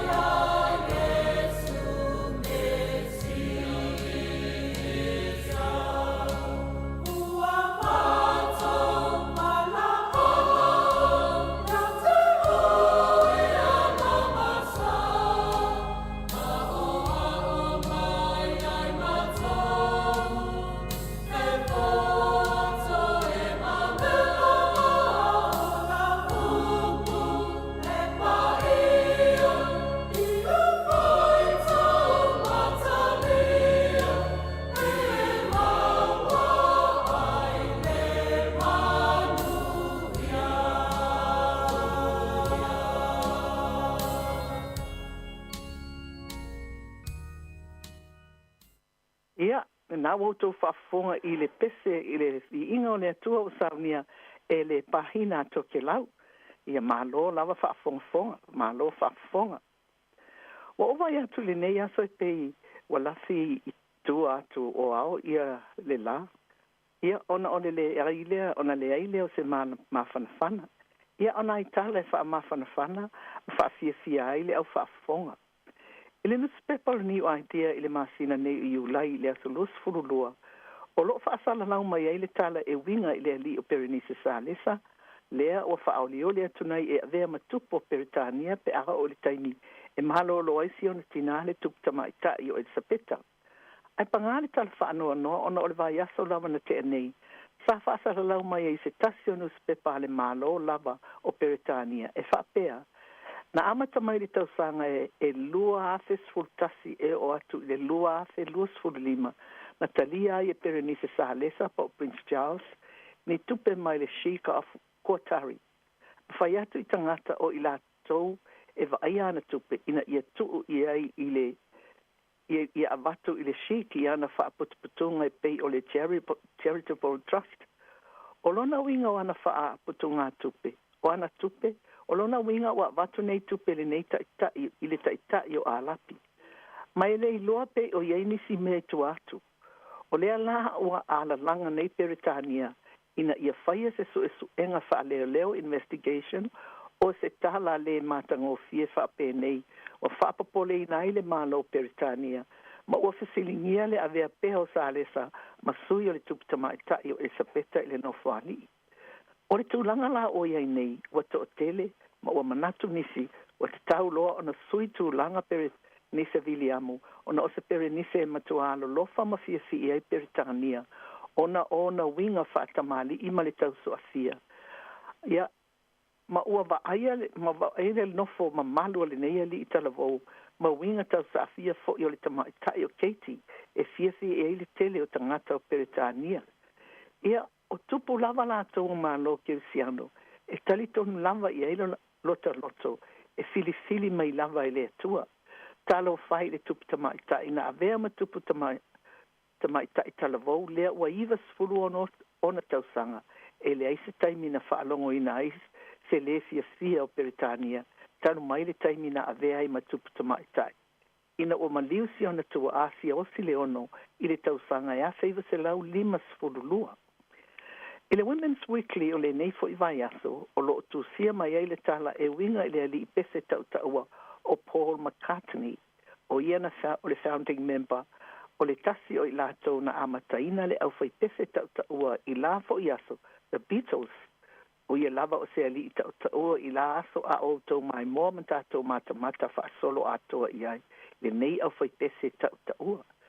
Ma le aso valu o iuni na ato i ailo na valu se furu, i le li le makatini, le fu ina sau. Pe tai le mawhai o na ngalo ia i tātou le nei ali i tautaua i la aso. Ma o ana whai poiponga na avea mala, e tele ai mawhatianga o lona soifuanga. Ia, whaata mawhoi. Whamaila na tala, e na te le o langona i na lava ua atoa so na valu se furu, e pe i lava ia whato a 2.5 o na tausanga. O se ali i tele fo i mea whaingatana o ilo na o langa, ona o ana whai poiponga. Whai maila na tala, to a walu ana whanau, ia ma whanau a ana whanau. O se a wale le tele o lo lana nofo i le taimi nei, whai maile si ana tala. O se hala whaingatana ui mai eilo na o langa, e tusa ai malana whaamatalanga, e ato le tausanga o tangi ina ua maliu, si ana a va pele mua le tamaitai o Linda.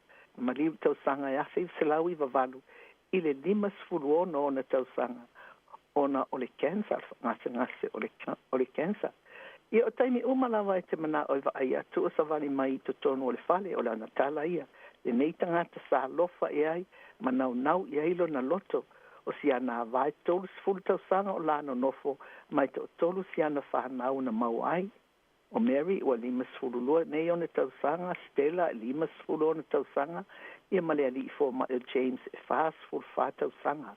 Pa maila na tala, e alu tausanga na o le tangi, sa tau langona e ia le ma, ai le aise mea na te mawhai, e le whai ngofia le te ama se tasi na pele ia te oe, sa tau langona le ma e le vai mai o tangata i lona vai, ai le aise mea te mawhai, o na sa langona le matamuli, i le vai mai, o tangata, o tangi pea, e le mwhai e se tangata o na tatali le taimi o whaanoanoanga. Ia na toi whae poipa mane a wano na lua o se tamaitai sa avea ma moto. Ai na toi wha opopa mai ai fo i le isi mawhatianga a wana o le whātau sanga na whae poipa i tamaitai. Lea sa avea ma tamaitai le moto po le whateine fo i le whātaita ia ofu ma ia ai na o le mafutanga i se tete anga pito i taungata ma le tamaitai o Heather Mills. Ma o se tete anga matua taungata ma whaingata. Na alu le whawhine ma le 3.5 miliona in cash ai SAI annual payments i ta i 5 miliona annual payments whato a whaangata ina ua ato le se fulu waru tausanga o le la tama lea ma lea foi tamaitai lea valo na lua. Ina whaangata ia to tongi li tausanga e luafe ma le valu. O lona tolu ana whai poiponga, na alu leli o po le sa ili se isi ana mana mea. O lona tolu whai poiponga, o le tamaitai o Nancy Sheryl, whai poipo le town hall, le sa whai poipo i Linda. O si ana whale tua o loo i iai nei e ato nei sfultasi tausanga. Talu ona whai poipo ia o topa. Ia si ana wala le o loo iai nei whai mai le te ala le li o po, o le tamaitai le aina te whai ngoina le siva. O le rock and roll, o lo nei tu numero A, ma lo nei tu foi numero valu, mai pei o se foi upo o se pese. Ma lie, fai mai le tala a hera lo na falitua, o lo iai nei, o le toi fai poi, le ana la toi fai poi, o lo fia pelo la a inga masiana mana mea lo na tolu. Mai tala ma lie nei li pese lau iloa, o la na whanau, le ai lava se isi fia tele wha longo i ana pese. fia tangata e o ato e tatongi tupe mwhaalongo i a te. Ai o lana whanau, e le ai masei fia mata i ana pese, ma le tāina o lana kitara, o lana tala, e sausonata le TV, ma tau mawhai e ki i le TV i ana show, o lo sau le TV, ai whai mai whanau o lana whanau. Grandpa, whamone ki lava ane lava i le TV le anu me la fia, i le ata lea mātou te fia mata i ai. Ia o lo fia lava lane mawhtanga Paul ma siana pa angalon tonu. Ia e mai se o whanau a siana whanau. E pei o sana mea fia lea. Ia e se fo ilale le lei o lea tūlanga o le tō tele o tina o se ainga. E lea o se mea whaingo fia le alu e se atu o se tina o se ainga. Ia po o se tamā foi. Ia e tali tonu e se la foi a wala lea tua. E wha mawhana whanai i lato uma o lo mau i wha noanga. Ona o le ala lava o tangata taito o tasi. E le mawhai ona ano e se ai. O lewa ona whata atia lo tātou o tua le i unga o tangata taito o tasi. Mai le ai lawa se tasi o tātou e alo ese mai ai lea tūlanga. Ia, ai se tu atu foi atu foi tāle pese lea.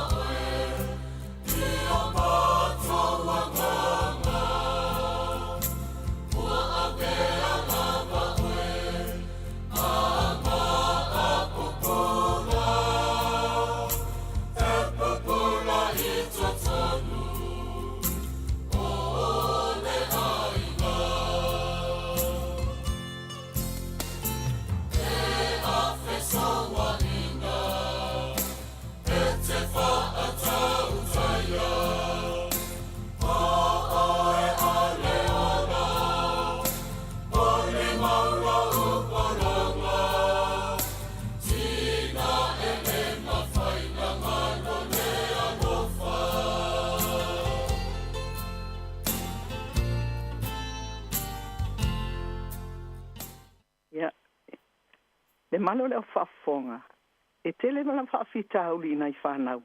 O le tele o taimi tātou te le o iloa. E le mwhai foi ana tala no mai nisi ia i tātou. Ai a ngā taimi o loto a fiafi. E mau ai le taimi e tuu atu ia i lātou e te talo.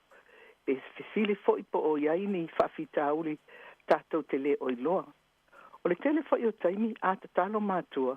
Ai le ai masa tamaititi o whaalongo. Ai au ngāle tū le tamaititi o le hawanoa e te talo ai. A tonu e tātou te maua mai e i nā nisi mea o lo o lātou fia maua. Mwhale e tonu ai. E le ai lava se tasi e sili lona sila fia o mea uma lava i tātou mātua. Ai mai se foi nā i o tau walo mātātou whanau. Vanga nā lava le alo e tō tasi o le atua na awina mai le lalonangi. Ma maliu wha lava au i lunga o le sātau ro whainga tā. Ona olona nau ia maua i tātou le ala tonu. E tau atu i le manuia, o lewa ona wholafola ina mai mo i tātou. Whai mai ana whetalainga, o au nei le ala ma le upomoni ma le ola, o se whaatoto mai i a te au. Ewi lava ina oti, ai ola lava ia. O le nei o tātou iai nei le nei masina, o le masina o whaingo ina i le atua whawhine o e leni, o le tau whaasamoa, o le ingoa le tō whine o meia, maia, o le atua e tutupu mai ai tangata. Goddess of fertility. Na o le masina la le o me fo ile masina i tutusa, lava o naso i taimi a matai ma le taimi wha o mai tau sanga taitasi. I le masina le o me. O le mataua la o me, o le emerald, ma o le winga o lea mataua, o le alofa ma le wha manuianga, o tau mwhainga. Love and success. Taitol sultasi aso o le masina le e pei o nei tau sanga taitasi. E whea ngai ma le tau tupu po le spring hemisphere mātu ai o le tauta ulu po le oto mo le hemisphere saute. Wala ona o ta ole masina o me, ona ole masina fo i lea e masani ona fai eile me fonotele ale e kalesia e whakasa. O me masani ona uso eile fonotele lea. O le loa pe wha pe fea le nei tau sanga ia talua eile wha mai ma leo te whalongo o lea lava e o. O le masina fo i lea e tele ina iai wha e poiponga po wha mau fo i ali ima ta mai tai pa palangi. E mana ia lona maataua o le Emerald. Maataua e lanu mea mata ma losi a whai e isa o wha mau. Ia whai lau o e wha tau mai se ma mai ata i le Emerald. Ia pe wha sa mua fo i le Emerald. E lanu mea mata ma losi. O le ala nai wha ingo ai Ireland po Ireland o le Emerald Island. Ona o lona lanu mea mata matango fie. Masalo e pe lava o Samoa matunuu o le Pasifika. Ia ona o le ala ele toi umstato taimi ia ai se whaawawa tupea ai se tātato pese muli. Ia o le asa whaafonga i whaafitau o lo tupu mai nei le varusia ma Ukraine. O tātou vai atu le whaamaua lunga ma le sahuaha o le neita malo o Putin. O tātou vai atu fo i le mata pea i lau ele manu o le lalolangi. O tala o loo maua i nei a Putin o stangata o matua mai lava e maua i le mai nunu. A le taimi nei ua te a fo i masia nā wā. O loo alu atu le whawhine lea sa ta ita ina le sauninga o tau songa alona tamā. O lona tina o Pepe Halsham. Ia o se tūlanga fo i whapea le whaingatā na o i lea nuu o na o tūlanga o mālai ai ma whale tonu ai ia e mai salo tautanga i atu i le sā wātele o le nei tangata ma le whaamaua lunga. Isi taitai o Ukraine lea pe o na tau vai atu isi tangata loto maulalo ma le loto alofa i o na tangata e le alu ese lava ma o na tangata le taime o lo iei nei tau o lo whai nei. Ia o le e whaingatā lava o na tātou o Putin lea o lo whai pe lava fo i o na o tā ua i taime mua i nisi o kalame. O le teine o le former Olympian o le teine masani o na malo i ta alonga te tele fo ia o le lalolangi. Ia o tala lau i loa mai nei whapea o i loa lava Putin o le toi umini o naso. Ai ua manao i o tiane ua maua mai Ukraine e Rusia ina ia tau ta ua ai fo i o na taimi. Awa Ukraine lo na lua ia ia tunu upito i mātanga o fie. Mai le tele o tunu o Europa. O tala la nana o maua i nisi taimi lunga le internet. Ia fiu fita Rusia e tau mawhai e maua Ukraine a o loo malosi lava Volodymyr Zelensky i le puipuinga o lona tunu. Mata i tai lava fo ia au taua Ukraine. Ia o lea e se le mātanga o fio. Le se o tai e lua. O Putin na o le valo mai fo i lea peise whawhine fia misa. Ai pala ai. Al perestene Ukraine le fefe. Elu ese lava i e alu lava i e ana fita. Wa tile aile le fia o Putin. Wa o fōlinga mai. Wa au o mai si malo le lalonangi. Ai mai se o le neito ia Zelensky. Ia tātou talo ia i le atua. E whapea o na pai atua na au alofa. Whawhile mōle ne tau a whaingatā. Tau ruaile malosi o le stini ma le ti a polo. Ia whapea foi o na puipuia mai i tātou i whamai o lo pesi nei. Ia tātou talo ia i le atua i lo nā alofa ma lo nā ngalelei. Ia puipuia mai ia i tātou uma i whamai o lo iai nei. Ia aile ailava seisi o tātou e pule i le ola. E pule ai lava le tātou watua.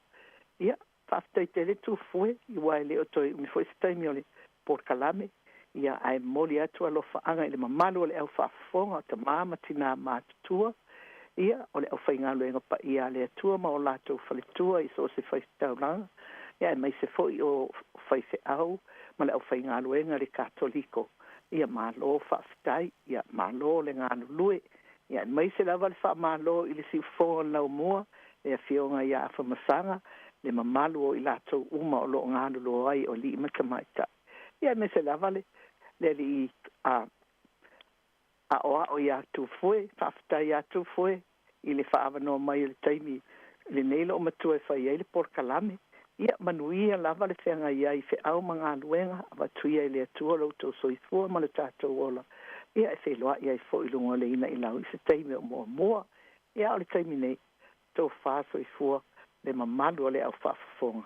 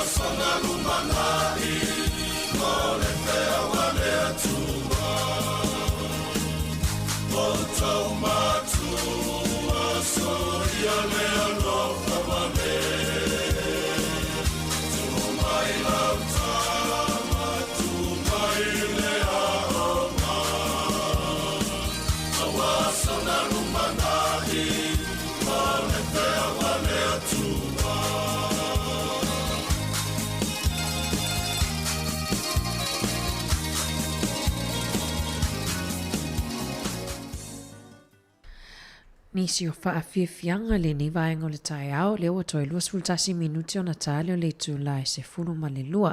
Tārs fulu lua i o toi au ina atu lea o tātou talafou. Talafou i New Zealand nei ia, whapea mal tautua le sunga ia tāsi Salem Sam i tātou talafou mai Samoa. Ia whamalo atu tātou au whafonga malo lava le onsai, ia nau mai a foi le samfai on toi whafonga mai se tasi foi o Porkalami. Ia ale whaletua, malo lo, malo ia Fereni.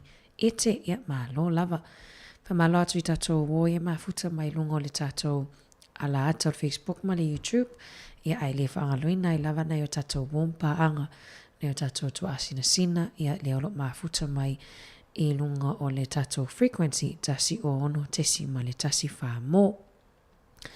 Whawiwhianga su i whiwhiloia walau whaafonga anga, tāle i tūlai sfululua talafou, tāle i tūlai tasi, whaamuta fwoi leo tātou tautua i lungo le tātou ala leo, ia ai whaawau atua i lava, ia tātou whawhiwhianga i alenga teilia, ni vaenga tāua fwoi e mwhaiona tātou longalonga pueli e fwoi la tunu, se ia pa ia le i tūla i lua, matanga o fiele sulumana i o la, ia i whawhatu al tātou ofisa whaasala lau i Porirua.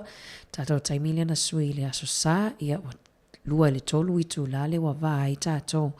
Ia manisi o pito nuu i Australia, malo Australia, wa malo atfoi e lātou leolo mafuta mai Amerika.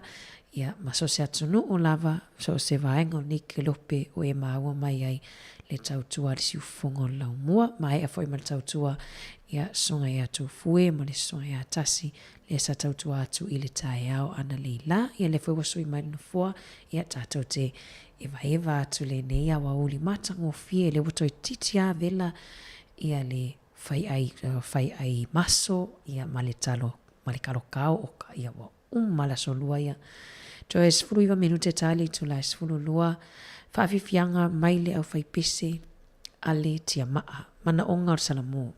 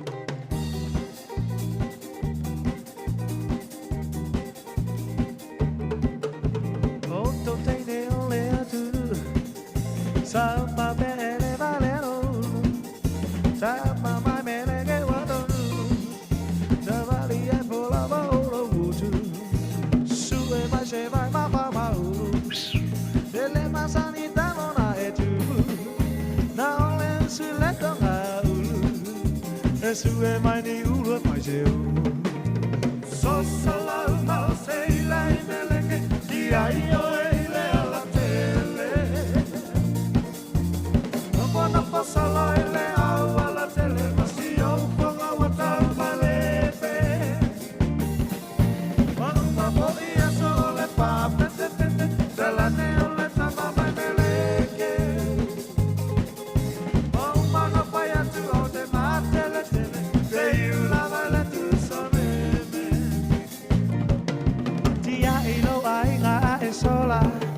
sola na poi sa tabuala e a se ma pa ala talata ile pai toto a ole a sala savali vali solo ile ala e o se tene male taula a te le lo ai na lava e mama lo tu malo ala la paga so sala ma se ile mele che dia io ile ala tele no posso la le alla tele ma si io pongo a guardare malepe ma poi a sole pa pete dalla neole tama mai meleke ma no poi a tu o te matele te io la vale tu sa meme so solo ma te ile meleke dia io ile alla tele no posso la ile alla tele ma si io pongo a guardare malepe ma poi a sole pa pete dalla neole tama mai meleke ma no poi a tu te matele te io la vale tu sa meme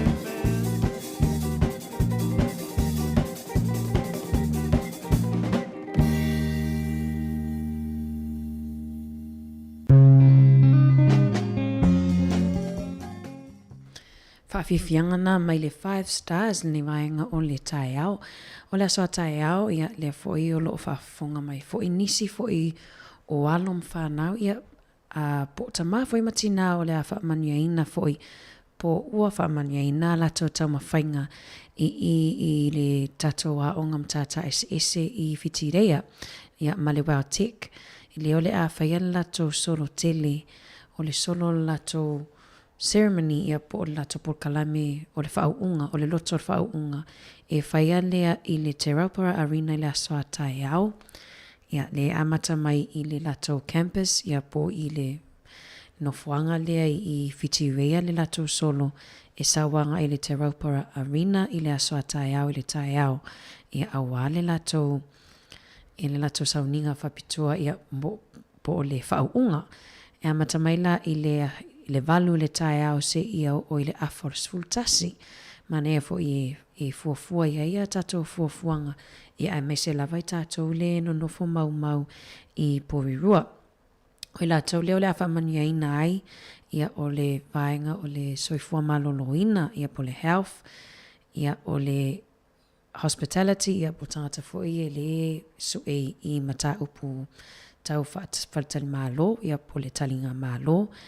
ia mata upu tau le Pasifika, mata upu Maori, ia ma le tele o isi mata upu leo le whaiala tō whauunga. Ia tama ma le teine ia po tama fo matina lea na toi o e whina e sue ala tō pipa ia po mata upu nei manuia lava tō whauunga ia i le asoa tae au. Ia malo lava le tau, malo le tau iwi ia ni fwe wo. Whamaniaina fo i tau mawhai ia lu i tau ai fo i nisi fo i o le tatou au whanonglongo e mei se tatou tupulanga talavou ia o loo iai pea wanoa e o ai e sue a tili ia to mai tele o wanoa i nea tunu ia e whamani atu o tau lava o le a whatanuina ia whauunga i le asoa tae au manuia tau whaiva ia whamalo fo i nei tatou mātua matutua ia le taputapua ai ia tapua inga fo i o whaiva o tatou walom whanau ia o alo whaiva fo i whanau ia i taua o mawhauwhaunga. Whawhiwhianga ma le Golden Lilies ia ma le pese i le tatau.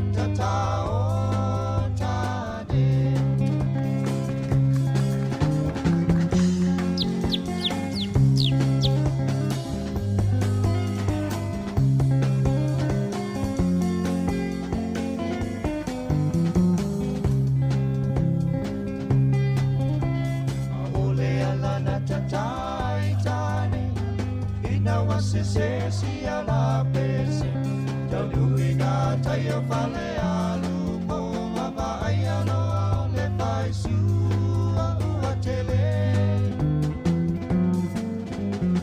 tota po ai le o fafine ma ua sui ai si ala pese mai e tata o tane ai le tata o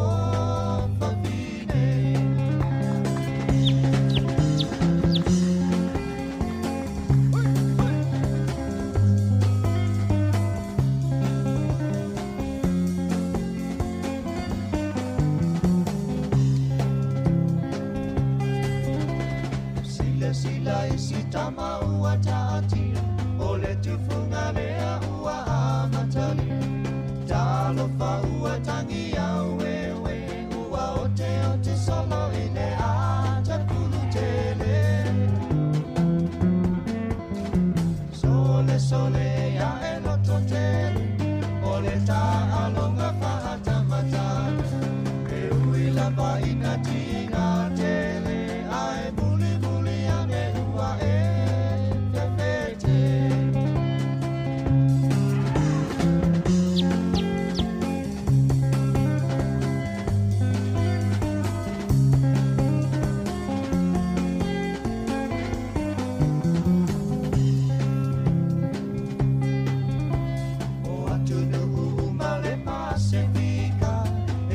Samoa le tau o se songa e miki wa sa vali mai ua fefuna pi mai o na fa ai la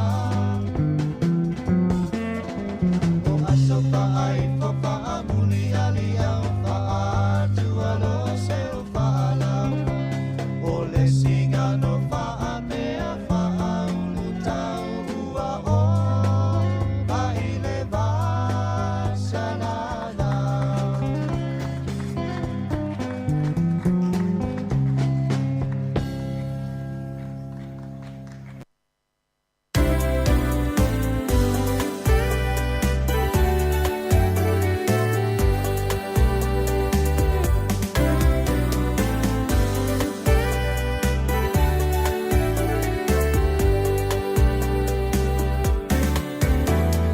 Tali malo I taimi umau au whai ngā malanga Whawhetai lo ua whio lo umo tupelei lea nganga A tonu ua e whaalongo I ne a awe atu o tala O pule ono I sala whai e whai lea ma o mita Ole upu amali e tua I unga ole I asa Le matango fiele taatia mai ona tu maunga E la foi a ona tata I lunga olona samiti o ata Maona lima ma fola e fa avelo a iso se tangata A e fiata fawa fio mai loa isala fa Ai Ona fale tali malo le lei e te tofa Ai Ona lima lo fa e tali sa paia loa fio mai Fasa bili mai loi le malu olona tala fatai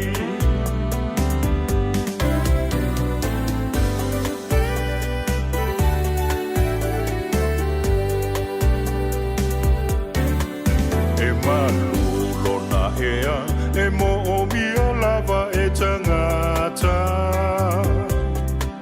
E moli mau I le o la fia I lona si o manga Sei e to foi na lelelei Ona tau mafa E whelanu lanua I lau tau singa I taimi umalava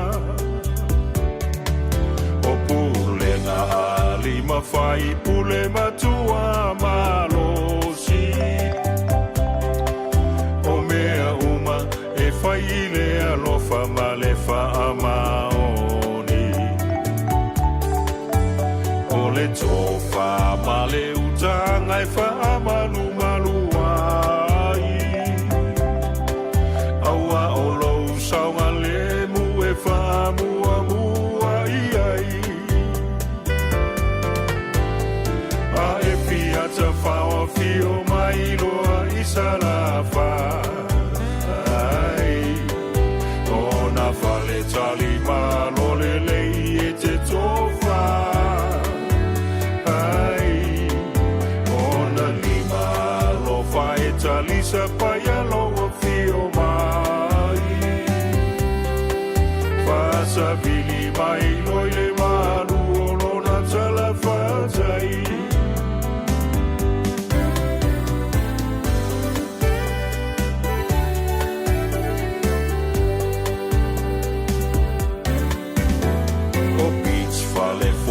E te fili sa o loto ai.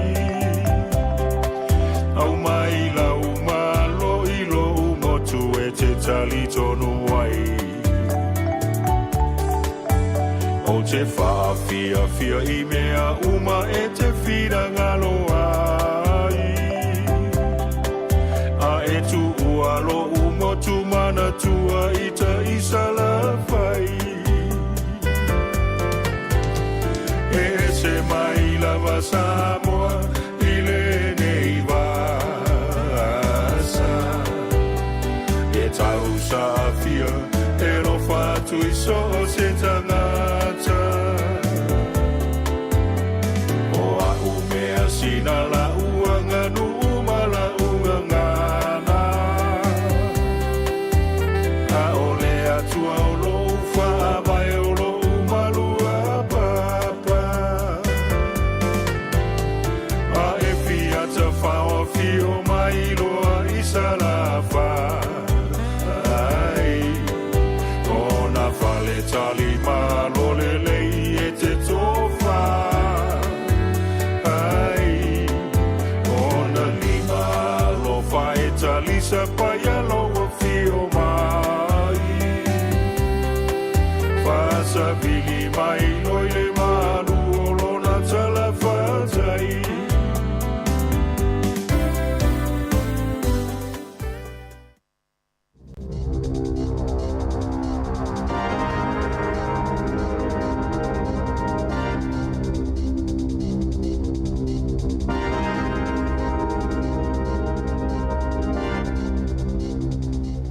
Talo whalawa i telefonei ale si ufonga le lau mua mai i Wellingtone.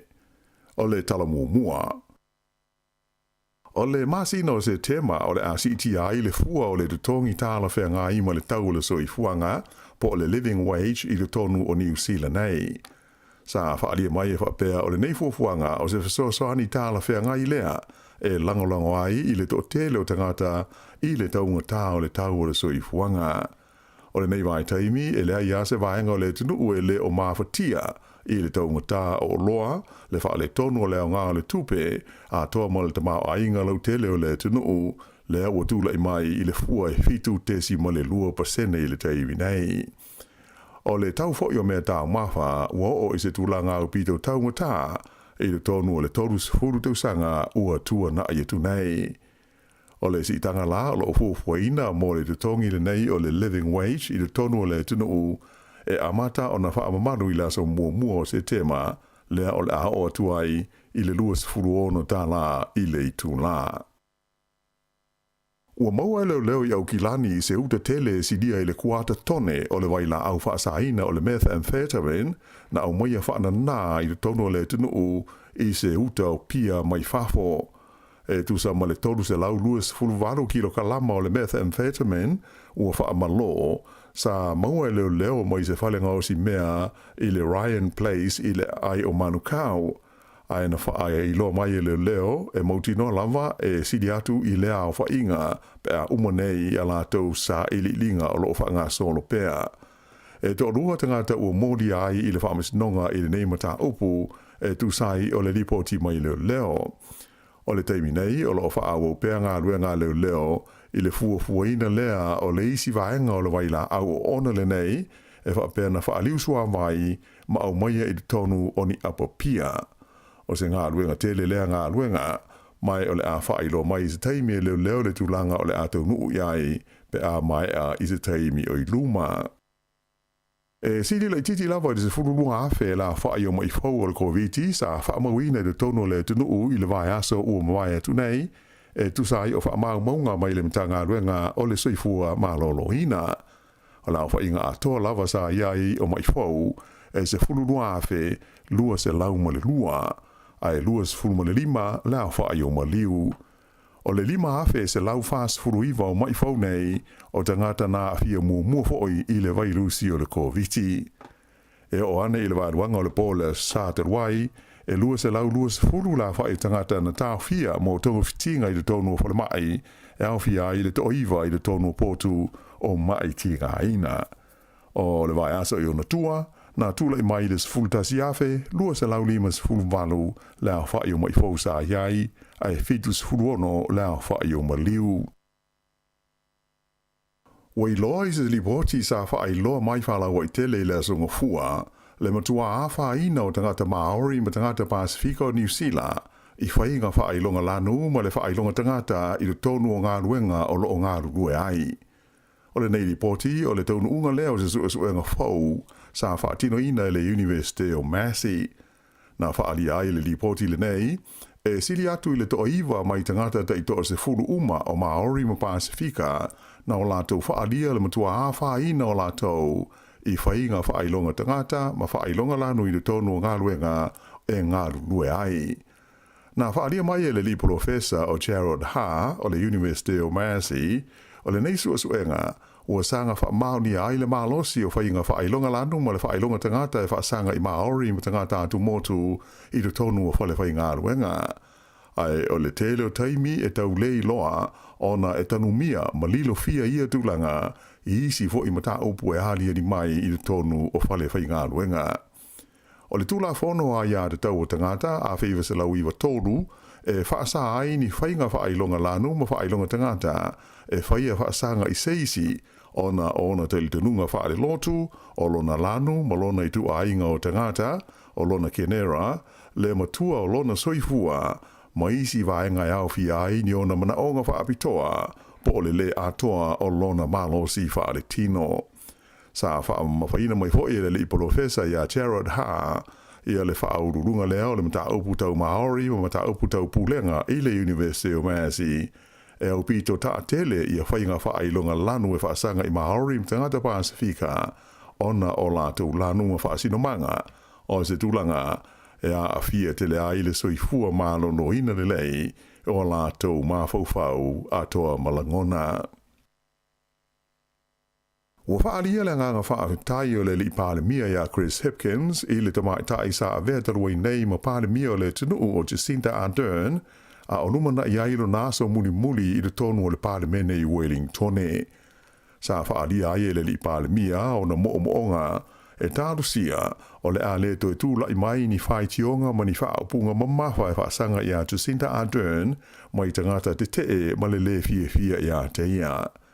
O le aso lulu, lea o le awhai ai le saunoanga whaamawai a Jacinta Ardern i le tonu o le pālemene i Wellingtone, ma malo lo ai alo ia mai lona tofi whai pule i le tūmalo Mount Albert, le sa ia umia mō tausanga i tele. E le aise pālota le ititi e whaia mō sona sui, ona o lea ua tūra lanta mai le teimi o le pālota tele ia o ki topa.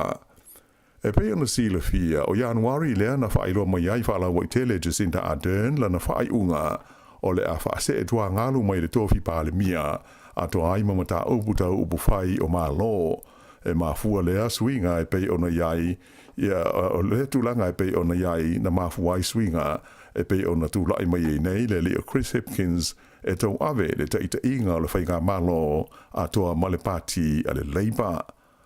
I le whailo inga ma le autu stala ina ua mai a le whono le kāpeneta al nafi sa whaali ai le li pālemia sa ilonga ona le lei le taita inga Jacinta Ardern o le whainga māloa New Zealand Ai mai se lava inisi o taimi au pito whaingata o na o mea na tutupu maa diali mai ai.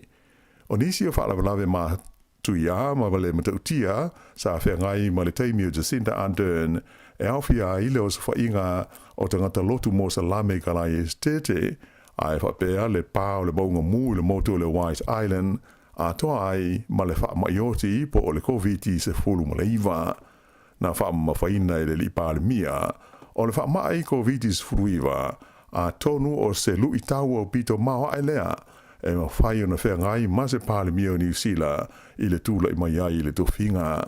Sa ia whaafetaia mo mori le na wha maa lo i le taitainga Jacinda Ardern o le tunuu i le vai taimi atoa o le taliatua New Zealand i le wha mai. O Jacinda Ardern na tūla i mai i le taitainga o le pātia le Labour ma ave ai ma pā le mia o New Zealand i le lua awhe se hulfitu i na ua whaawaina se whainga maa lo so whaatasi a le pātia le Labour ma le pātia le New Zealand First. Ai o le palota tele o le lua afe lua sefulu i le teimi o le vevela o le whaamai sa i longa o na mafuri aila o palota e langolangoina Jacinda Ardern ma le pāti a le Labour le ana tūla i mai ai le Labour o le pāti mua lea i le tono New Zealand tanu na o mai le whainga wha momo pi o manu maloa iai i le tele o na foa na lātou maua o le pāle mene. E lata i le lima afe la whai o tausi mai i New Zealand, ua le stalaina o lātou swafa e fia whai ngā ruenga i le tonu o Australia, taru mai le masina o kuso i le tausanga o mawae, lua afe lua sifurulua. O ia whai numera, e atangi ai le whaatupula ia pēr o tausi mai i New Zealand, ua fia se atu e whai ngā ruenga ai Australia, mōni ngā ruenga pupu e o i le walu afe lima se lauta lāne tu tongi i le vai aso. O le teimi nei le tonu o New Zealand, o lo matua mana o mia lava ni tausi mai. O stasi leo mafuanga au tū o le tuwai o le whaasalonga o ngā ruenga i le tonu o vaenga mō mai whaafosei, ai mai se ai o whale e whaiai i a tautonga ma le tele o isi au nanga wha le soifua maloloina. O le imta mai ta i tausi mai New Zealand e fia ngā rurua i le tonu o Australia, e le tauana le stala mua i le ofisa o pulenga o ngā ruenga wha le soifua maloloina, le Australian Health Practitioner Regulation Agency.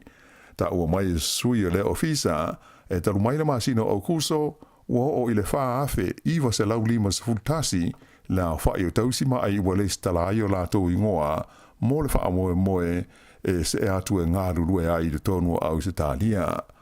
Whai ro mai e le pulisili o le soifua maloloina New Zealand, le te whatuora, te pule ai māti apa, o se whaanoanoanga tele lea mo ia le to tele o lātou o le stala e fia malanga i Australia e ngā rurue ai. Sa ia tā ua o le teimi nei e mana o mia lawa i New Zealand tausi mai uma mo ngā ruenga whai. Mai o lo tau mawhaifo i whaatou sina mai tausi mai mai isi atu nui whafo ina ia malanga mai e ngā rurue ai i nei. O se ripoti mai Stasio Company i Melepone e whea ngai ma le whaafai ngā ruenga ina o tangata mai whafo i ngā ruenga le soifua mānonoina. E iai ngā ruenga pupu whaakon karate e le vāo le toru afe lima se lau, ma le valu afe tā la Australia le tongi i le vāi aso, fua lava i le tūlanga si nia ma le anga waa, ma le umi se kon karate e ngalue ai seisi.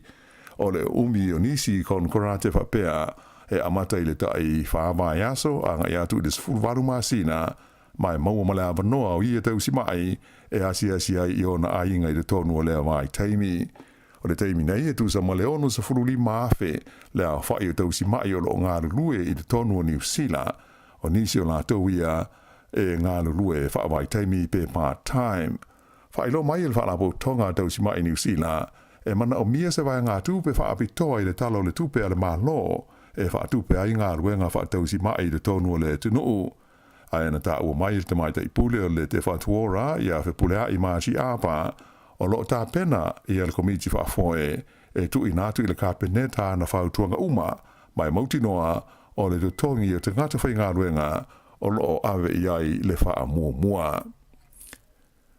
E to tēne tangata ua le o fia i le wha asa lau mai lunga o penga o sota inga o ata o vai maa moe mai New Zealand o lo wha atawina atu i si Peretania i se tau e sili atu ona tau ngō fie na i lo le tau leo lo iai le tonu o New Zealand.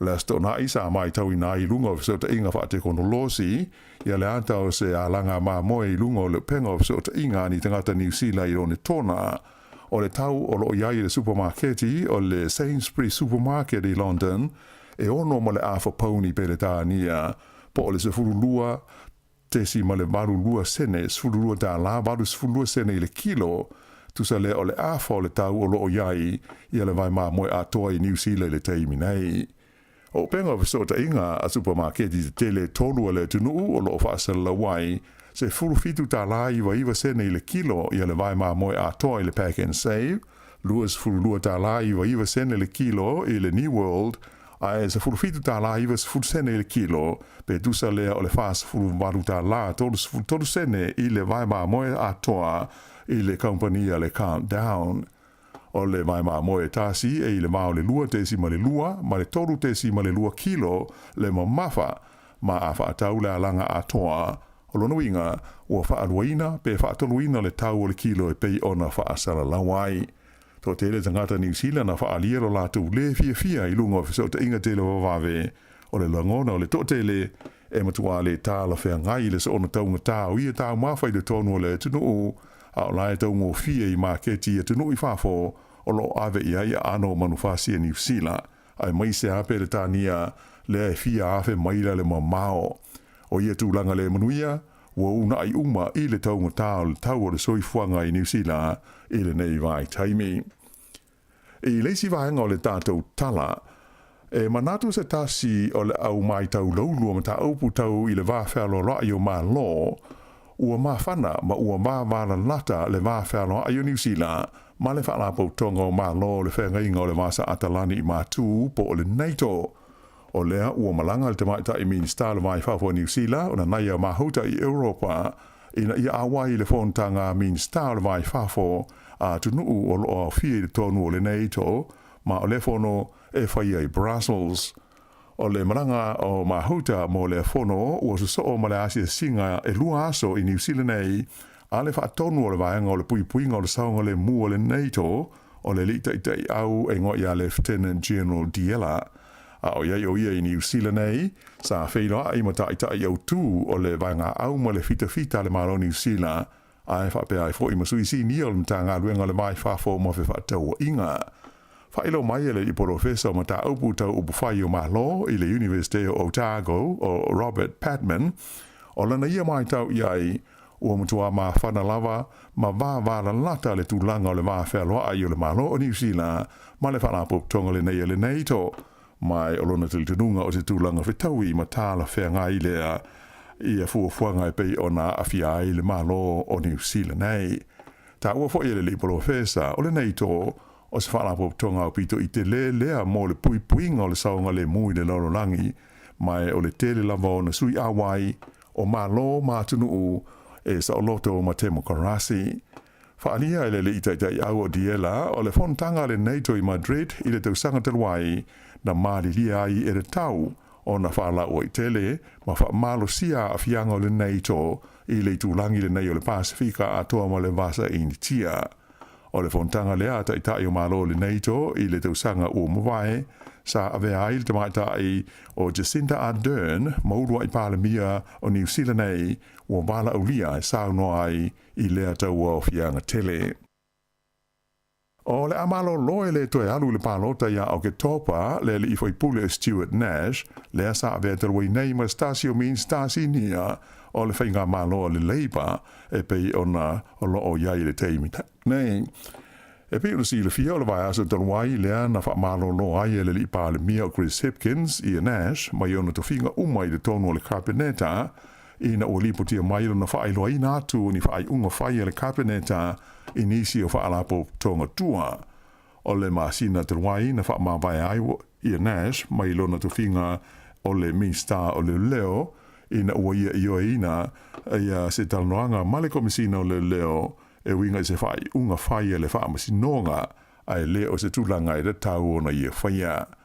O le aso ngā fuala nafi na whai loa mai aialo I Stuart Nash I sana wha asera launga le Facebook I lona wha moe o le a malo lo mai I upu whai o malo mai le toe ta moe ai I le pālota o lo loma nei. Ia o le whai unga le nā o telefou.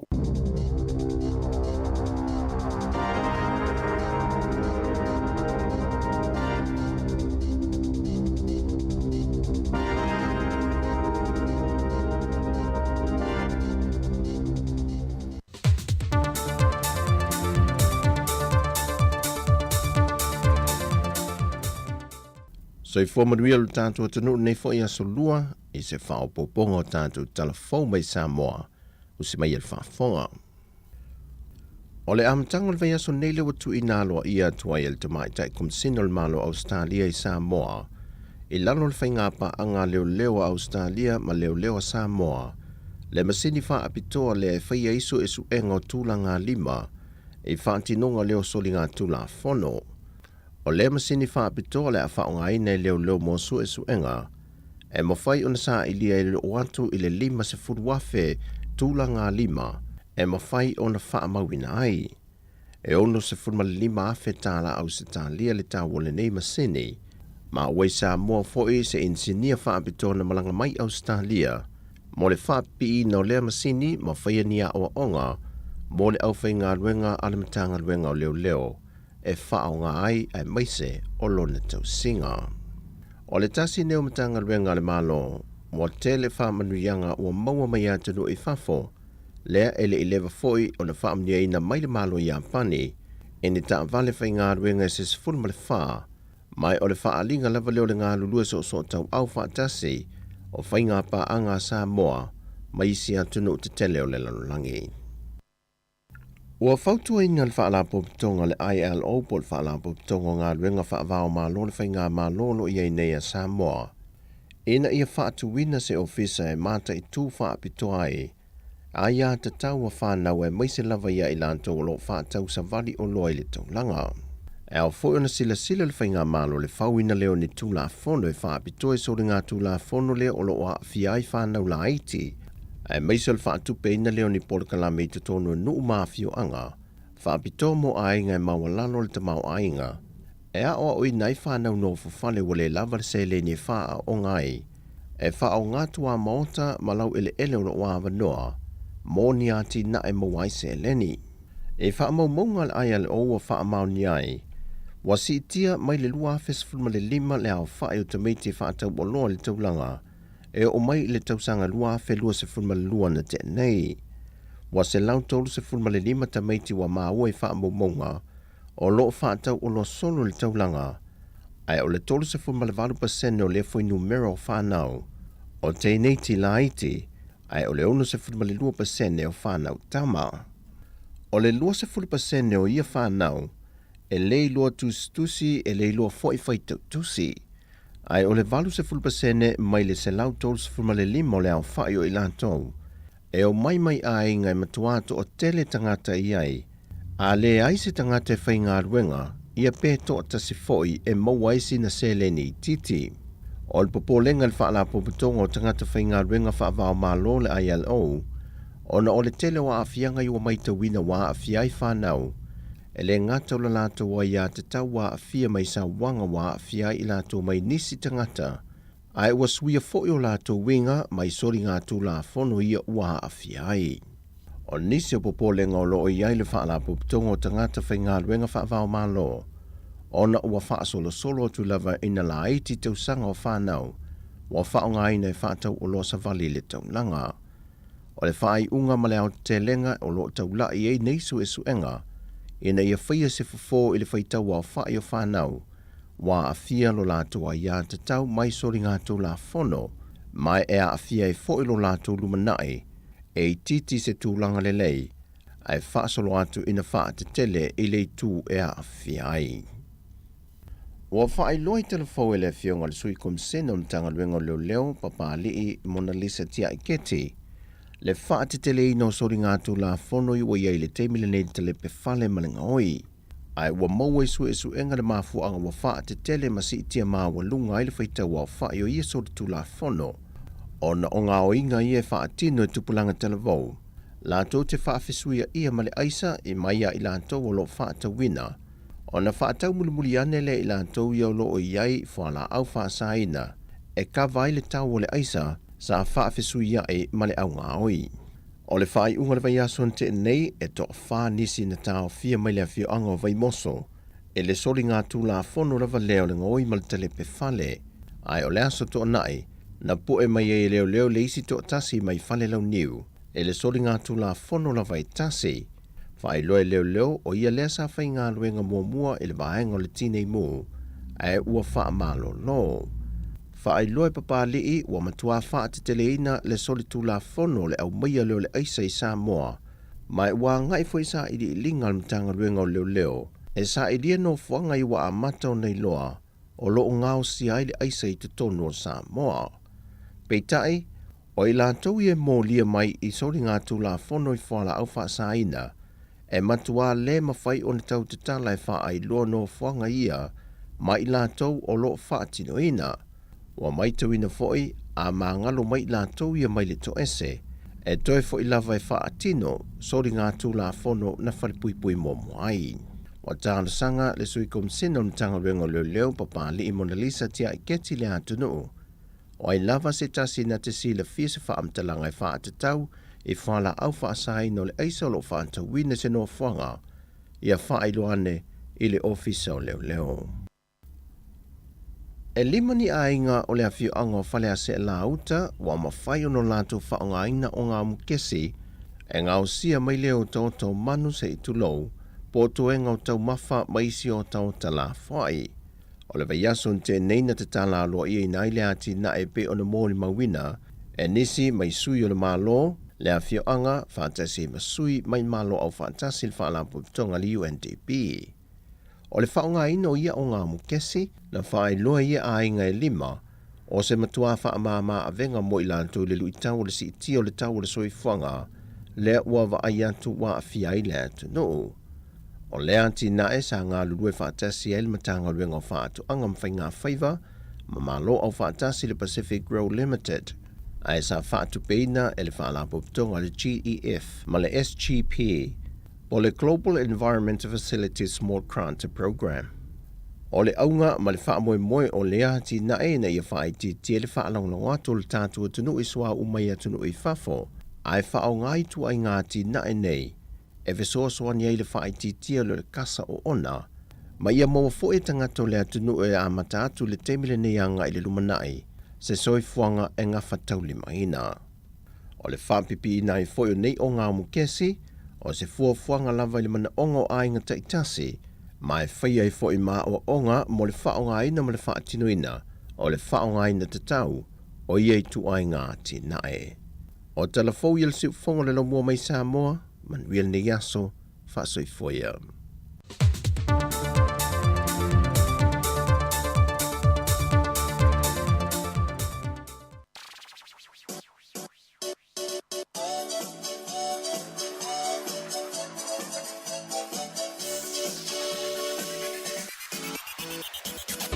Ia e whātutu atu so o manatu.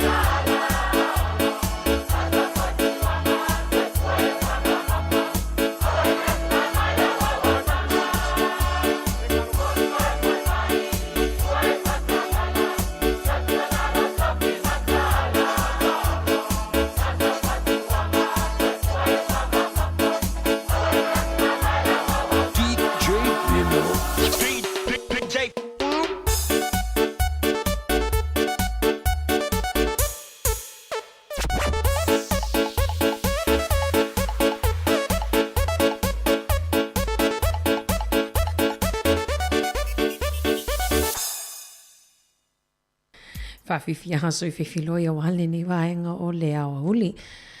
Ia ma le whawhiwhianga na mai le awhio anga o whale la taia ma le ofisa o le kōwana. Ia malo lava, malo le tawatai. Ia malo fo le taptapua ia te lofo i le ua.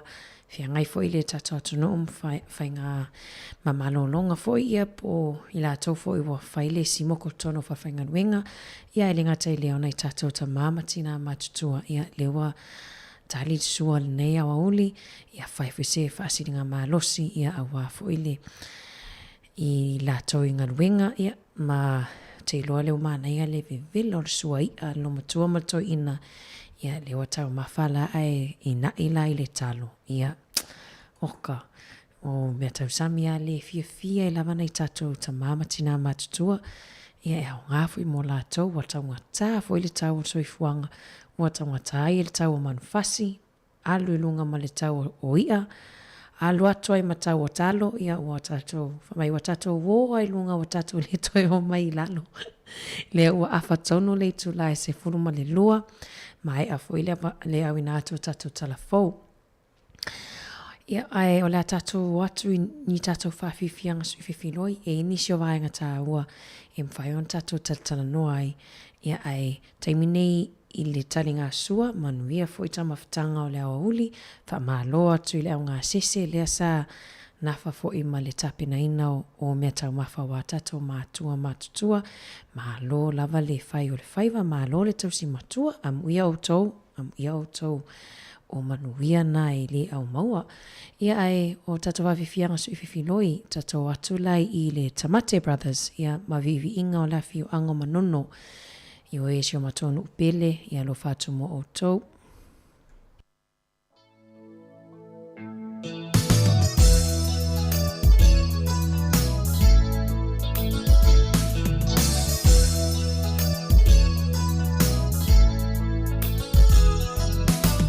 Soa e ole la i Samoa Tulungi ai male nei motu ato Lau whanua ua lanu lau awa Ai si omia ele sami tio ata Ei ata ua male feta lainga ya futi Male mamalu ile ainga sa muti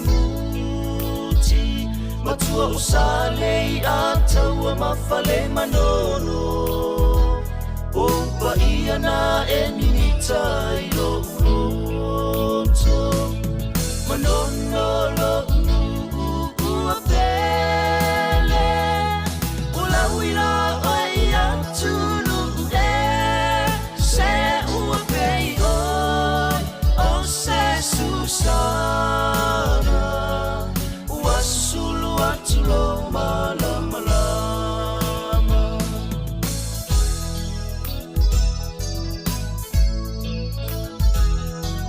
Le telefoni lena o le vainu Wasiamu pini tasi oe ile atunu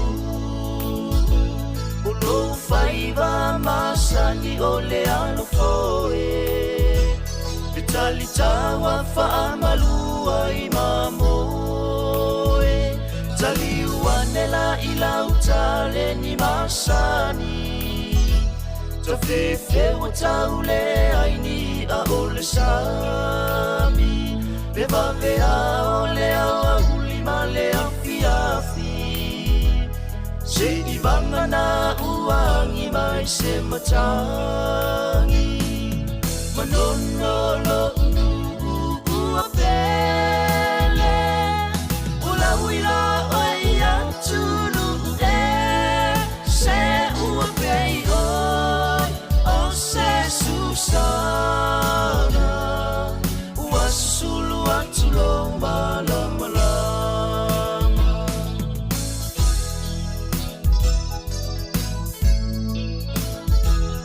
Ei ai fo i maleisimo tuitai Leone one e te savali valiai O mea uma ua lasi i la uva ai Tasilona pona uti le suavai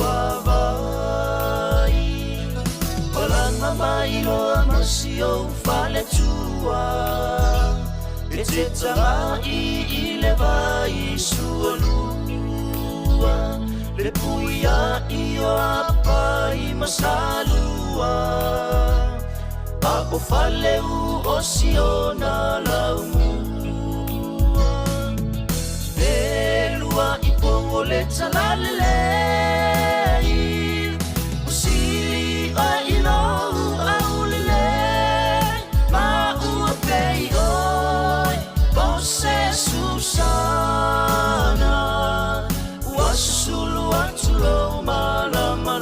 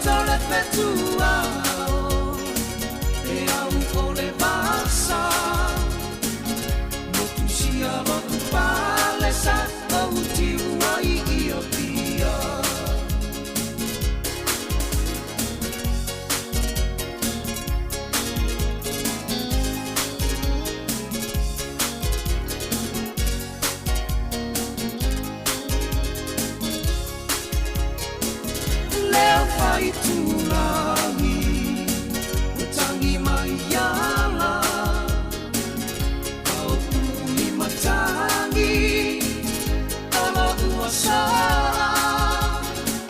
whakata le whetua e au o le masa motu sia lopu pale sa au tiua I ia pia motu sia lopu pale sa au tiua I ia pia.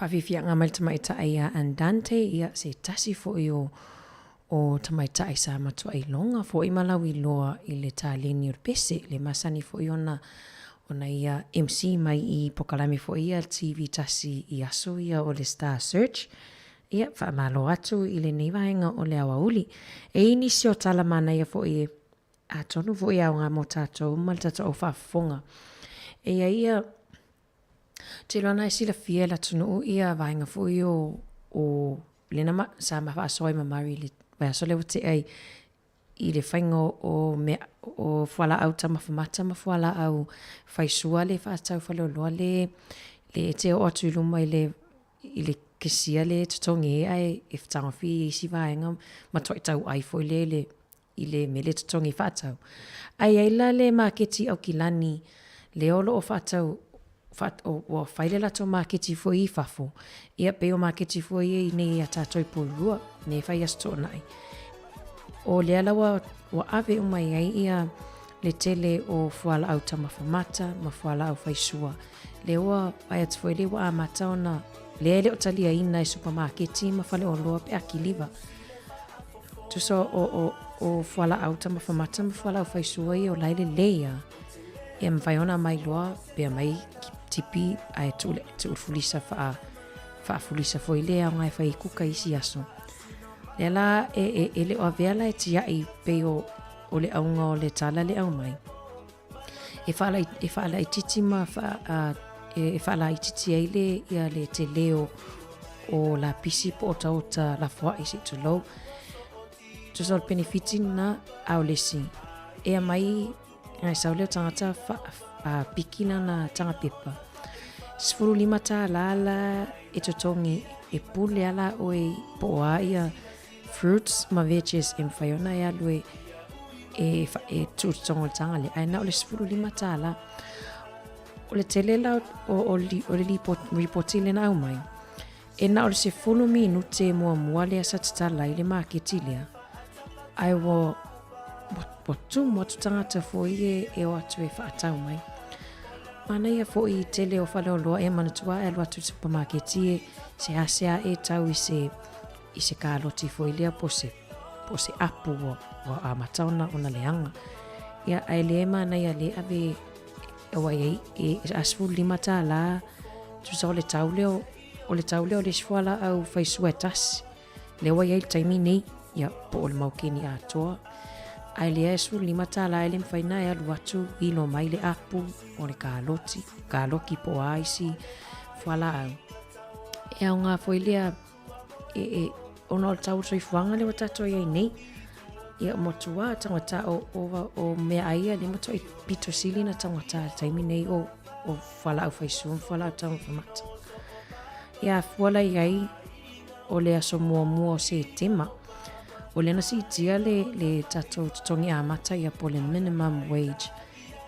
Le nasi tia I le aso mua a perila.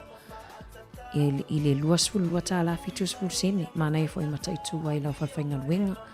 Awane I pepe loa I fo e le waenga na I lau tutongi. O la so mua se tema. E iwa te sima le iwa pasene le la si tia I ia le living wage. Ia po le tutongi. Talawhea ngai ma le tau o soifuanga. Lea I luasfulu tolu ta la ono 5 sene taimi nei. Ai lea la si tia I le luasfulu ono ta la I le tola. Ia I le aso mua se tema. Ia le living wage lea ia po le tutongi talawhea ngai ia ma le tau o soifuanga. Ia talo sia I mwhaiona mawai whaisina ta la ia pe sosoani foi I tutono a inga ona taimi nei ia pei foi ona silafia ia o taunga tātau soifuanga. Lea lai si ila I lunga ia tato tutongi. Ta si atua I lunga matau o loa. Ia ai o te iloa ia wa sui foi le paketi ina o tupe foi ia le a inga nei taimi. Ia wa tuule whamua me taun whamua. Ia ai sefe le seleni. Ia awa ia aso whaingatapi o whaalabilabi. Lea tatu ia aniseto whale mue ia po lea pese mai tama lea na tia ina lea lofa me ia aniseto whale mue alofa atoi mo oto o malawalo mafuta mai manuia foi le toi amatalia I o ngaluenga le mamalo le atunoo ia manuia foi ia le saoni foi le tamama tina awa ia le whainga po le vai ainga lea uli po le valvaluvi ia po le harsa alaki le ua tapena mai ele au ngā sese alofa atu mo oto maluvia telefufuanga o le nei aso.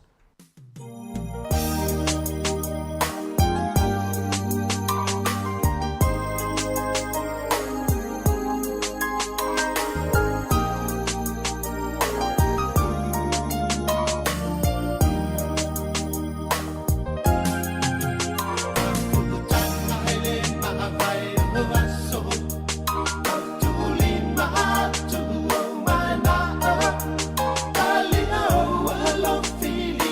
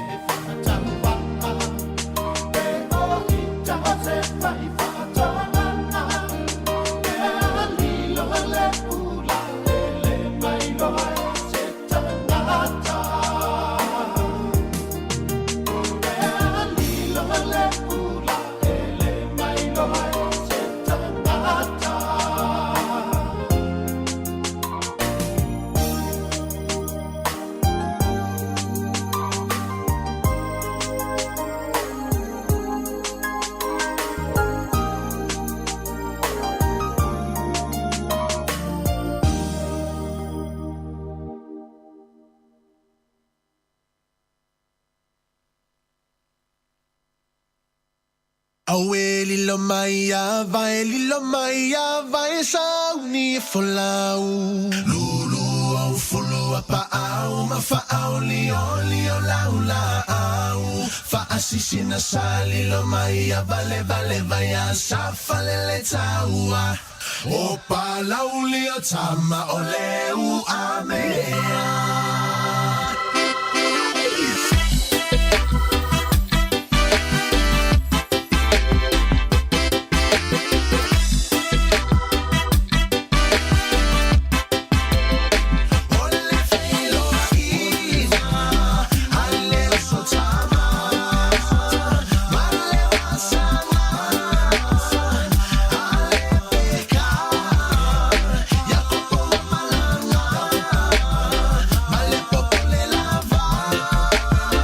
So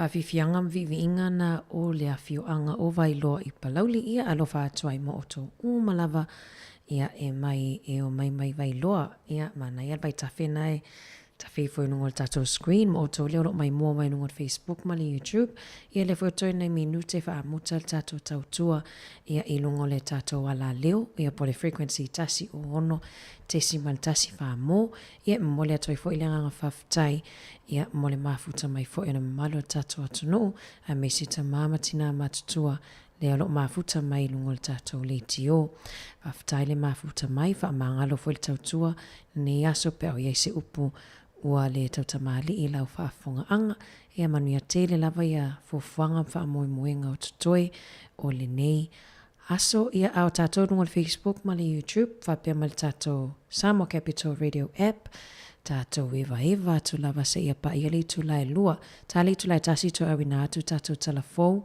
ia ona whaamai a leo tatou tautua e le tulai lua alo whatu mo tau nungo le tatou ala leo manuia fufuanga uma o tutoe le nei aso.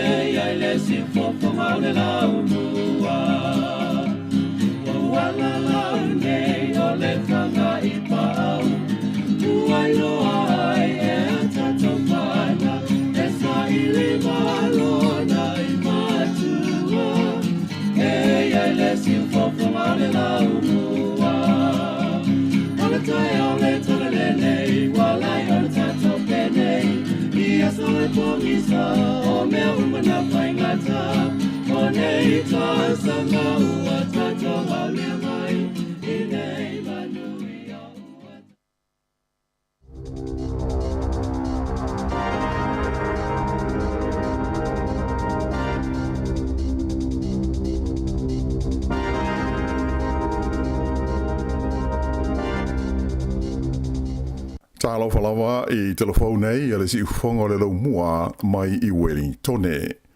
O le talamu mua. O le masino se tema o le ACTI le fua o le tutongi tala whea ngā ima le tau le soifuanga po o le living wage I le tonu o New Zealand nei. Sa whaalia mai e whapea o le nei fuafuanga o se whasoani tala whea ngā I lea e langolango ai I le to tele o tangata I le taunga tā o le tau o le soifuanga. O le nei vai taimi e lea ia se vaenga o le tunu e le o mawhatia i le taungata o loa, le wha le tonu o le o ngā le tupe, a toa mo le tamau ainga lau tele o le tunu, lea ua tūla i mai i le fua e fitu tesi mo le 2% i le taimi nei. O le tau fo i o mea tau mawha, ua o i se tūlanga o pito taungata, i le tonu o le toru sifuru tausanga ua tua na i tu nei. O le si tanga la o le ufuafuaina mo le tutongi le nei o le living wage i le tonu o le tunu e amata o na wha amamanu i la so mua o se tema lea o le a o atuai i le 2.0 tā la i le itu la. Ua maua e leo i au kilani i se uta tele si dia i le kuata tone o le waila au whaasaina o le methamphetamine na au maia whaana nā i le tonu o le tunu i se uta o pia mai whafo. E tu sa ma le tolu se lau 2.0 kilo kalama o le methamphetamine ua whaamalo sa maua e leo mai se whalenga o si mea i le Ryan Place i le ai o Manukau. Ai na whaaya i loa mai e leo e mautino lava e sidi atu i lea o whainga pe a umanei a lātou sa ili linga o loo whaanga solo pea. E to rua tangata ua mōdi ai i le whaamisinonga i le neimata upu e tu sai o le ripoti mai leo. O le taimi nei o loo whaawo pea ngā lue ngā leo i le fuafuaina lea o le isi vaenga o le waila au ona le nei e whaapea na whaaliusua mai ma au maia i le tonu o ni apapia. O se ngā luenga tele lea ngā luenga, mai o le a whailo mai i se taimi e leo le tūlanga o le atau nuu iai, pe a mai a i se taimi o i luma. E sidi la i titi lava i se furulunga awhe la whaio mai fau o le COVID sa whaamawina i le tono le tunuu i le vai aso ua mawai atu nei, e tusai o whaamau maunga mai le mta ngā luenga o le soifua malolo hina. O la whainga atoa lava sa iai o mai fau, e se furulunga awhe lua se lau ma le lua. Ai luas fulu le lima la whaio ma liu. O le lima hafe se lau fast fulu iwa o mai fau nei o tangata na afia mua foi i le vairusi o le COVID. E o ane i le waruanga o le pola sa te wai, e luas se lau luas fulu la whai tangata na tā fia mo tonga fitinga i le tonu o whale mai, e au fia i le to iwa i le tonu o potu o mai tinga aina. O le vai aso i o natua, na tula i mai les fultasi afe, lua se lau limas fulvalu lea whaio mai fausa iai, ai fitus fuluono lea whaio ma liu. Wai loa i se lipoti sa whai loa mai whala wai tele le songa fua, le matua a whaina o tangata Maori ma tangata Pasifika o New Zealand, i whainga whai longa lanu ma le whai longa tangata i le tonu o ngā luenga o loo ngā lue ai. O le nei lipoti o le tonu unga leo se suenga fau, sa whaatino ina le University o Massey. Na whaali ai le lipoti le nei, e sili atu i le toa iwa mai tangata ta i toa se furu uma o Maori ma Pasifika, na o lātou whaalia le matua a whaina o lātou, i whainga whailonga tangata, ma whailonga lanu i le tonu o ngā luenga e ngā lue ai. Na whaalia mai e le li professor o Gerard Ha o le University o Massey, o le nei suenga, ua sanga whaamau ni ai le malosi o whainga whailonga lanu ma le whailonga tangata e whaasanga i Maori ma tangata atu motu i le tonu o whale whainga aruenga. Ai o le tele o taimi e tau lei loa ona e tanumia ma lilo fia ia tūlanga i isi fo i mata upu e halia ni mai i le tonu o whale whainga aruenga. O le tūla whono a ia te tau o tangata a whiwa se lau iwa tolu e whaasa ai ni whainga whailonga lanu ma whailonga tangata e whaia whaasanga i seisi ona te li tununga whaare lotu, o lona lanu, ma lona i tu ainga o tangata, o lona kenera, le matua o lona soifua, ma isi vaenga au fi ai ni ona mana onga whaapitoa, po le atoa o lona malo si whaare tino. Sa whaamawhaina mai fo le li professor ia Gerard Ha, ia le whaaururunga leo le mata upu tau Maori, ma mata upu tau Pulenga i le University o Massey, e au pito ta tele ia whainga whailonga lanu e whaasanga i Maori mtangata Pasifika, ona o lātou lanu ma whaasino manga, o se tūlanga e a fia tele a ile soifua malo no ina le lei, o lātou mawhauwhau atoa malangona. Ua whaalia le nganga whaawitai o le li pālemia ia Chris Hipkins i le tamaitai sa a vetarua nei ma pālemia o le tunuu o Jacinta Ardern, a o numana i ailo naso muli i le tonu o le pālemene i Wellingtone. sa whaalia ai le li pāle mia o na moonga e tārusia o le a le toi tūla i mai ni whai tionga ma ni whaapunga mamawhai whaasanga i a Jacinda Ardern mai tangata te te ma le fia i a te ia.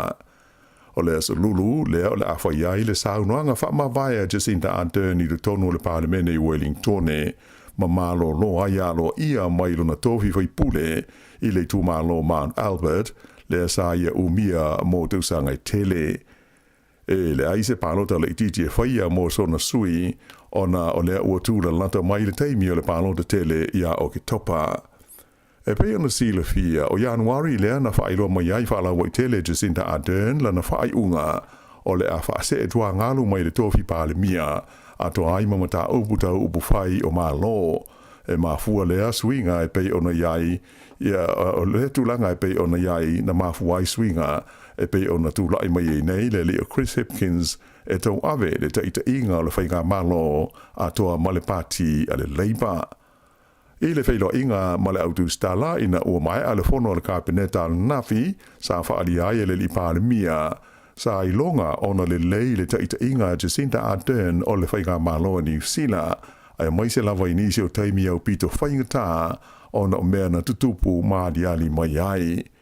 O nisi o whaalawalawe ma tuia ma wale matautia sa whengai ma le taimi o Jacinda Ardern e awhia i leo sa whainga o tangata lotu mo sa lame kalai estete ai whapea le pā o le maunga mu le moto le White Island a toa ai ma le wha maioti po o le COVID se fulu ma le iwa na wha mawhaina e le li pāle mia o le wha mai COVID se fulu iwa a tonu o se lui tau o pito mawa ai lea e ma whai o na whengai ma se pāle mia o New Zealand i le tūla i mai ai i le tofinga.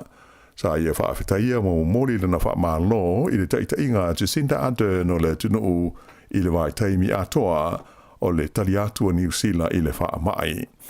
O Jacinda Ardern na tūla i mai i le taita inga o le pātia le Labour ma ave ai ma pāle mia o New Zealand i le lua awhe se hulfitu i na ua whaawaina se whainga malo so whaatasi a le pātia le Labour ma le pātia le New Zealand First.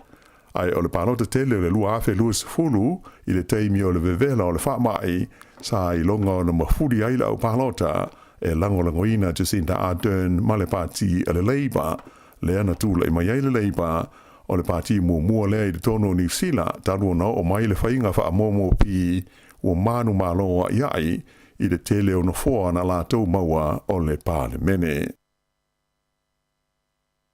E lata i le lima afe la whaai o tausi mai New Zealand ua le stalaina o lātou swafa e fia whai ngāruenga i le tonu o Australia taru mai le masina o kuso i le tausanga o mawae lua afe lua sifurunua. O ia whai numera e atangi ai le whaatupula ia pēr o tausi mai New Zealand ua fia se atu e whai ngāruenga ai Australia mō ni ngāruenga pupu e o i le malu afe lima se lauta lale tu tongi i le vai aso. O le teimi nei le tonu New Zealand o lo matua mana o mia lava ni tausi mai.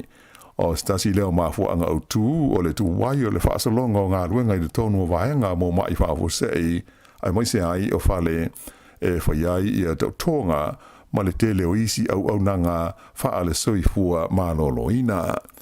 O le imta mai tai tausi mai New Zealand e fia ngā rurua i le tonu o Australia e le tauona le stala mua i le ofisa o pūlenga o ngā ruenga whaale soifua māloloina le Australian Health Practitioner Regulation Agency.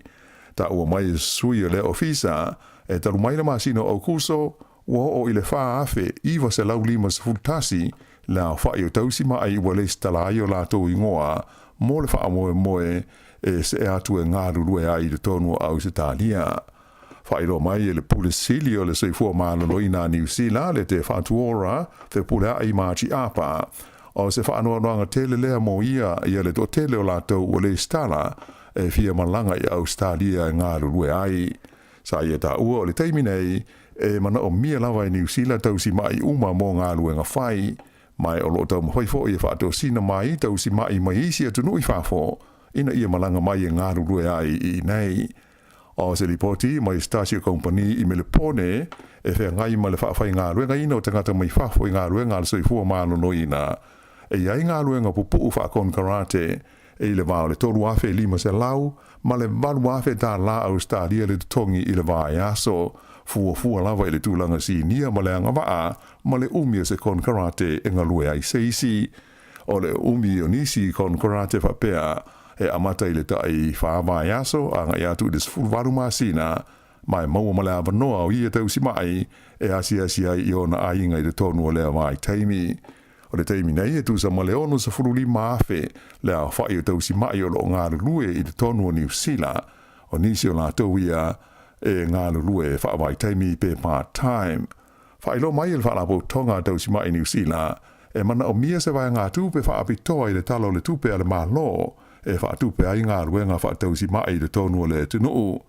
Aina ta ua mai te mai tai pule o le te whaatuora i a whipulea i maa si apa, o lo ta pena i al komiti whaafoe, e tu inatu i le kāpeneta na whautuanga uma, mai mauti noa o le tutongi o te ngata whai ngā ruenga, o lo ave i ai le wha mua. E to tēne tangata ua le o fia i le wha asa lau mai lunga o penga o visota inga, o ata o vai maa moe mai New Zealand o lo whaatawina atu i si Peretania, i se tau e sili atu ana tau ngō fie, nai lo le tau leo lo iai le tonu o New Zealand. Le asto na isa mai tau ina i lunga o visota inga whaate kono losi, ia le anta o se alanga maa moe i lunga o le penga o visota inga ni tangata New Zealand i rone tona, o le tau o lo iai le supermarketi o le Sainsbury Supermarket i London, e ono ma le afa pauni pe le tānia, po o le se furulua, tesi ma le marulua sene, sfululua tā la, varu sfululua sene i le kilo, tu sa le o le afa o le tau o lo iai, ia le vai maa moe atoa i New Zealand le teimi nei. O penga visota inga a supermarketi te tele tolu o le tunuu o lo whaasala wai, se furufitu tā la iwa sene i le kilo ia le vai maa moe atoa i le pack and save, luas furulua tā la iwa sene le kilo i le New World, ai se furufitu tā la iwa furu sene i le kilo, pe tusa lea o le whaas furu maru tā la tolu sene i le vai maa moe atoa i le compania le Countdown. O le vai maa moe tasi e i le mao le lua tesi ma le lua, ma le toru tesi ma le lua kilo le mamafa, ma a whaatau le alanga atoa, o lono inga, ua whaaluaina, pe whaatoluina le tau o le kilo e pei ona whaasara lawai. Tō tele tangata New Zealand na whaaliero lātou le fia i lunga o fisota inga tele wawawe, o le langona o le tō tele, e matua le tāla whea ngai le sa ona taunga tāu, ia tāu mawhai le tonu o le tunuu, a o lai tau ngō fia i māketi e tunuu i whafo, o lo ave i ai ano manufasi e New Zealand, ai mai se ape le tānia le fia afe maila le mamao. O ia tūlanga le manuia, ua una ai uma i le taunga tāu le tau o le soifuanga i New Zealand, i le nei vai taimi.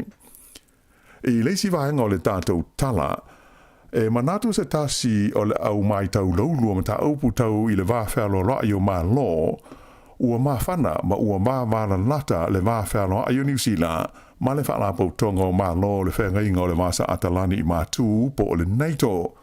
O lea ua malanga le te maita i minister le mai whawha New Zealand, o na naia mahuta i Europa, ina ia awai le whontanga minister le mai whawha a tunuu o loa fie le tonu o le NATO, ma o le whono e whaia i Brussels. O le maranga o mahuta mo le whono ua suso ma le asia singa e lua aso i New Zealand nei, a le whaatonu o le vaenga o le puipuinga o le saunga le mua o le NATO, o le lita i au e ngoi a Lieutenant General Diela. A o iai o ia i New Zealand nei, sa whainoa i mata i au tū o le vaenga au ma le fita le maro New Zealand, a e whapea i fo i masui si ni o le mta ngā ruenga le mai whafo mo fe whaatau inga. Whailo mai ele i professor o mata aupu tau upu whai o malo i le University of Otago o Robert Patman, o lana ia mai tau iai ua mutua ma whana lava ma vāvāra lata le tūlanga o le vāwhealoa ai o le malo o New Zealand, ma le whanapop tonga le nei le NATO, mai o lona tili tununga o te tūlanga whitaui ma tāla whea ngai lea i a fuafuanga e pei o na awhia ai le malo o New Zealand nei. Tā ua fo i le professor o le NATO, o se whanapop tonga o pito i te lea mo le puipuinga o le saunga le mui le lorolangi, mai o le tele lava o na sui awai o malo mātunuu e sa o loto ma te mokarasi. Whaalia ele le itai au o Diela o le whontanga le NATO i Madrid i le tausanga te luai na maalilia ai e le tau o na whaala o i tele, ma wha malo sia a fianga o le nei tō i le tūlangi le nei o le Pasifika a toa ma le vasa i ni tia. O le fontanga le ata i tai o malo le nei tō i le tausanga o mawai, sa ave ail te maitai o Jacinda Ardern, maurua i Palamia o New Zealand nei, o wala ulia e sauno ai i lea taua o fianga tele. O le amalo loe le toe alu le palota ia o ke topa le li foi pule Stuart Nash, le asa ave terwei nei ma stasio min stasi nia o le whainga malo le Labour e pei ona o lo o iai le teimita. Nei, e pei ona si le fia o le vai asa terwai lea na wha malo lo ai le li pa le mia o Chris Hipkins i Nash, mai ona to finga umai le tono o le kabineta, ina o liputia mai na whaailoa i nātu ni whaai unga whai le kabineta i nisi o whaalapo tonga tua. O le masina terwai na wha mawai ai i Nash, mai lona to finga o le minsta o le leo, ina ua ia ina ia se talanoanga male komisina o le leo e winga i se whaai unga whai le wha masinonga ai leo se tūlanga i le tau ona ia whaia. O le aso ngā fuala nafi na wha ilo mai ai alo i Stuart Nash i sa na wha asera launga i le Facebook i alo na wha moe o le a malo lo mai i upu whai o malo mai le toe ta moe ai i le pālota o lo loma nei. Ia o le whai unga le nā o Talafou.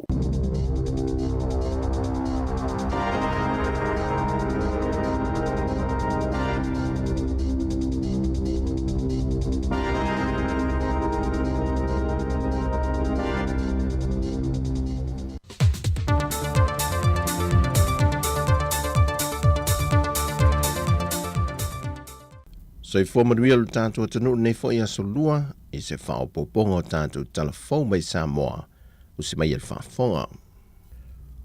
O le amatanga le vai aso nei le watu i nāloa ia tuai el tamai tai kumsino le malo Australia i Samoa i lalo le whaingapa anga leo leo Australia ma leo leo Samoa le masini wha apitoa le whaia iso esu enga o tūlanga lima i whaantinonga leo soli ngā tūla fono. O le masini wha apitoa le a whaonga i nei leo leo mosu e suenga, e mawhai ona sa i lia i le oatu i le lima se furu wafe tūla ngā lima, e mawhai ona wha mawina ai. E ono se furu ma le lima afe tāla au se tā lia le tā wale nei masini, ma wei sa mua foi se insinia wha apitoa na malanga mai Australia, mo le wha pi i no lea masini ma whaia nia o onga, mo le au whai ngā ruenga alamatanga ruenga o leo leo, e whao ngā ai ai maise o lona tau singa. O le tasi neo matanga ruenga le malo, mo tele wha manuianga ua maua mai atunu i whafo, lea ele i lewa foi o na wha amnia ina mai le malo i Ampani, e ni ta vale whai ngā ruenga se sifuru ma le wha, mai o le wha alinga lava leo le ngā lulua so tau au wha tasi, o whai ngā pa anga Samoa, mai isi atunu te tele o le lanolangi. Ua whautua inga le whaalapo pitonga le ILO po le whaalapo pitonga ngā ruenga whaavao malo le whainga malo lo ia nei a Samoa. Ina ia whaatuwina se ofisa e mata i tū whaapitoa e, a ia te tau a whanau e maise lava ia i lanto o lo whaatau sa vali o loa i le taulanga. E au fo ona sila le whainga malo le whauina leo ni tūla fono e whaapitoa e so le ngā tūla fono leo o lo a fiai whanau la aiti, ai maisel whaatupe ina leo ni Polokalame i te tonu nuu mawhio anga, whaapito mo ainga e mawalano le tamau ainga, e a oa oi nai whanau no fufale wale lava le sele ni whaa o ngai, e wha o ngatua maota malau ele o no wāwa noa, mō ni ati na e mawai se leni. E wha mau maunga le aia le oua wha mau ni ai, wa si tia mai le lua fesfulma le lima le au wha e o tameiti whaatau o loa le taulanga, e o mai le tausanga lua fe lua se fulma le lua na te nei. Wa se lau tolu se fulma le lima ta meiti wa maa ua i wha maumonga, o loo wha tau o lo solo le taulanga, ai o le tolu se fulma le 20% o le foi numero o whanau, o te neiti la iti, ai o le ono se fulma le 2% o whanau tama. O le lua se fulma o ia whanau, e lei lua tusi e lei lua foi fai tau tusi. Ai o le valu se fulpasene mai le se lau tolu se fulma le lima o le au whai o i lantou. E o mai a inga e matuato o tele tangata i ai. A le ai se tangata e whai ngā ruenga, ia pēto o tasi foi e mauaisi na se leni titi. O le popolenga le whaala popotonga o tangata whai ngā ruenga whaavao malo le ILO, Ona o le tele wa afianga i wa maitawina wa afiai whanau. E le ngata o la lato wa ia te tau wa afia mai sa wanga wa afiai i lato mai nisi tangata. Ai wa suia fo'i o lato winga mai sori ngā tū la fono ia wa afiai. O nisi o popolenga o loo iai le wha la puputongo tangata whai ngā luenga wha vau malo. Ona ua wha solo tu lava ina la iti tau sanga o whanau. Wa wha o ngā ina e wha o lo sa vali le tau langa. O le whaai unga ma le au te lenga o lo tau la i ei neisu e suenga. Ina ia whaia se fufo i le whaitau wa whaai o whanau. Wa a fia lo lātua ia te tau mai sori ngā tū la fono. Mai e a fia e fo i lo lātua lumanai. E titi se tūlanga le lei. Ai whaasolo atu ina wha te tele i le tū e a fia ai. Wa whaai loi telefo e le fionga le sui kom sena mtanga luenga leo leo papa lii Mona Lisa tia i keti. Le wha te tele ino sori ngā tū la fono i wa iei le teimile nei tele pe whale malinga oi. Ai wa maua isu e su enga le mafuanga wa wha te tele masi itia maa wa lunga i le whaitau wa wha i o ia sori tū la fono. Ona o ngā o inga i e wha atino e tupulanga televou.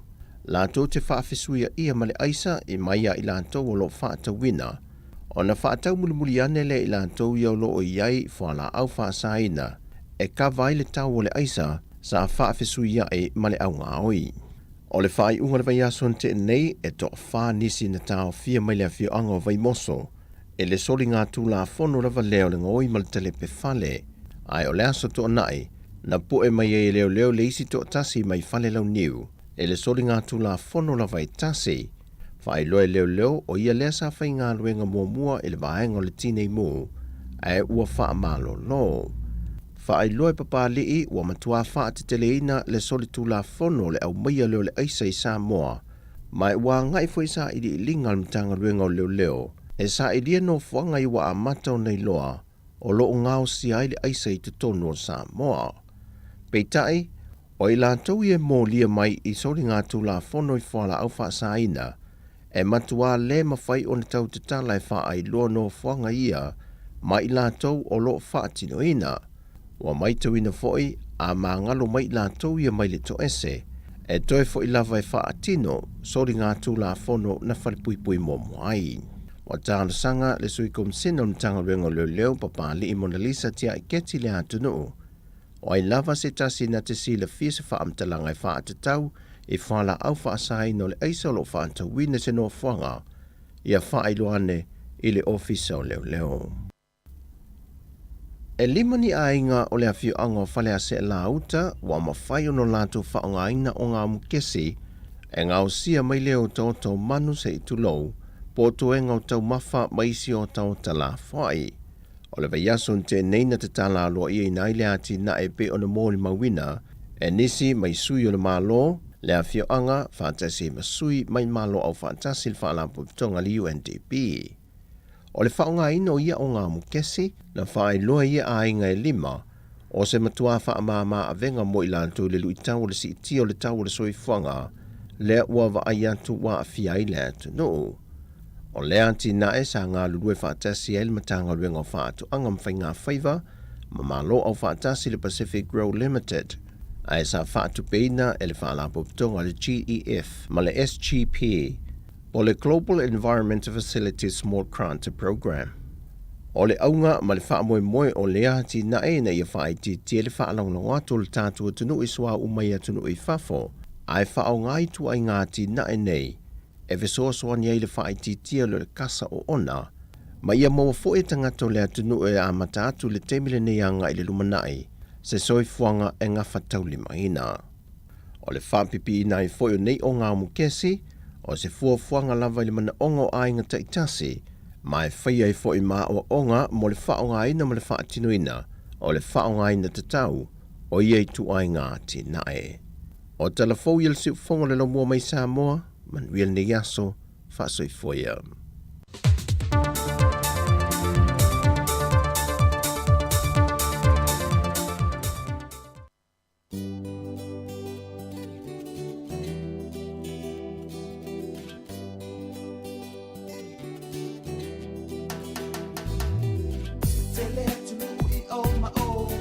Oh, like a beautiful Samoa. No merit to see, oh, yeah, it's time.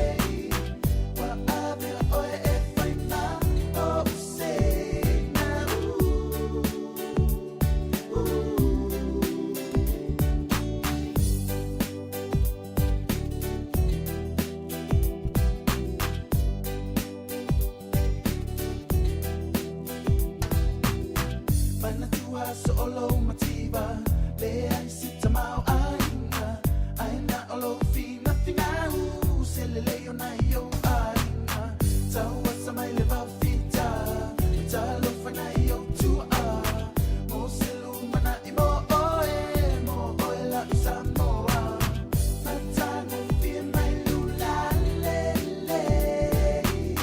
susulu mai ya itane wa ave oe e fai ma o se na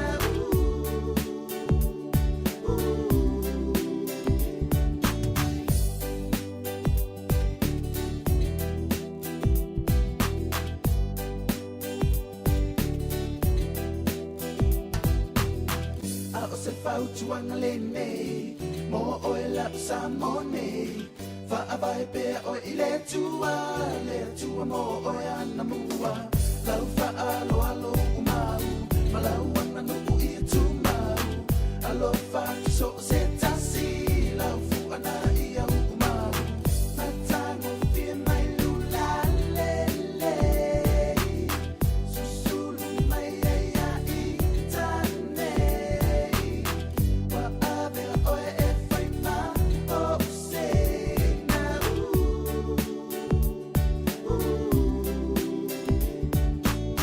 matango fie mai lula lele susulu mai ia itane wa ave oe e fai ma o se na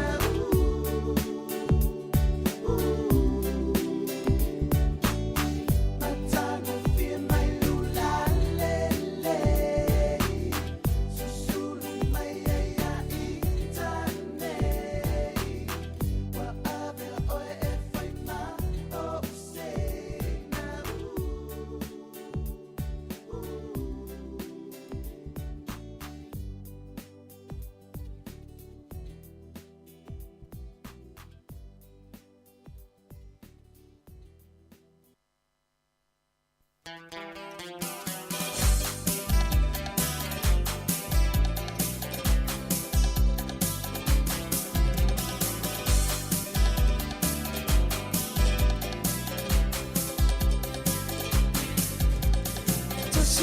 Tasiva lu ole tausanga sa fa afua se I ona tu ule puanga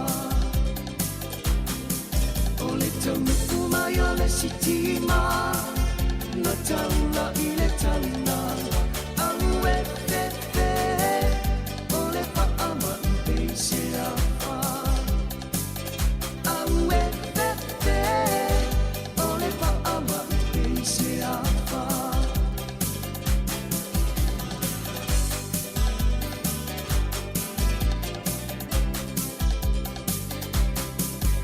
ai lava ole e apua ina mai inu umama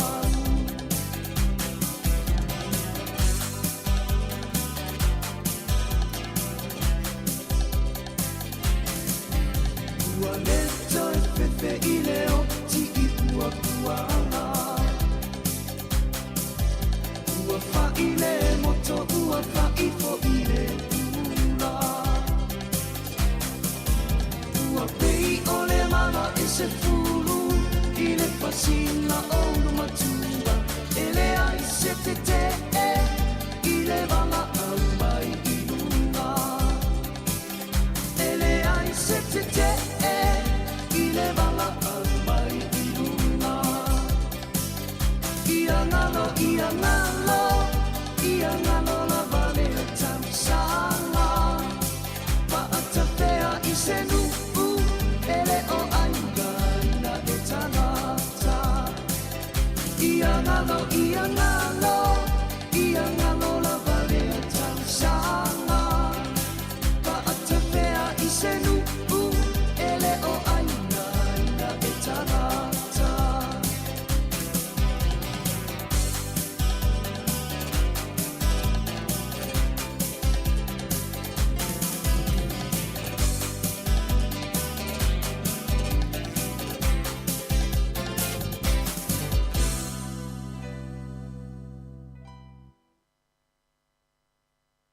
O mafutana nei elele, le fia o fai mala e. O aiga e o ile tala lelei. E ai o aso ele anga e tiga o mai o ma o fuuma ai fa ano anga tana ta uma o tutu o lo wi mata o ale matu tangi awe fa alu petangi masu su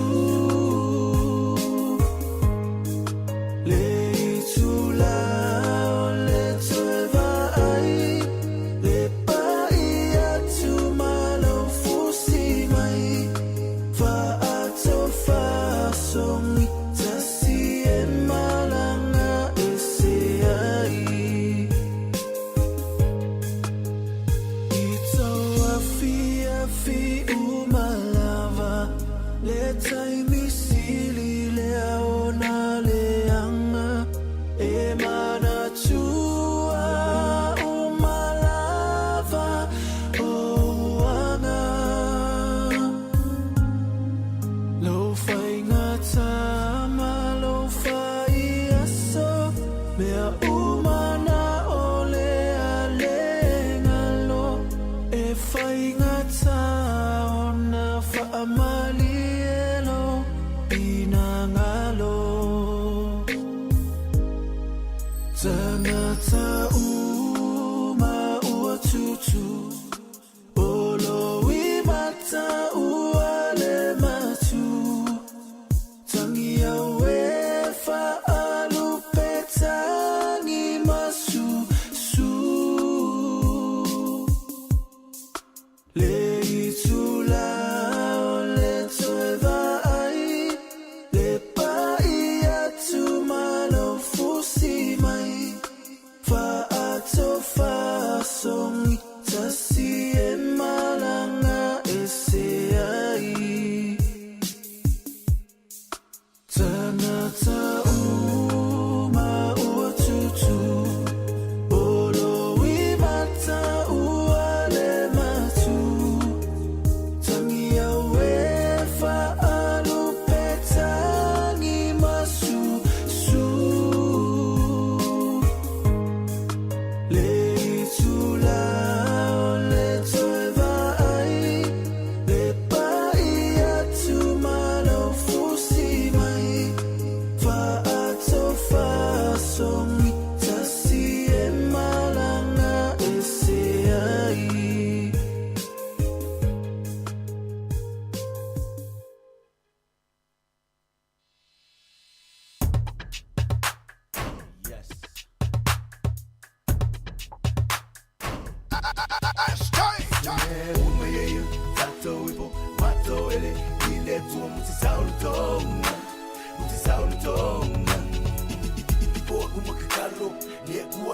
Mangalo, my ye fa nga o ina nga luwenga ye mo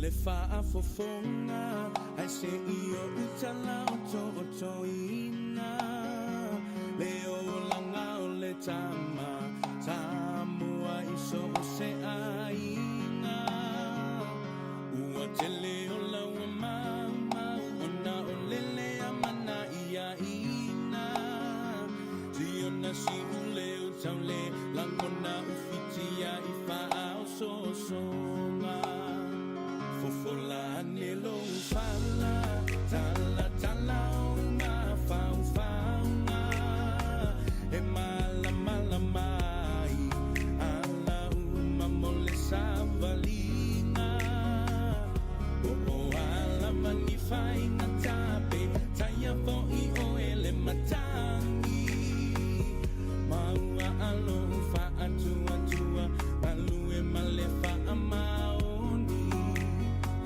tama samo mai tato mo fa atasilo tapa ole folo mai le fai ato atasi awa ole atua la vale tautai alo la ia io fai va tu fili male tautua ina o ai nga mai kale si awa ne ifa angaloina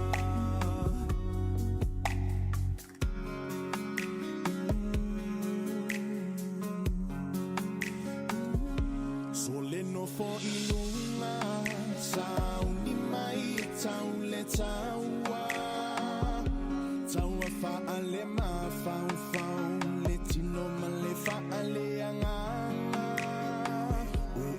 o se usomoni mana tua o e itaini uma e ui inava I vasa e felo a I italo sana ia e mana tua lau tu savali male tautala e fa'ali ai o inga tau sa afia mata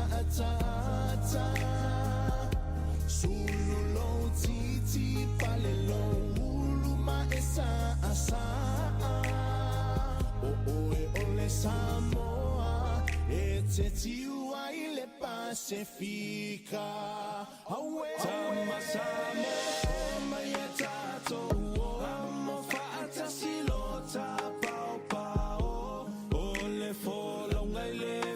to atasi awa ole atua la vale tautai alola ia yo faiva to fili male tautua ina o aina maekale si awane ifa angalo usaya la tama Samoa o mai tato o atasi lota pau ole fola to atasi ole atua tautai alola ia yo faiva to fili male tautua ina o ainga maekale si awane ifa angaloina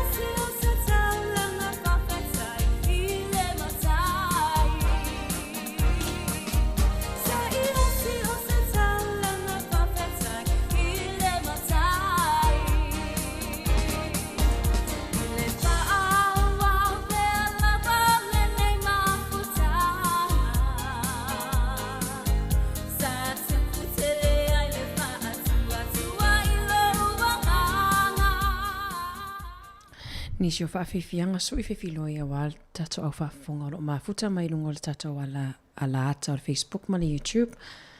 Ma lo lava le mafuta mai, whaafutai fo le mafuta mai. I le tato tautua nei aso whaamangalo fo le tautua pe au iei se upu wa sasi lau whaafonga anga.